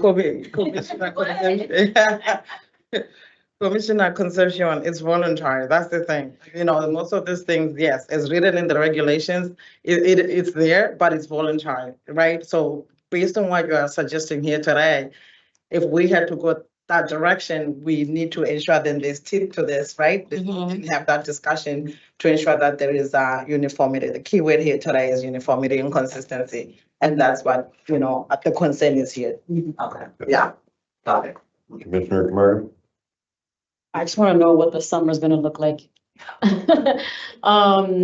Tim just looked at me like, you too, right? You do too. No, I want to manage expectations. So, we talked a little bit about, you said in the summer, we're gonna have a conversation around regulations and protocols around testing. Are you all bringing, well, maybe you can't even answer this, but I guess I'll say it anyways and for the future conversation, but you all are working on new protocols and new regulatory language for testing that you will then present to the agency and the public in the summer to then possibly open the regs to making those changes. That's what I Yes, if I heard, Commissioner Margot, yeah, so the direct, like with testing protocol updates, they always come before the board. Yep. So, yeah, so we have been working on this for some time. And then in order to also be responsive to these emails that are coming in, not just to today, but we'll be receiving all the time. We figure that the way to be, we cannot implement most of these things without really updating our protocols and our regulations. We cannot. Yeah. And the only way to do it will be through regulatory amendments and changes and updating those protocols. And so it's going to be a team. And I had to say this again. The team has really been working hard. They have been working hard and on making those updates and everything else that needs to be done. And we have to ensure that now internally, our GC, it has seen these things. There's so many steps that we have to take behind the scenes. We have our new executive director. Absolutely. We need that, to also have our familiarity on this. Yeah. So you might find that, in the summer, we might bring high level, maybe testing validation methods, action limits. We start there first, and then pause and then come, so we might have to do it that way because it is definitely a lot. Yeah. No, and I thank you, just for even giving us a glimpse into that, because I go back to, outdoor cultivators and farmers, right? Like this industry is really hard and it's really tough and times have changed, right? So we have to update our regulations, research has changed, right? And everything else. So, I'm asking just because I want to understand, especially when it comes to, folks saying, oh, wait, wow, this came so quickly, but the microbial testing, we've been waiting for years to sort of switch this or look at it or edit it or whatever. So, it's helpful to hear. And again, just in the back of my head, I have the concerns for outdoor cultivators and I've had it. I've always talked about it here. It's been really hard to focus on it. But, it's a concern of mine. And again, we hosted that listening session out in Western Mass. And, one of the things that we've talked about, even the medical one that we had here and, delivery and everything else is, we can't have these large listening sessions and listen and then not do nothing about it, right? So I know that this is part of it. Yeah. So, but I think that this is a step, and I think that the bigger conversation is probably going to come in the summer. Yes, Commissioner Camargo, that is the point of those listening sessions is to have those sessions and then for the public to be heard, right? Whether it's the licensees, whether it's the constituents, that's what this is about. So we have to take baby steps with certain things and make sure that we have done all our homework before implementation or even, putting it into regs. And we have to keep things into perspective. We have been working on the implementation of Chapter 180. Still. Right? And we still are.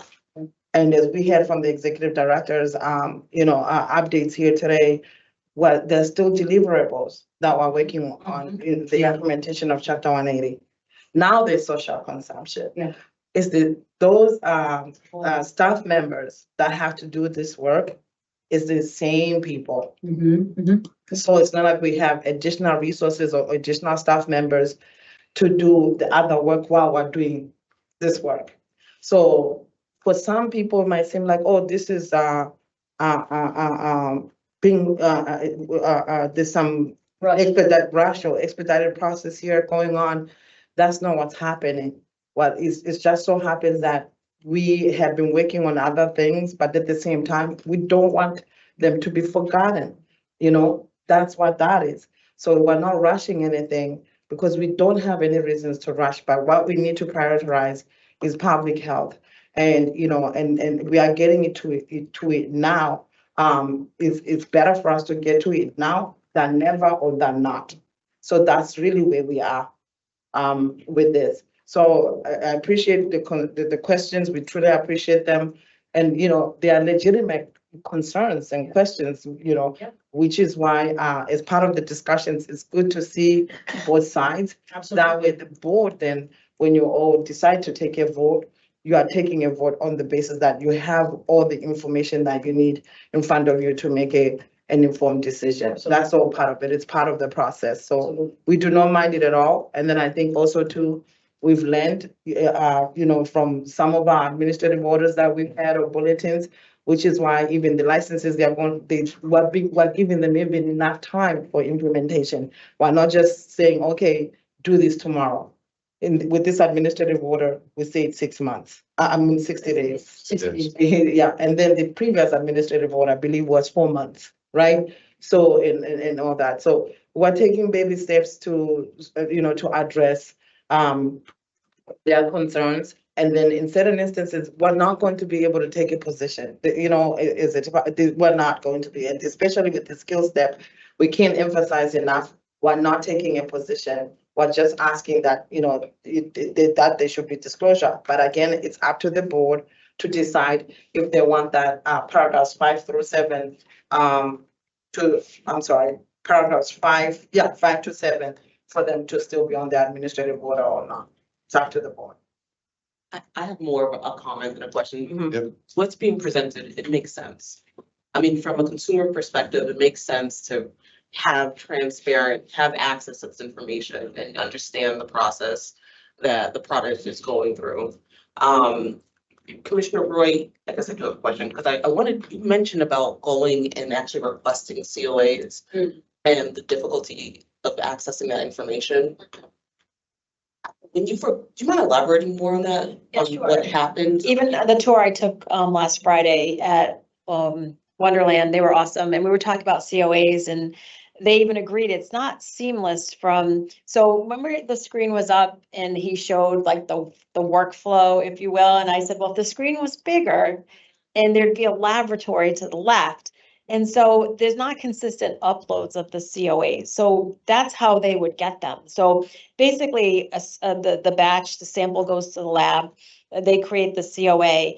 And then so a product manufacturer or a cultivator grew the product. And by the time it gets to the shelves of the MTC or the ME, it hasn't gone, it's not at their fingertips to pull it up. Because maybe it wasn't uploaded on that screen to the left, maybe it was never uploaded. But it doesn't get there seamlessly or consistently. It's just not readily available. And it's not readily available to the retailer. Is that what you Yeah, that's what they're telling me. Yeah. You know that, Commissioner? Mhm. Like, we know that. That's what I heard. I've heard multiple times. I've heard it roundtables. I've heard visits to multiple dispensaries. I've heard it numerous. Whose responsibility is that? Well, that's what it's our responsibility, actually. Okay. Our responsibility I get it. to make sure that it gets in their hands. It's our responsibility if we decide to make sure they know what they're putting in their bodies. That's on us. No, I get that part. I meant the operations piece of it. An additional question, just because it finally clicked to me that it's not, because I see the benefit for consumers, but you're saying that retailers are struggling to get access to them so I'm not pointing fingers at retailers. I'm not. No, yeah. I'm just saying. Yeah, it's not they're just having. the universe. You're saying it's licensees. Okay. Tim, go ahead. Can I just add to that? So in the current system, typically what happens is an ITL will produce the certificate of analysis for a sample and then return those results to the cultivator or the product manufacturer that produced the marijuana. Then they, as a wholesaler, will interact with their retail partners and demonstrate that the product is compliant and provide the COA typically in an email or something along with the manifest for the order that the retailer is receiving. So in terms of the investigation and compliance department's process for confirming that a retailer has the evidence of testing, during a post-final license inspection or maybe during an unannounced inspection, we will have them pull up a specific COA or COAs to show that they are able to do it, that they have possession of the report for a particular product they have in their inventory, so they can demonstrate it. But it's not streamlined. And if a consumer or patient requests a COA at the point of sale, they could potentially obtain it, but it would not necessarily be a very straightforward process. We want to make sure that they have the capability to do it, but in terms of doing it in a busy retail environment, it's might be a different situation. Now, Metric is always at their fingertips. Often when we do an inspection and we request lab results, we want the certificate of analysis to demonstrate all the testing panels have been performed for the particular product.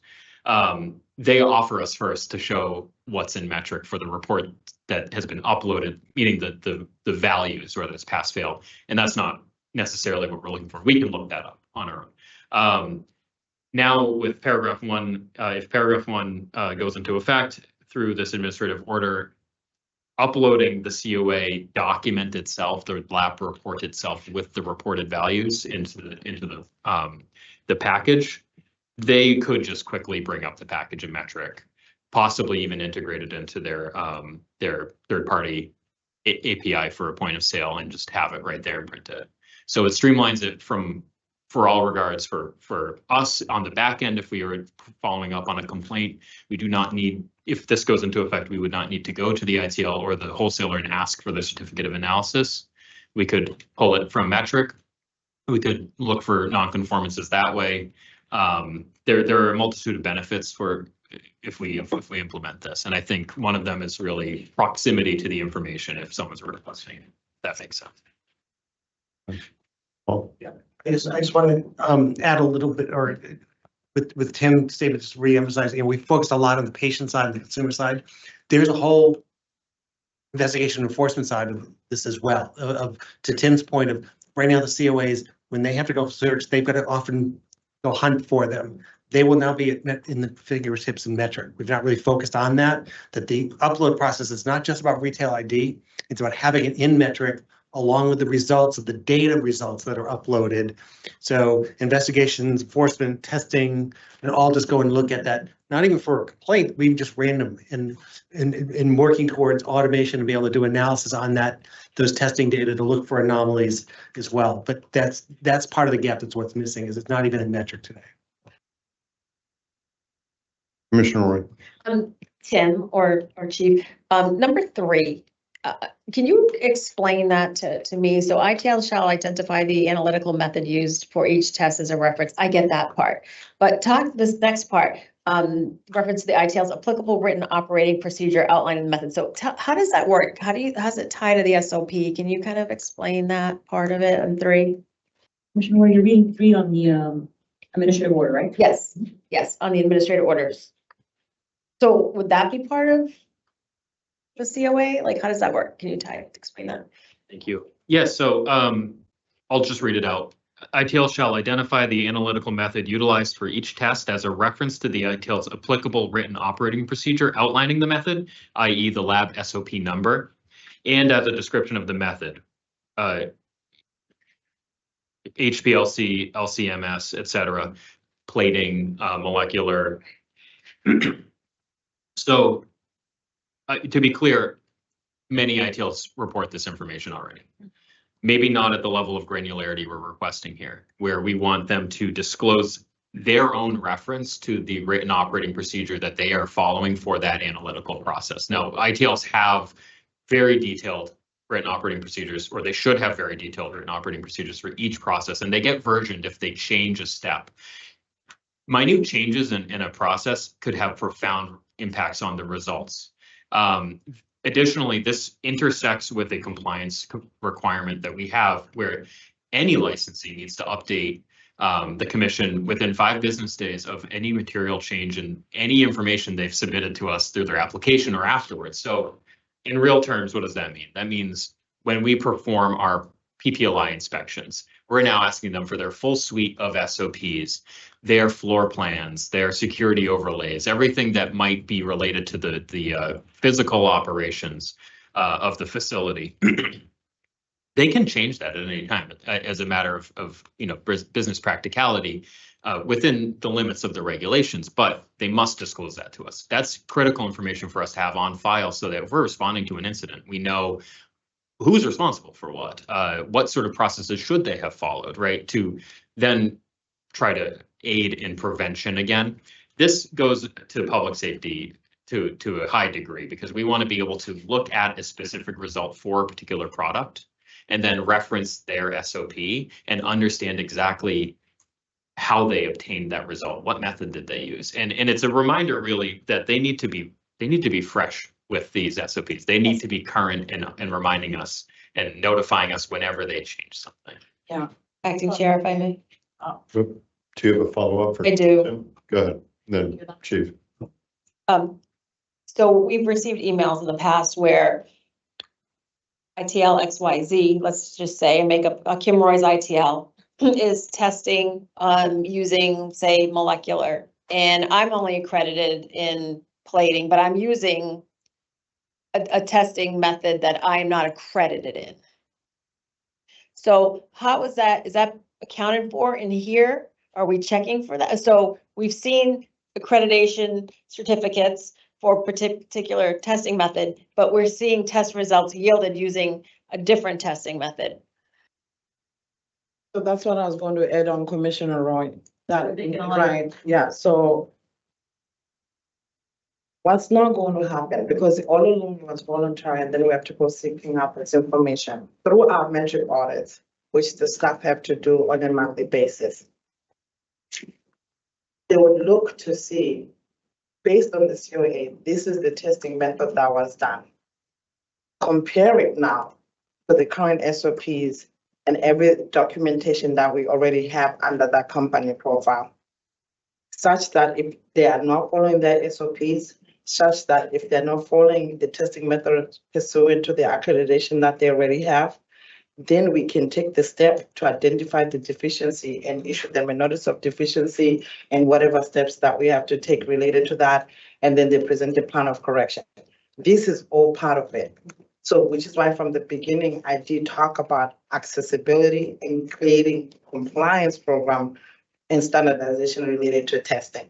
Now, this is something that's going to be in front, in our fingertips, such that, if when the employees, the staff, they do their metric audits, they can look for those anomalies. They can ensure that those SOPs are being followed.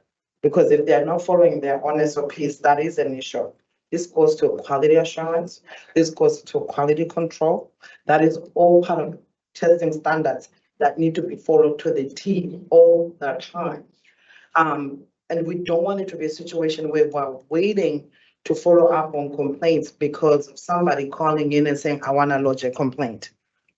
We want to be able to initiate complaints, commission initiated complaints through our processes of metric audits. We do that right now already, that in instances where an investigator compliance officer, if they do a metric audit, and they find that they, are concerns that are related to, for example, if they're not following their own SOPs and all that, we do issue a notice of deficiency. But also for all unannounced inspections or announced, it is good for the investigators, compliance officers, or testing team to acquaint themselves, with the company profile of what's in there, so that when they're walking into that facility and they're walking into that entity, they are prepared to then talk about, or seek clarification on the information that they're seeing. So if I had to review the COA, and I'm saying that, and I'm seeing that you are accredited to do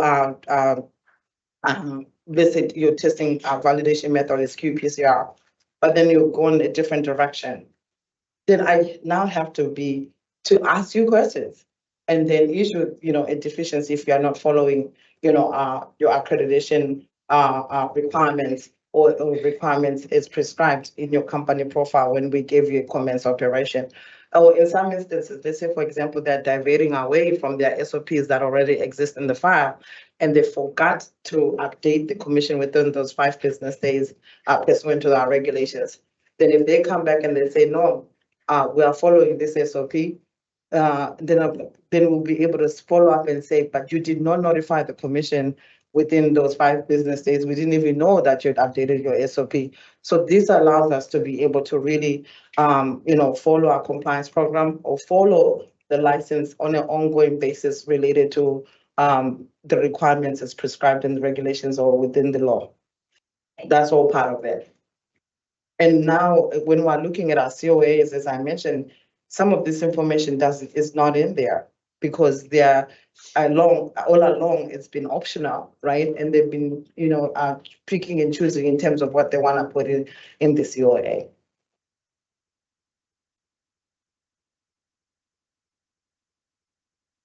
Okay. First of all, thank you. A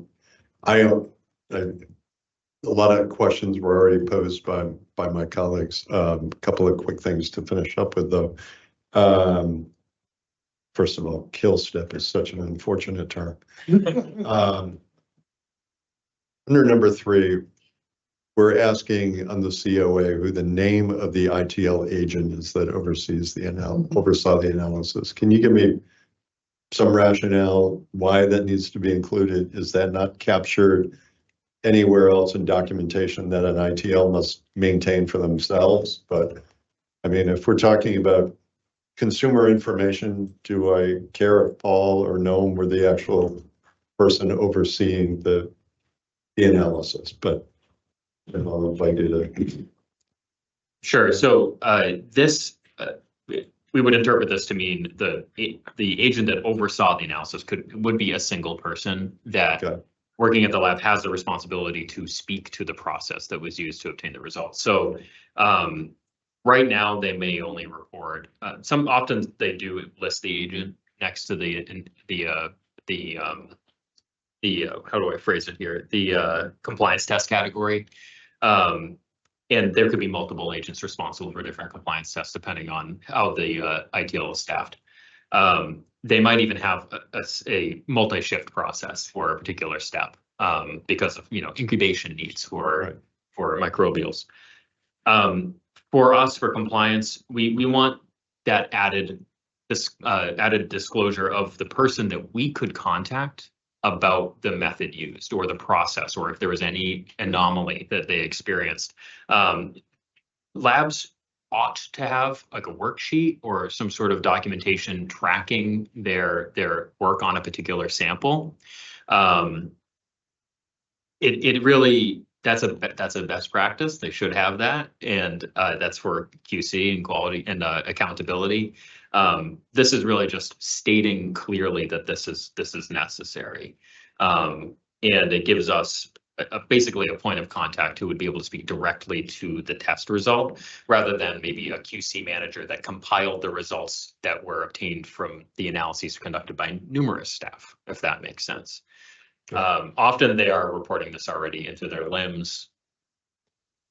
It's just a matter of making sure that we're standardizing how it's reported out from the lab. Okay. And I appreciate that explanation. I still want to think about that a little bit more, but as I went back through the regs through 160, I didn't see that piece of it was a requirement. I appreciate the practicality of it in terms of our regulatory oversight should anything happen, but okay. Just a question. From me, Chair Stebbins, what we've seen with our testing investigations so far, when we get to that point related to quality assurance or quality control, we always have a hard time, for some of our investigations, not all of them, in terms of tracking. Like when it comes, even looking at their logs, they might say, okay, Noam is the one that did the test. And then we're asking them questions related to, okay, so if you did the test, can you explain what happened here? And then we were now spending a lot of time when they say, oh no, but I was involved, but I wasn't really involved. And then, so when we already have this in front of us, it makes our jobs even much more easier. That way, we're not having to spend so much time having to, having to figure that out or dig into that information. And then also what we have to realize, the COAs is not just for the patients and consumers, right? It's also for our compliance purposes, for our staff, for them to be able to conduct their due diligence review. So there's also that bucket as well. So it might, be a moot point for the patients and consumers to have that information, but it means something to us. And then also too, we've had instances where when we're looking at documents, we're not so sure, okay, is this document doctored or not? But if it's already there in real time, because that's also part of this, that the COAs are going to be uploaded in real time. It already exists, we have a record of it. Then it doesn't give anyone an opportunity to then turn around and doctor the document now that there is an investigation. So everything is happening in real time. As a matter of fact, when we look at our definition in terms of our seed-to-sale tracking system, it does say real-time inventory. So we want everything to be real-time in terms of who's authoring the COA, who was responsible for everything to do with that COA, including the testing, who conducted the test, so that if there's any questions that we have, investigations and all that, we know who to talk to.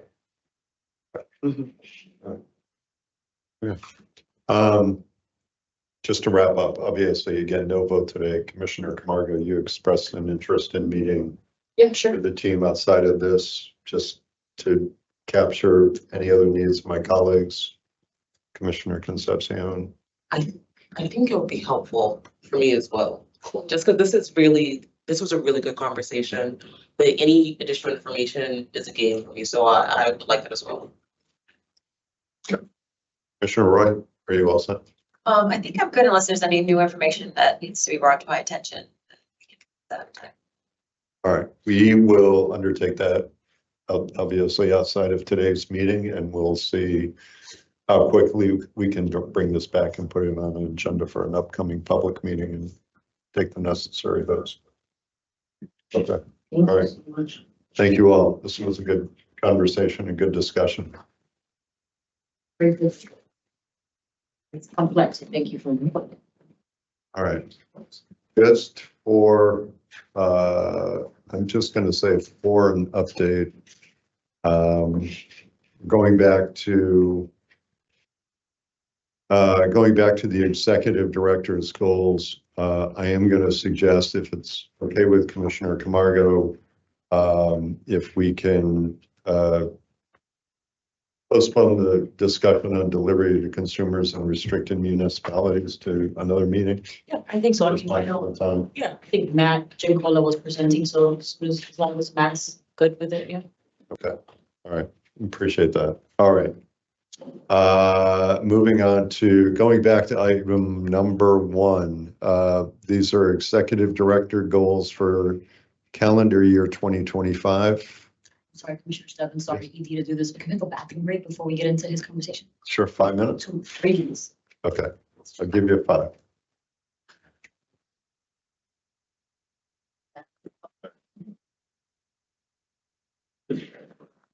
All right, so we want to keep the room.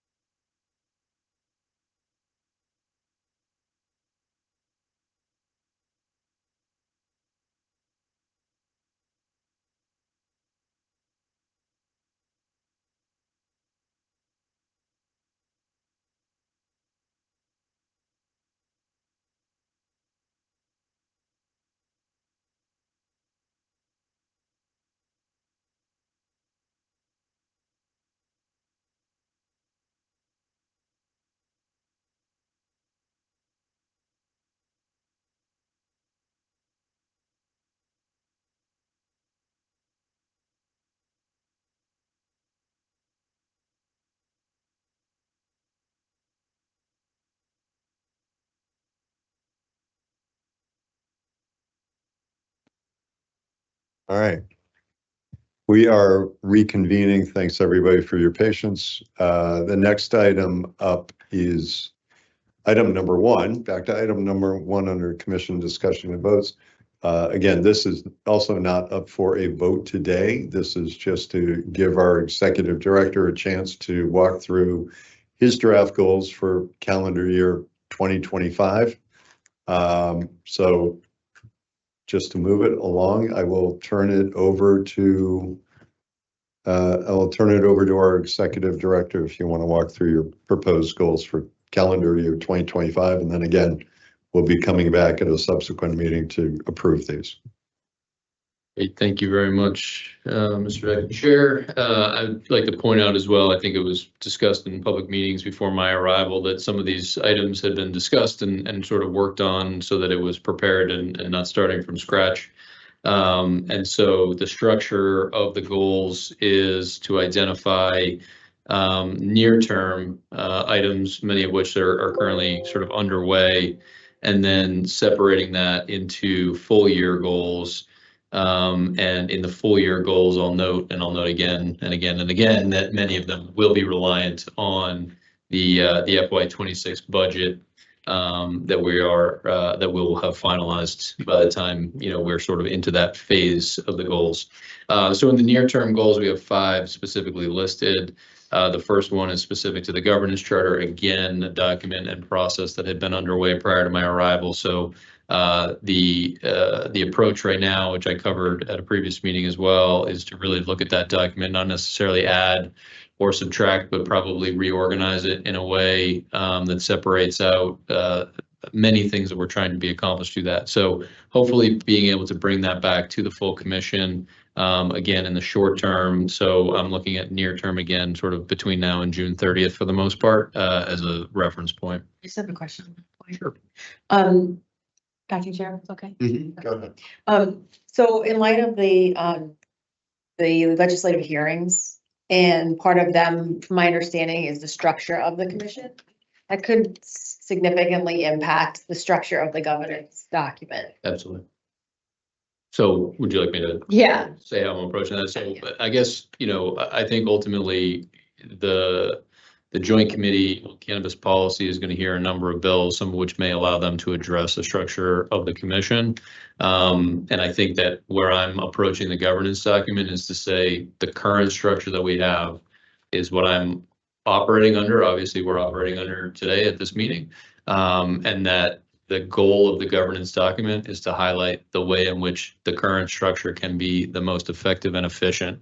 And that's how I'm approaching it. So even if the legislature does choose to do something that's sort of outside of our control, ultimately they would still need to know as a status quo comparison of why they would want to make a change and what they're comparing it to. They should be comparing our structure with a governance document that explains how that structure works most efficiently and effectively. So I think even within the framework of working collaboratively with the legislature, it still makes sense for us to finalize that process. And again, that's kind of the lens that I'm viewing it through, but we can discuss that. And again, on a near-term goal, I don't want to throw out a specific date, but I'm viewing this on the near term between now and the end of June 30th. So for the second goal, we started this process on the FY26 budget. Again, I'll hammer it as we get into the longer term goals, in that a number of things that we're doing are going to be reliant on our ability to get the resources that we need. So for the FY26 budget, the CFAO, the acting chair, Commissioner Roy, myself presented that in Gloucester my second week on the job. And, wonderful response, great Q&A, opportunities for follow-up. We're still having opportunities for follow-up. That's all wonderful. I went through earlier in the executive director report that we're going to use the OIG's letter and our collaboration with the OIG to push forward what they have identified, which is that we need to invest in our IT infrastructure. And I also went through earlier that we are going to be going through the procurement on the JD software platforms, which is Mass CIP and MMJOS. And so again, within that budget, highlighting and using the tools that we have at our discretion to promote and demonstrate the need for our budget request. is goal number 2. Goal number 3 is to schedule the first meeting of the Cannabis Advisory Board, the full board. I did have introduction this week to the chairs of the subcommittees, which was fantastic. And I look forward to that meeting. The government affairs and policy group is already in the process of having that scheduled, so we should be able to achieve that within the timeline. Goal 4 is to collaborate with commissioners and staff on an implementation of Chapter 180. We obviously had the update earlier today, so that is getting to the finish line. And the update was included today and would then continue under that goal. And goal number 5 is in the near-term goals is to establish a working group to include at least one commissioner to take necessary steps to ensure long-term success of the commission's medical use marijuana program. I've broken up sort of some of the subcategories within that as different deliverables. We've obviously done a lot prior to my arrival as a commission in terms of surveys and listening sessions.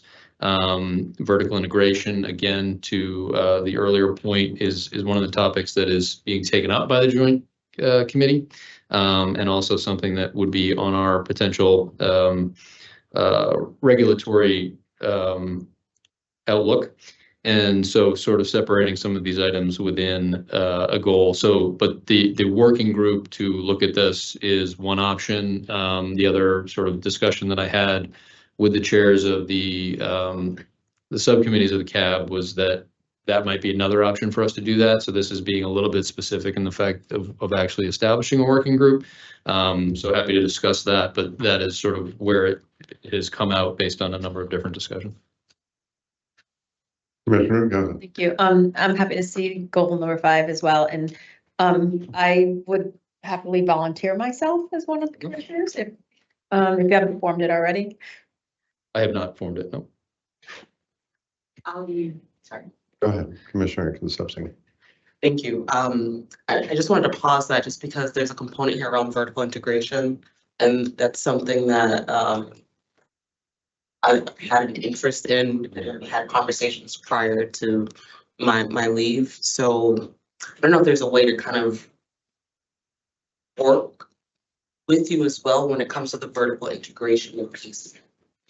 I think we're going to have a lot on the medical program, and I think by breaking it out, I think we have optionality here to sort of make sure that some of these items can have input from a lot of different folks. But I think specific to the working group, we can work out how that looks as opposed to who's contributing to which of these areas. I think vertical integration again is going to be probably part of the legislative working group, obviously based on all of the bills that the Joint Committee is currently looking at. It's going to be a regulatory conversation for the full commission. And I think it fits within the component of where we see the future of the medical program. Commissioner, go ahead. Well, you can have 2 of us on it because you can have 2. That's right. Good point. Commissioner Camargo. No, that's what I was gonna say. Commissioner Roy, you had asked last time about the exclusivity working group and us, having another commissioner. So same thing, right? So Commissioner Concepcion's the lead on the co-sponsor on that. And then same thing here, I mean, you can have 2, but I think for the executive director, I don't know if it's easier to have 1 commissioner or you want it, but I was gonna say we could do 2. Absolutely. Yep. I will follow up on that. And I believe that that's why it's worded to say at least 1. So. Yep, no, that's great. And I think just to be clear as well, this is the goal includes the establishment of the working group, but that process has not started. I would share as well, just one component of why I mentioned the CAB there. Some of the feedback I received in my initial month was, the commission has sort of gone pretty heavy on the use of working groups. And I think the feedback I got was, right, the CAB is also here and we would like to sort of have a role in some of these. I think at the same point, I don't know that there isn't a possibility of a working group having sort of direct and intentional dialogue with the CAB. And so I don't think that needs to impact this discussion at the moment, but it's something that I thought was very good feedback and I felt made sense in that context. Yeah, I would just add, it is a great point. It's, I'd like seeing that goal of engaging, the full CAB, within the first few months. I know there are a lot of CAB members who obviously they're volunteering to do this work. We want to engage them more. I think to date, there's been some disparate participation depending on committees and CAB members' availability. I've also spoken to a couple of our appointing authorities who have vacancies on the CAB and encouraged them as we kind of roll into the rest of 2025. And from what we're all hearing is potentially going to be a busy year, that we would welcome the chance to have those vacancies filled. But it's, they're a valuable group.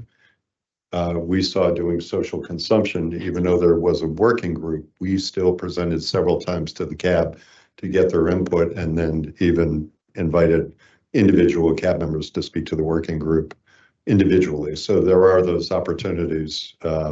So working group shouldn't sound like it's exclusive to us, but the work can cross over into engagement with the CAB. Commissioner Roy, go ahead. Talk about having a listening session with the CAB so we all can participate and hear from them. Didn't we talk about that at one time? Thought it came up. I don't recall, but it sounds like a good idea. Yeah. Yeah, let me follow up with you on prior to the first meeting, and I can discuss how that might look. Yeah. We do have, and we'll have this discussion when we meet, the larger CAB is an issue of quorum, but I think anybody who sees the number 25 on there probably understands that. So I think we can look strategically about how we might be able to go about that.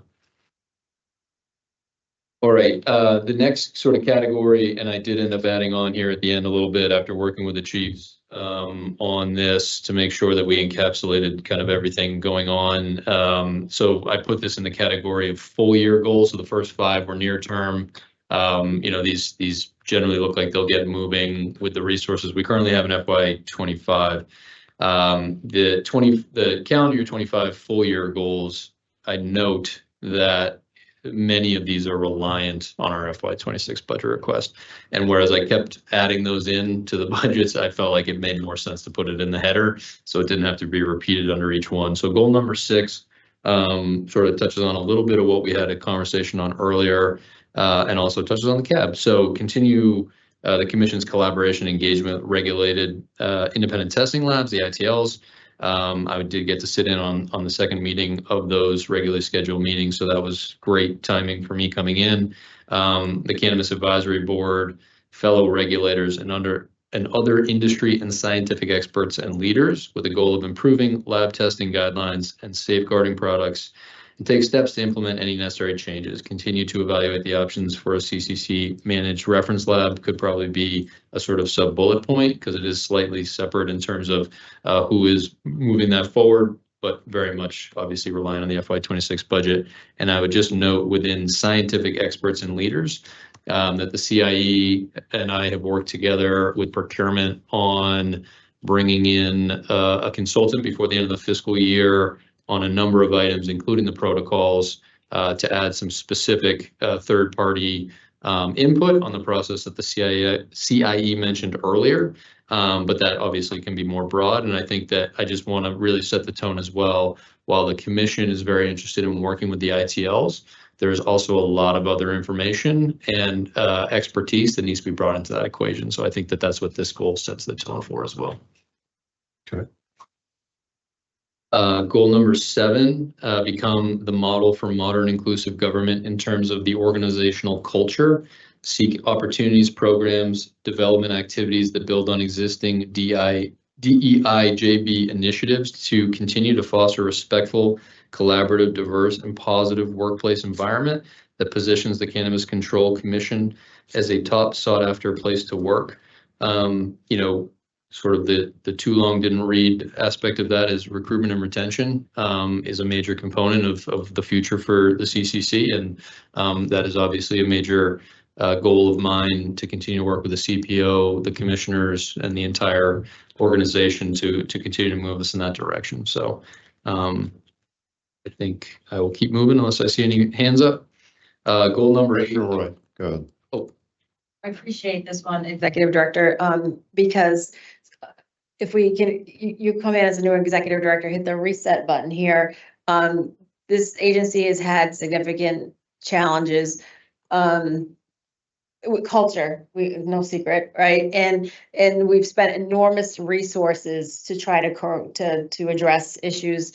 Over $1 million in outside labor council. And as treasurer, I look at that amount and say, boy, that could have gone to equity classes. That could have gone to helping with testing, or it could have gone to patient portal. Instead, where it's issues with culture. So if we can help with that, and so those resources don't have to keep going to outside labor council, and we can use it to better the industry and better the agency. I'm highly supportive, and I know you're committed to that. We've had this discussion, so I just want to say thank you. I appreciate it, and hopefully we're hitting the reset button here, so those resources will stay or be directed where they, in light of our budget situation, those resources really need to be spent wisely. So thank you. Yeah, and I would just highlight as well, I think that that's one component of this. I think another component, as we've seen, we've lost some very talented staff even since I've been here to some other state agencies. Now, those are promotional opportunities for them and some of those things, but also, in relation to what you're talking about, I think that's certainly folded in here, but also the idea that we want to recruit, when these positions are available, the best possible candidates, and then we need to retain them because our staff, as we've seen, is in demand by these other state agencies that also have similar positions. And so I think there's a broader, sort of global look at where we are now that we're 7 years into being a commission, so that we are in position where we want to bring in the right people, and then we want to be in position to retain them. So I think it's a little bit more global than just the cultural aspect of hitting the reset switch. But I agree with your point. And I hope that you feel that this touches on that accurately. So goal number 8, I would point out, I just put in 3 different categories here because I think there's different elements involved, but the first component of goal number 8 is take the necessary steps to create the Center for Cannabis Research and Policy, the first state-led cannabis research center for excellence, to support ongoing data collection and research work of the commission. Obviously highlighting there the research mandate that the commission has. The second component is to expand the open data platform and data infrastructure to make data available to external parties. And the third component is to enhance efforts to track ongoing developments within the adult use and medical programs that inform policymaking efforts, which is obviously for the benefit of you as commissioners. So that middle one on open data platform and data infrastructure, I just want to highlight again, right? As I look at some of sort of our challenges and a lot of the manual work that goes into some of our compiling of data, really, if we're able to address some of the conversations that we had at the beginning of today, with where we need to be going with our data infrastructure, I think that this makes goal number 8 much more attainable in the long run. And I think at least the second component of the open data platform and the data infrastructure. And so, all of these things are interconnected to a certain extent, but goal number 8 is really about research and sort of continuing to be at the forefront of that. Goal number 9 is develop an actionable 5-year strategic plan for equity programming that outlines measurable goals, key performance indicators, and success metrics to provide data-informed programming outcomes, targeted community outreach initiatives, a comprehensive educational platform, and resources designed to support and meet the evolving needs of equity participants disproportionately impacted communities, as well as communities identified in the leadership ratings. The plan will establish a robust framework for focused participant satisfaction, progress, and identifiable outcomes, as well as monitoring licensees' equity goals and demonstrated advancements. The final strategic plan will be presented for commissioner review and consideration at a future public meeting. And again, I think we can do a number of these things in-house. And I think, if we were able to sort of move our budget forward for FY26, I think I don't have a lot of concerns that this can be done on the timeline established in these goals. And Goal number 10 is to partner with the commissioners and the CCC leadership to consider regulatory changes that address industry challenges, make regulatory compliance efforts at the commission more efficient, and other changes to modernize commission regulations. Partner with the Joint Committee on Cannabis, partnering with the Joint Committee on Cannabis Policy to collaborate on policy matters that require mutual action and ensure that the commission's capacity for regulatory changes is leveraged with planned legislative changes from the Joint Committee.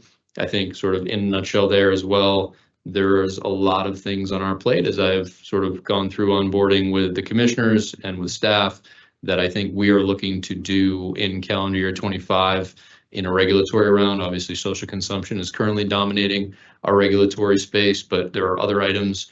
And then as we look at what is on the Joint Committee's plate right now, I think there's a lot of opportunities for the legislature to make a lot of progress in 25 and us to work collaboratively to ensure that we are moving a lot forward. And I think, one would be to credit the Government Affairs and Policy Group that has put together a summary of all of the 117 bills that are out there right now.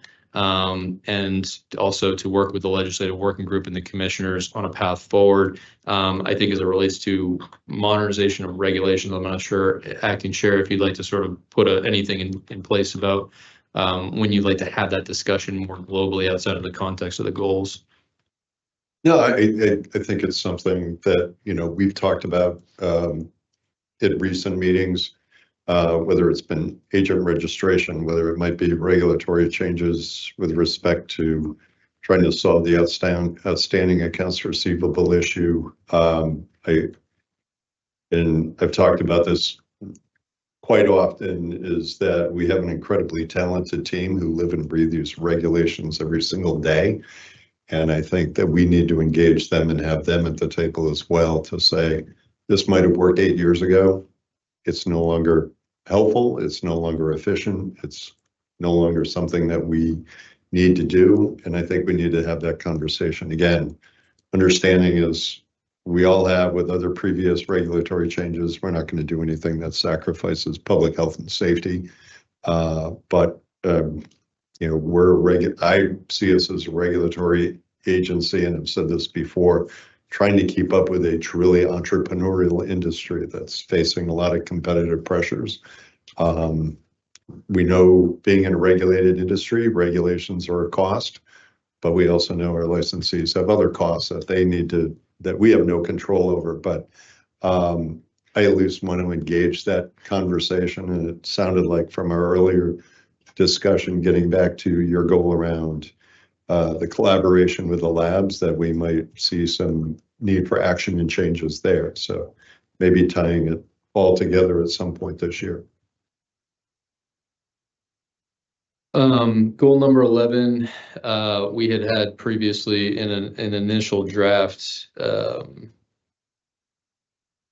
up higher with the implementation of Chapter 180, but I think where we are right now, I just wanted to make sure that we gave ourselves space on that. So moved it to the full year goal, separated it out as its own item.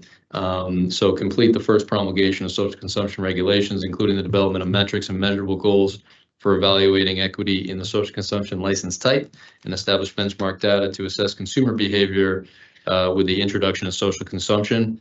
So just flagging for anybody following along with social consumption that we are intending to post next week for the 17th. 16th and 17th. I'm sorry, 16th and 17th. And so I think just separating that out, but no major change from the initial draft.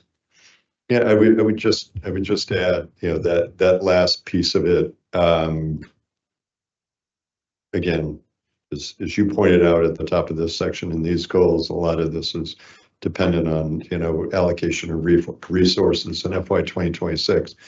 But, thinking through social consumption, there are not a lot of jurisdictions that are currently in this space. As Commissioner Camargo and I learned as we talked to other jurisdictions, some of them always lament if we'd only done this too, or we had done that, whether it was getting public awareness dollars or some other step they would have taken.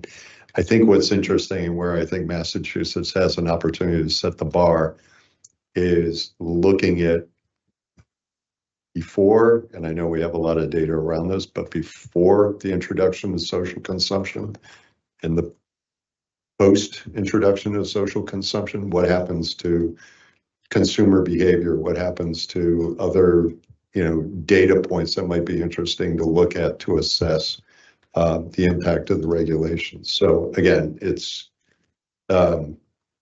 just to throw that out there. And again, this is probably where our talented research team would come into play in discussion, but thinking that we have an opportunity that other states have not had to look at data and metrics prior to introduction of social consumption and what it might mean, as well as maybe direct policy changes in the future. Those are great points, and I've taken a lot of feedback on these from a number of individuals, and I think in a lot of the instances, I look at where it sort of fits within the global item here. I don't know that this goal, as currently written, sort of calls out the potential shortfall should we not get the dollars for public awareness. I'm wondering if you think that needs to be added to this. In that, obviously, we're coming back next week to most likely the commissioners to vote on the goal. So just flagging that. If I may. Okay. Commissioner Camargo. Yeah, and Travis, I think we should, myself and Commissioner Roy are in conversation with Anne Marie on creating the charter for the public awareness subgroup from social consumption.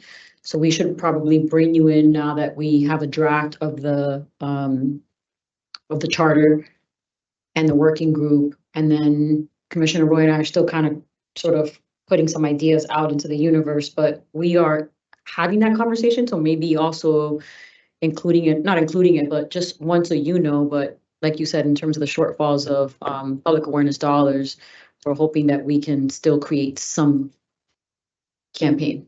Right. Okay. All right, I'll just note that here and see if we want to sort of make sure that context is added, because I think we hit, the benchmark data and we hit the promulgation. But I think that we also are aware that public awareness is going to be a major component of that. All right, and then the final goal was an add-on from the original draft I'd circulated, and I think I just want to make sure that people sort of understand the context of it. So as the administrative head of the agency, evaluate organizational structure to ensure that limited budget resources are deployed in the appropriate ways to meet the commission's goals and objectives and maximize efficiencies. I think the headline when we presented the budget in Gloucester was, commission asked for a 55% increase in the budget, right? We added a lot of context, obviously, that we had asked for a budget in 25 that we didn't get and all of those things. And we try to provide that context out there. But I think in any of these instances, if we're able to get our full FY26 request or somewhere between the governor's budget and the 26 request, there's always an expectation of the public that we are looking to use our resources efficiently. So I think within that, I've sort of stated it multiple times. I don't want anybody to feel that I'm not posting any particular positions because of anything other than my looking to evaluate the entirety of the organization as I've come in, but also that as we look at everything at the end of FY25, until we have FY26, it's been very difficult to sort of look at and determine which positions are prepared to go out, because I have to make sure that they're sustainable into FY26 without knowing what that number is. So within that as well, again, just the expectation that everybody should have, which is I'm not slow playing, postings. I'm not doing those things intentionally. It is because they all need to be reviewed in a larger context. And so I think that this is really kind of just stating what my role is. But I thought based on a lot of feedback I received from commissioners and chiefs, this kind of was an amalgamation of that. And I don't know that it needs to be stated, quite frankly, because it is just my job. But this was what I added at the end. If people feel like it doesn't need to be stated, I think that's a reasonable take as well. But I felt comfortable with this language. I would say for me, it's an important message to send again, as you talk about potential budget implications and where we might wind up. I think it's okay to, but it's also great to hear that you consider it part of your job description as well. So,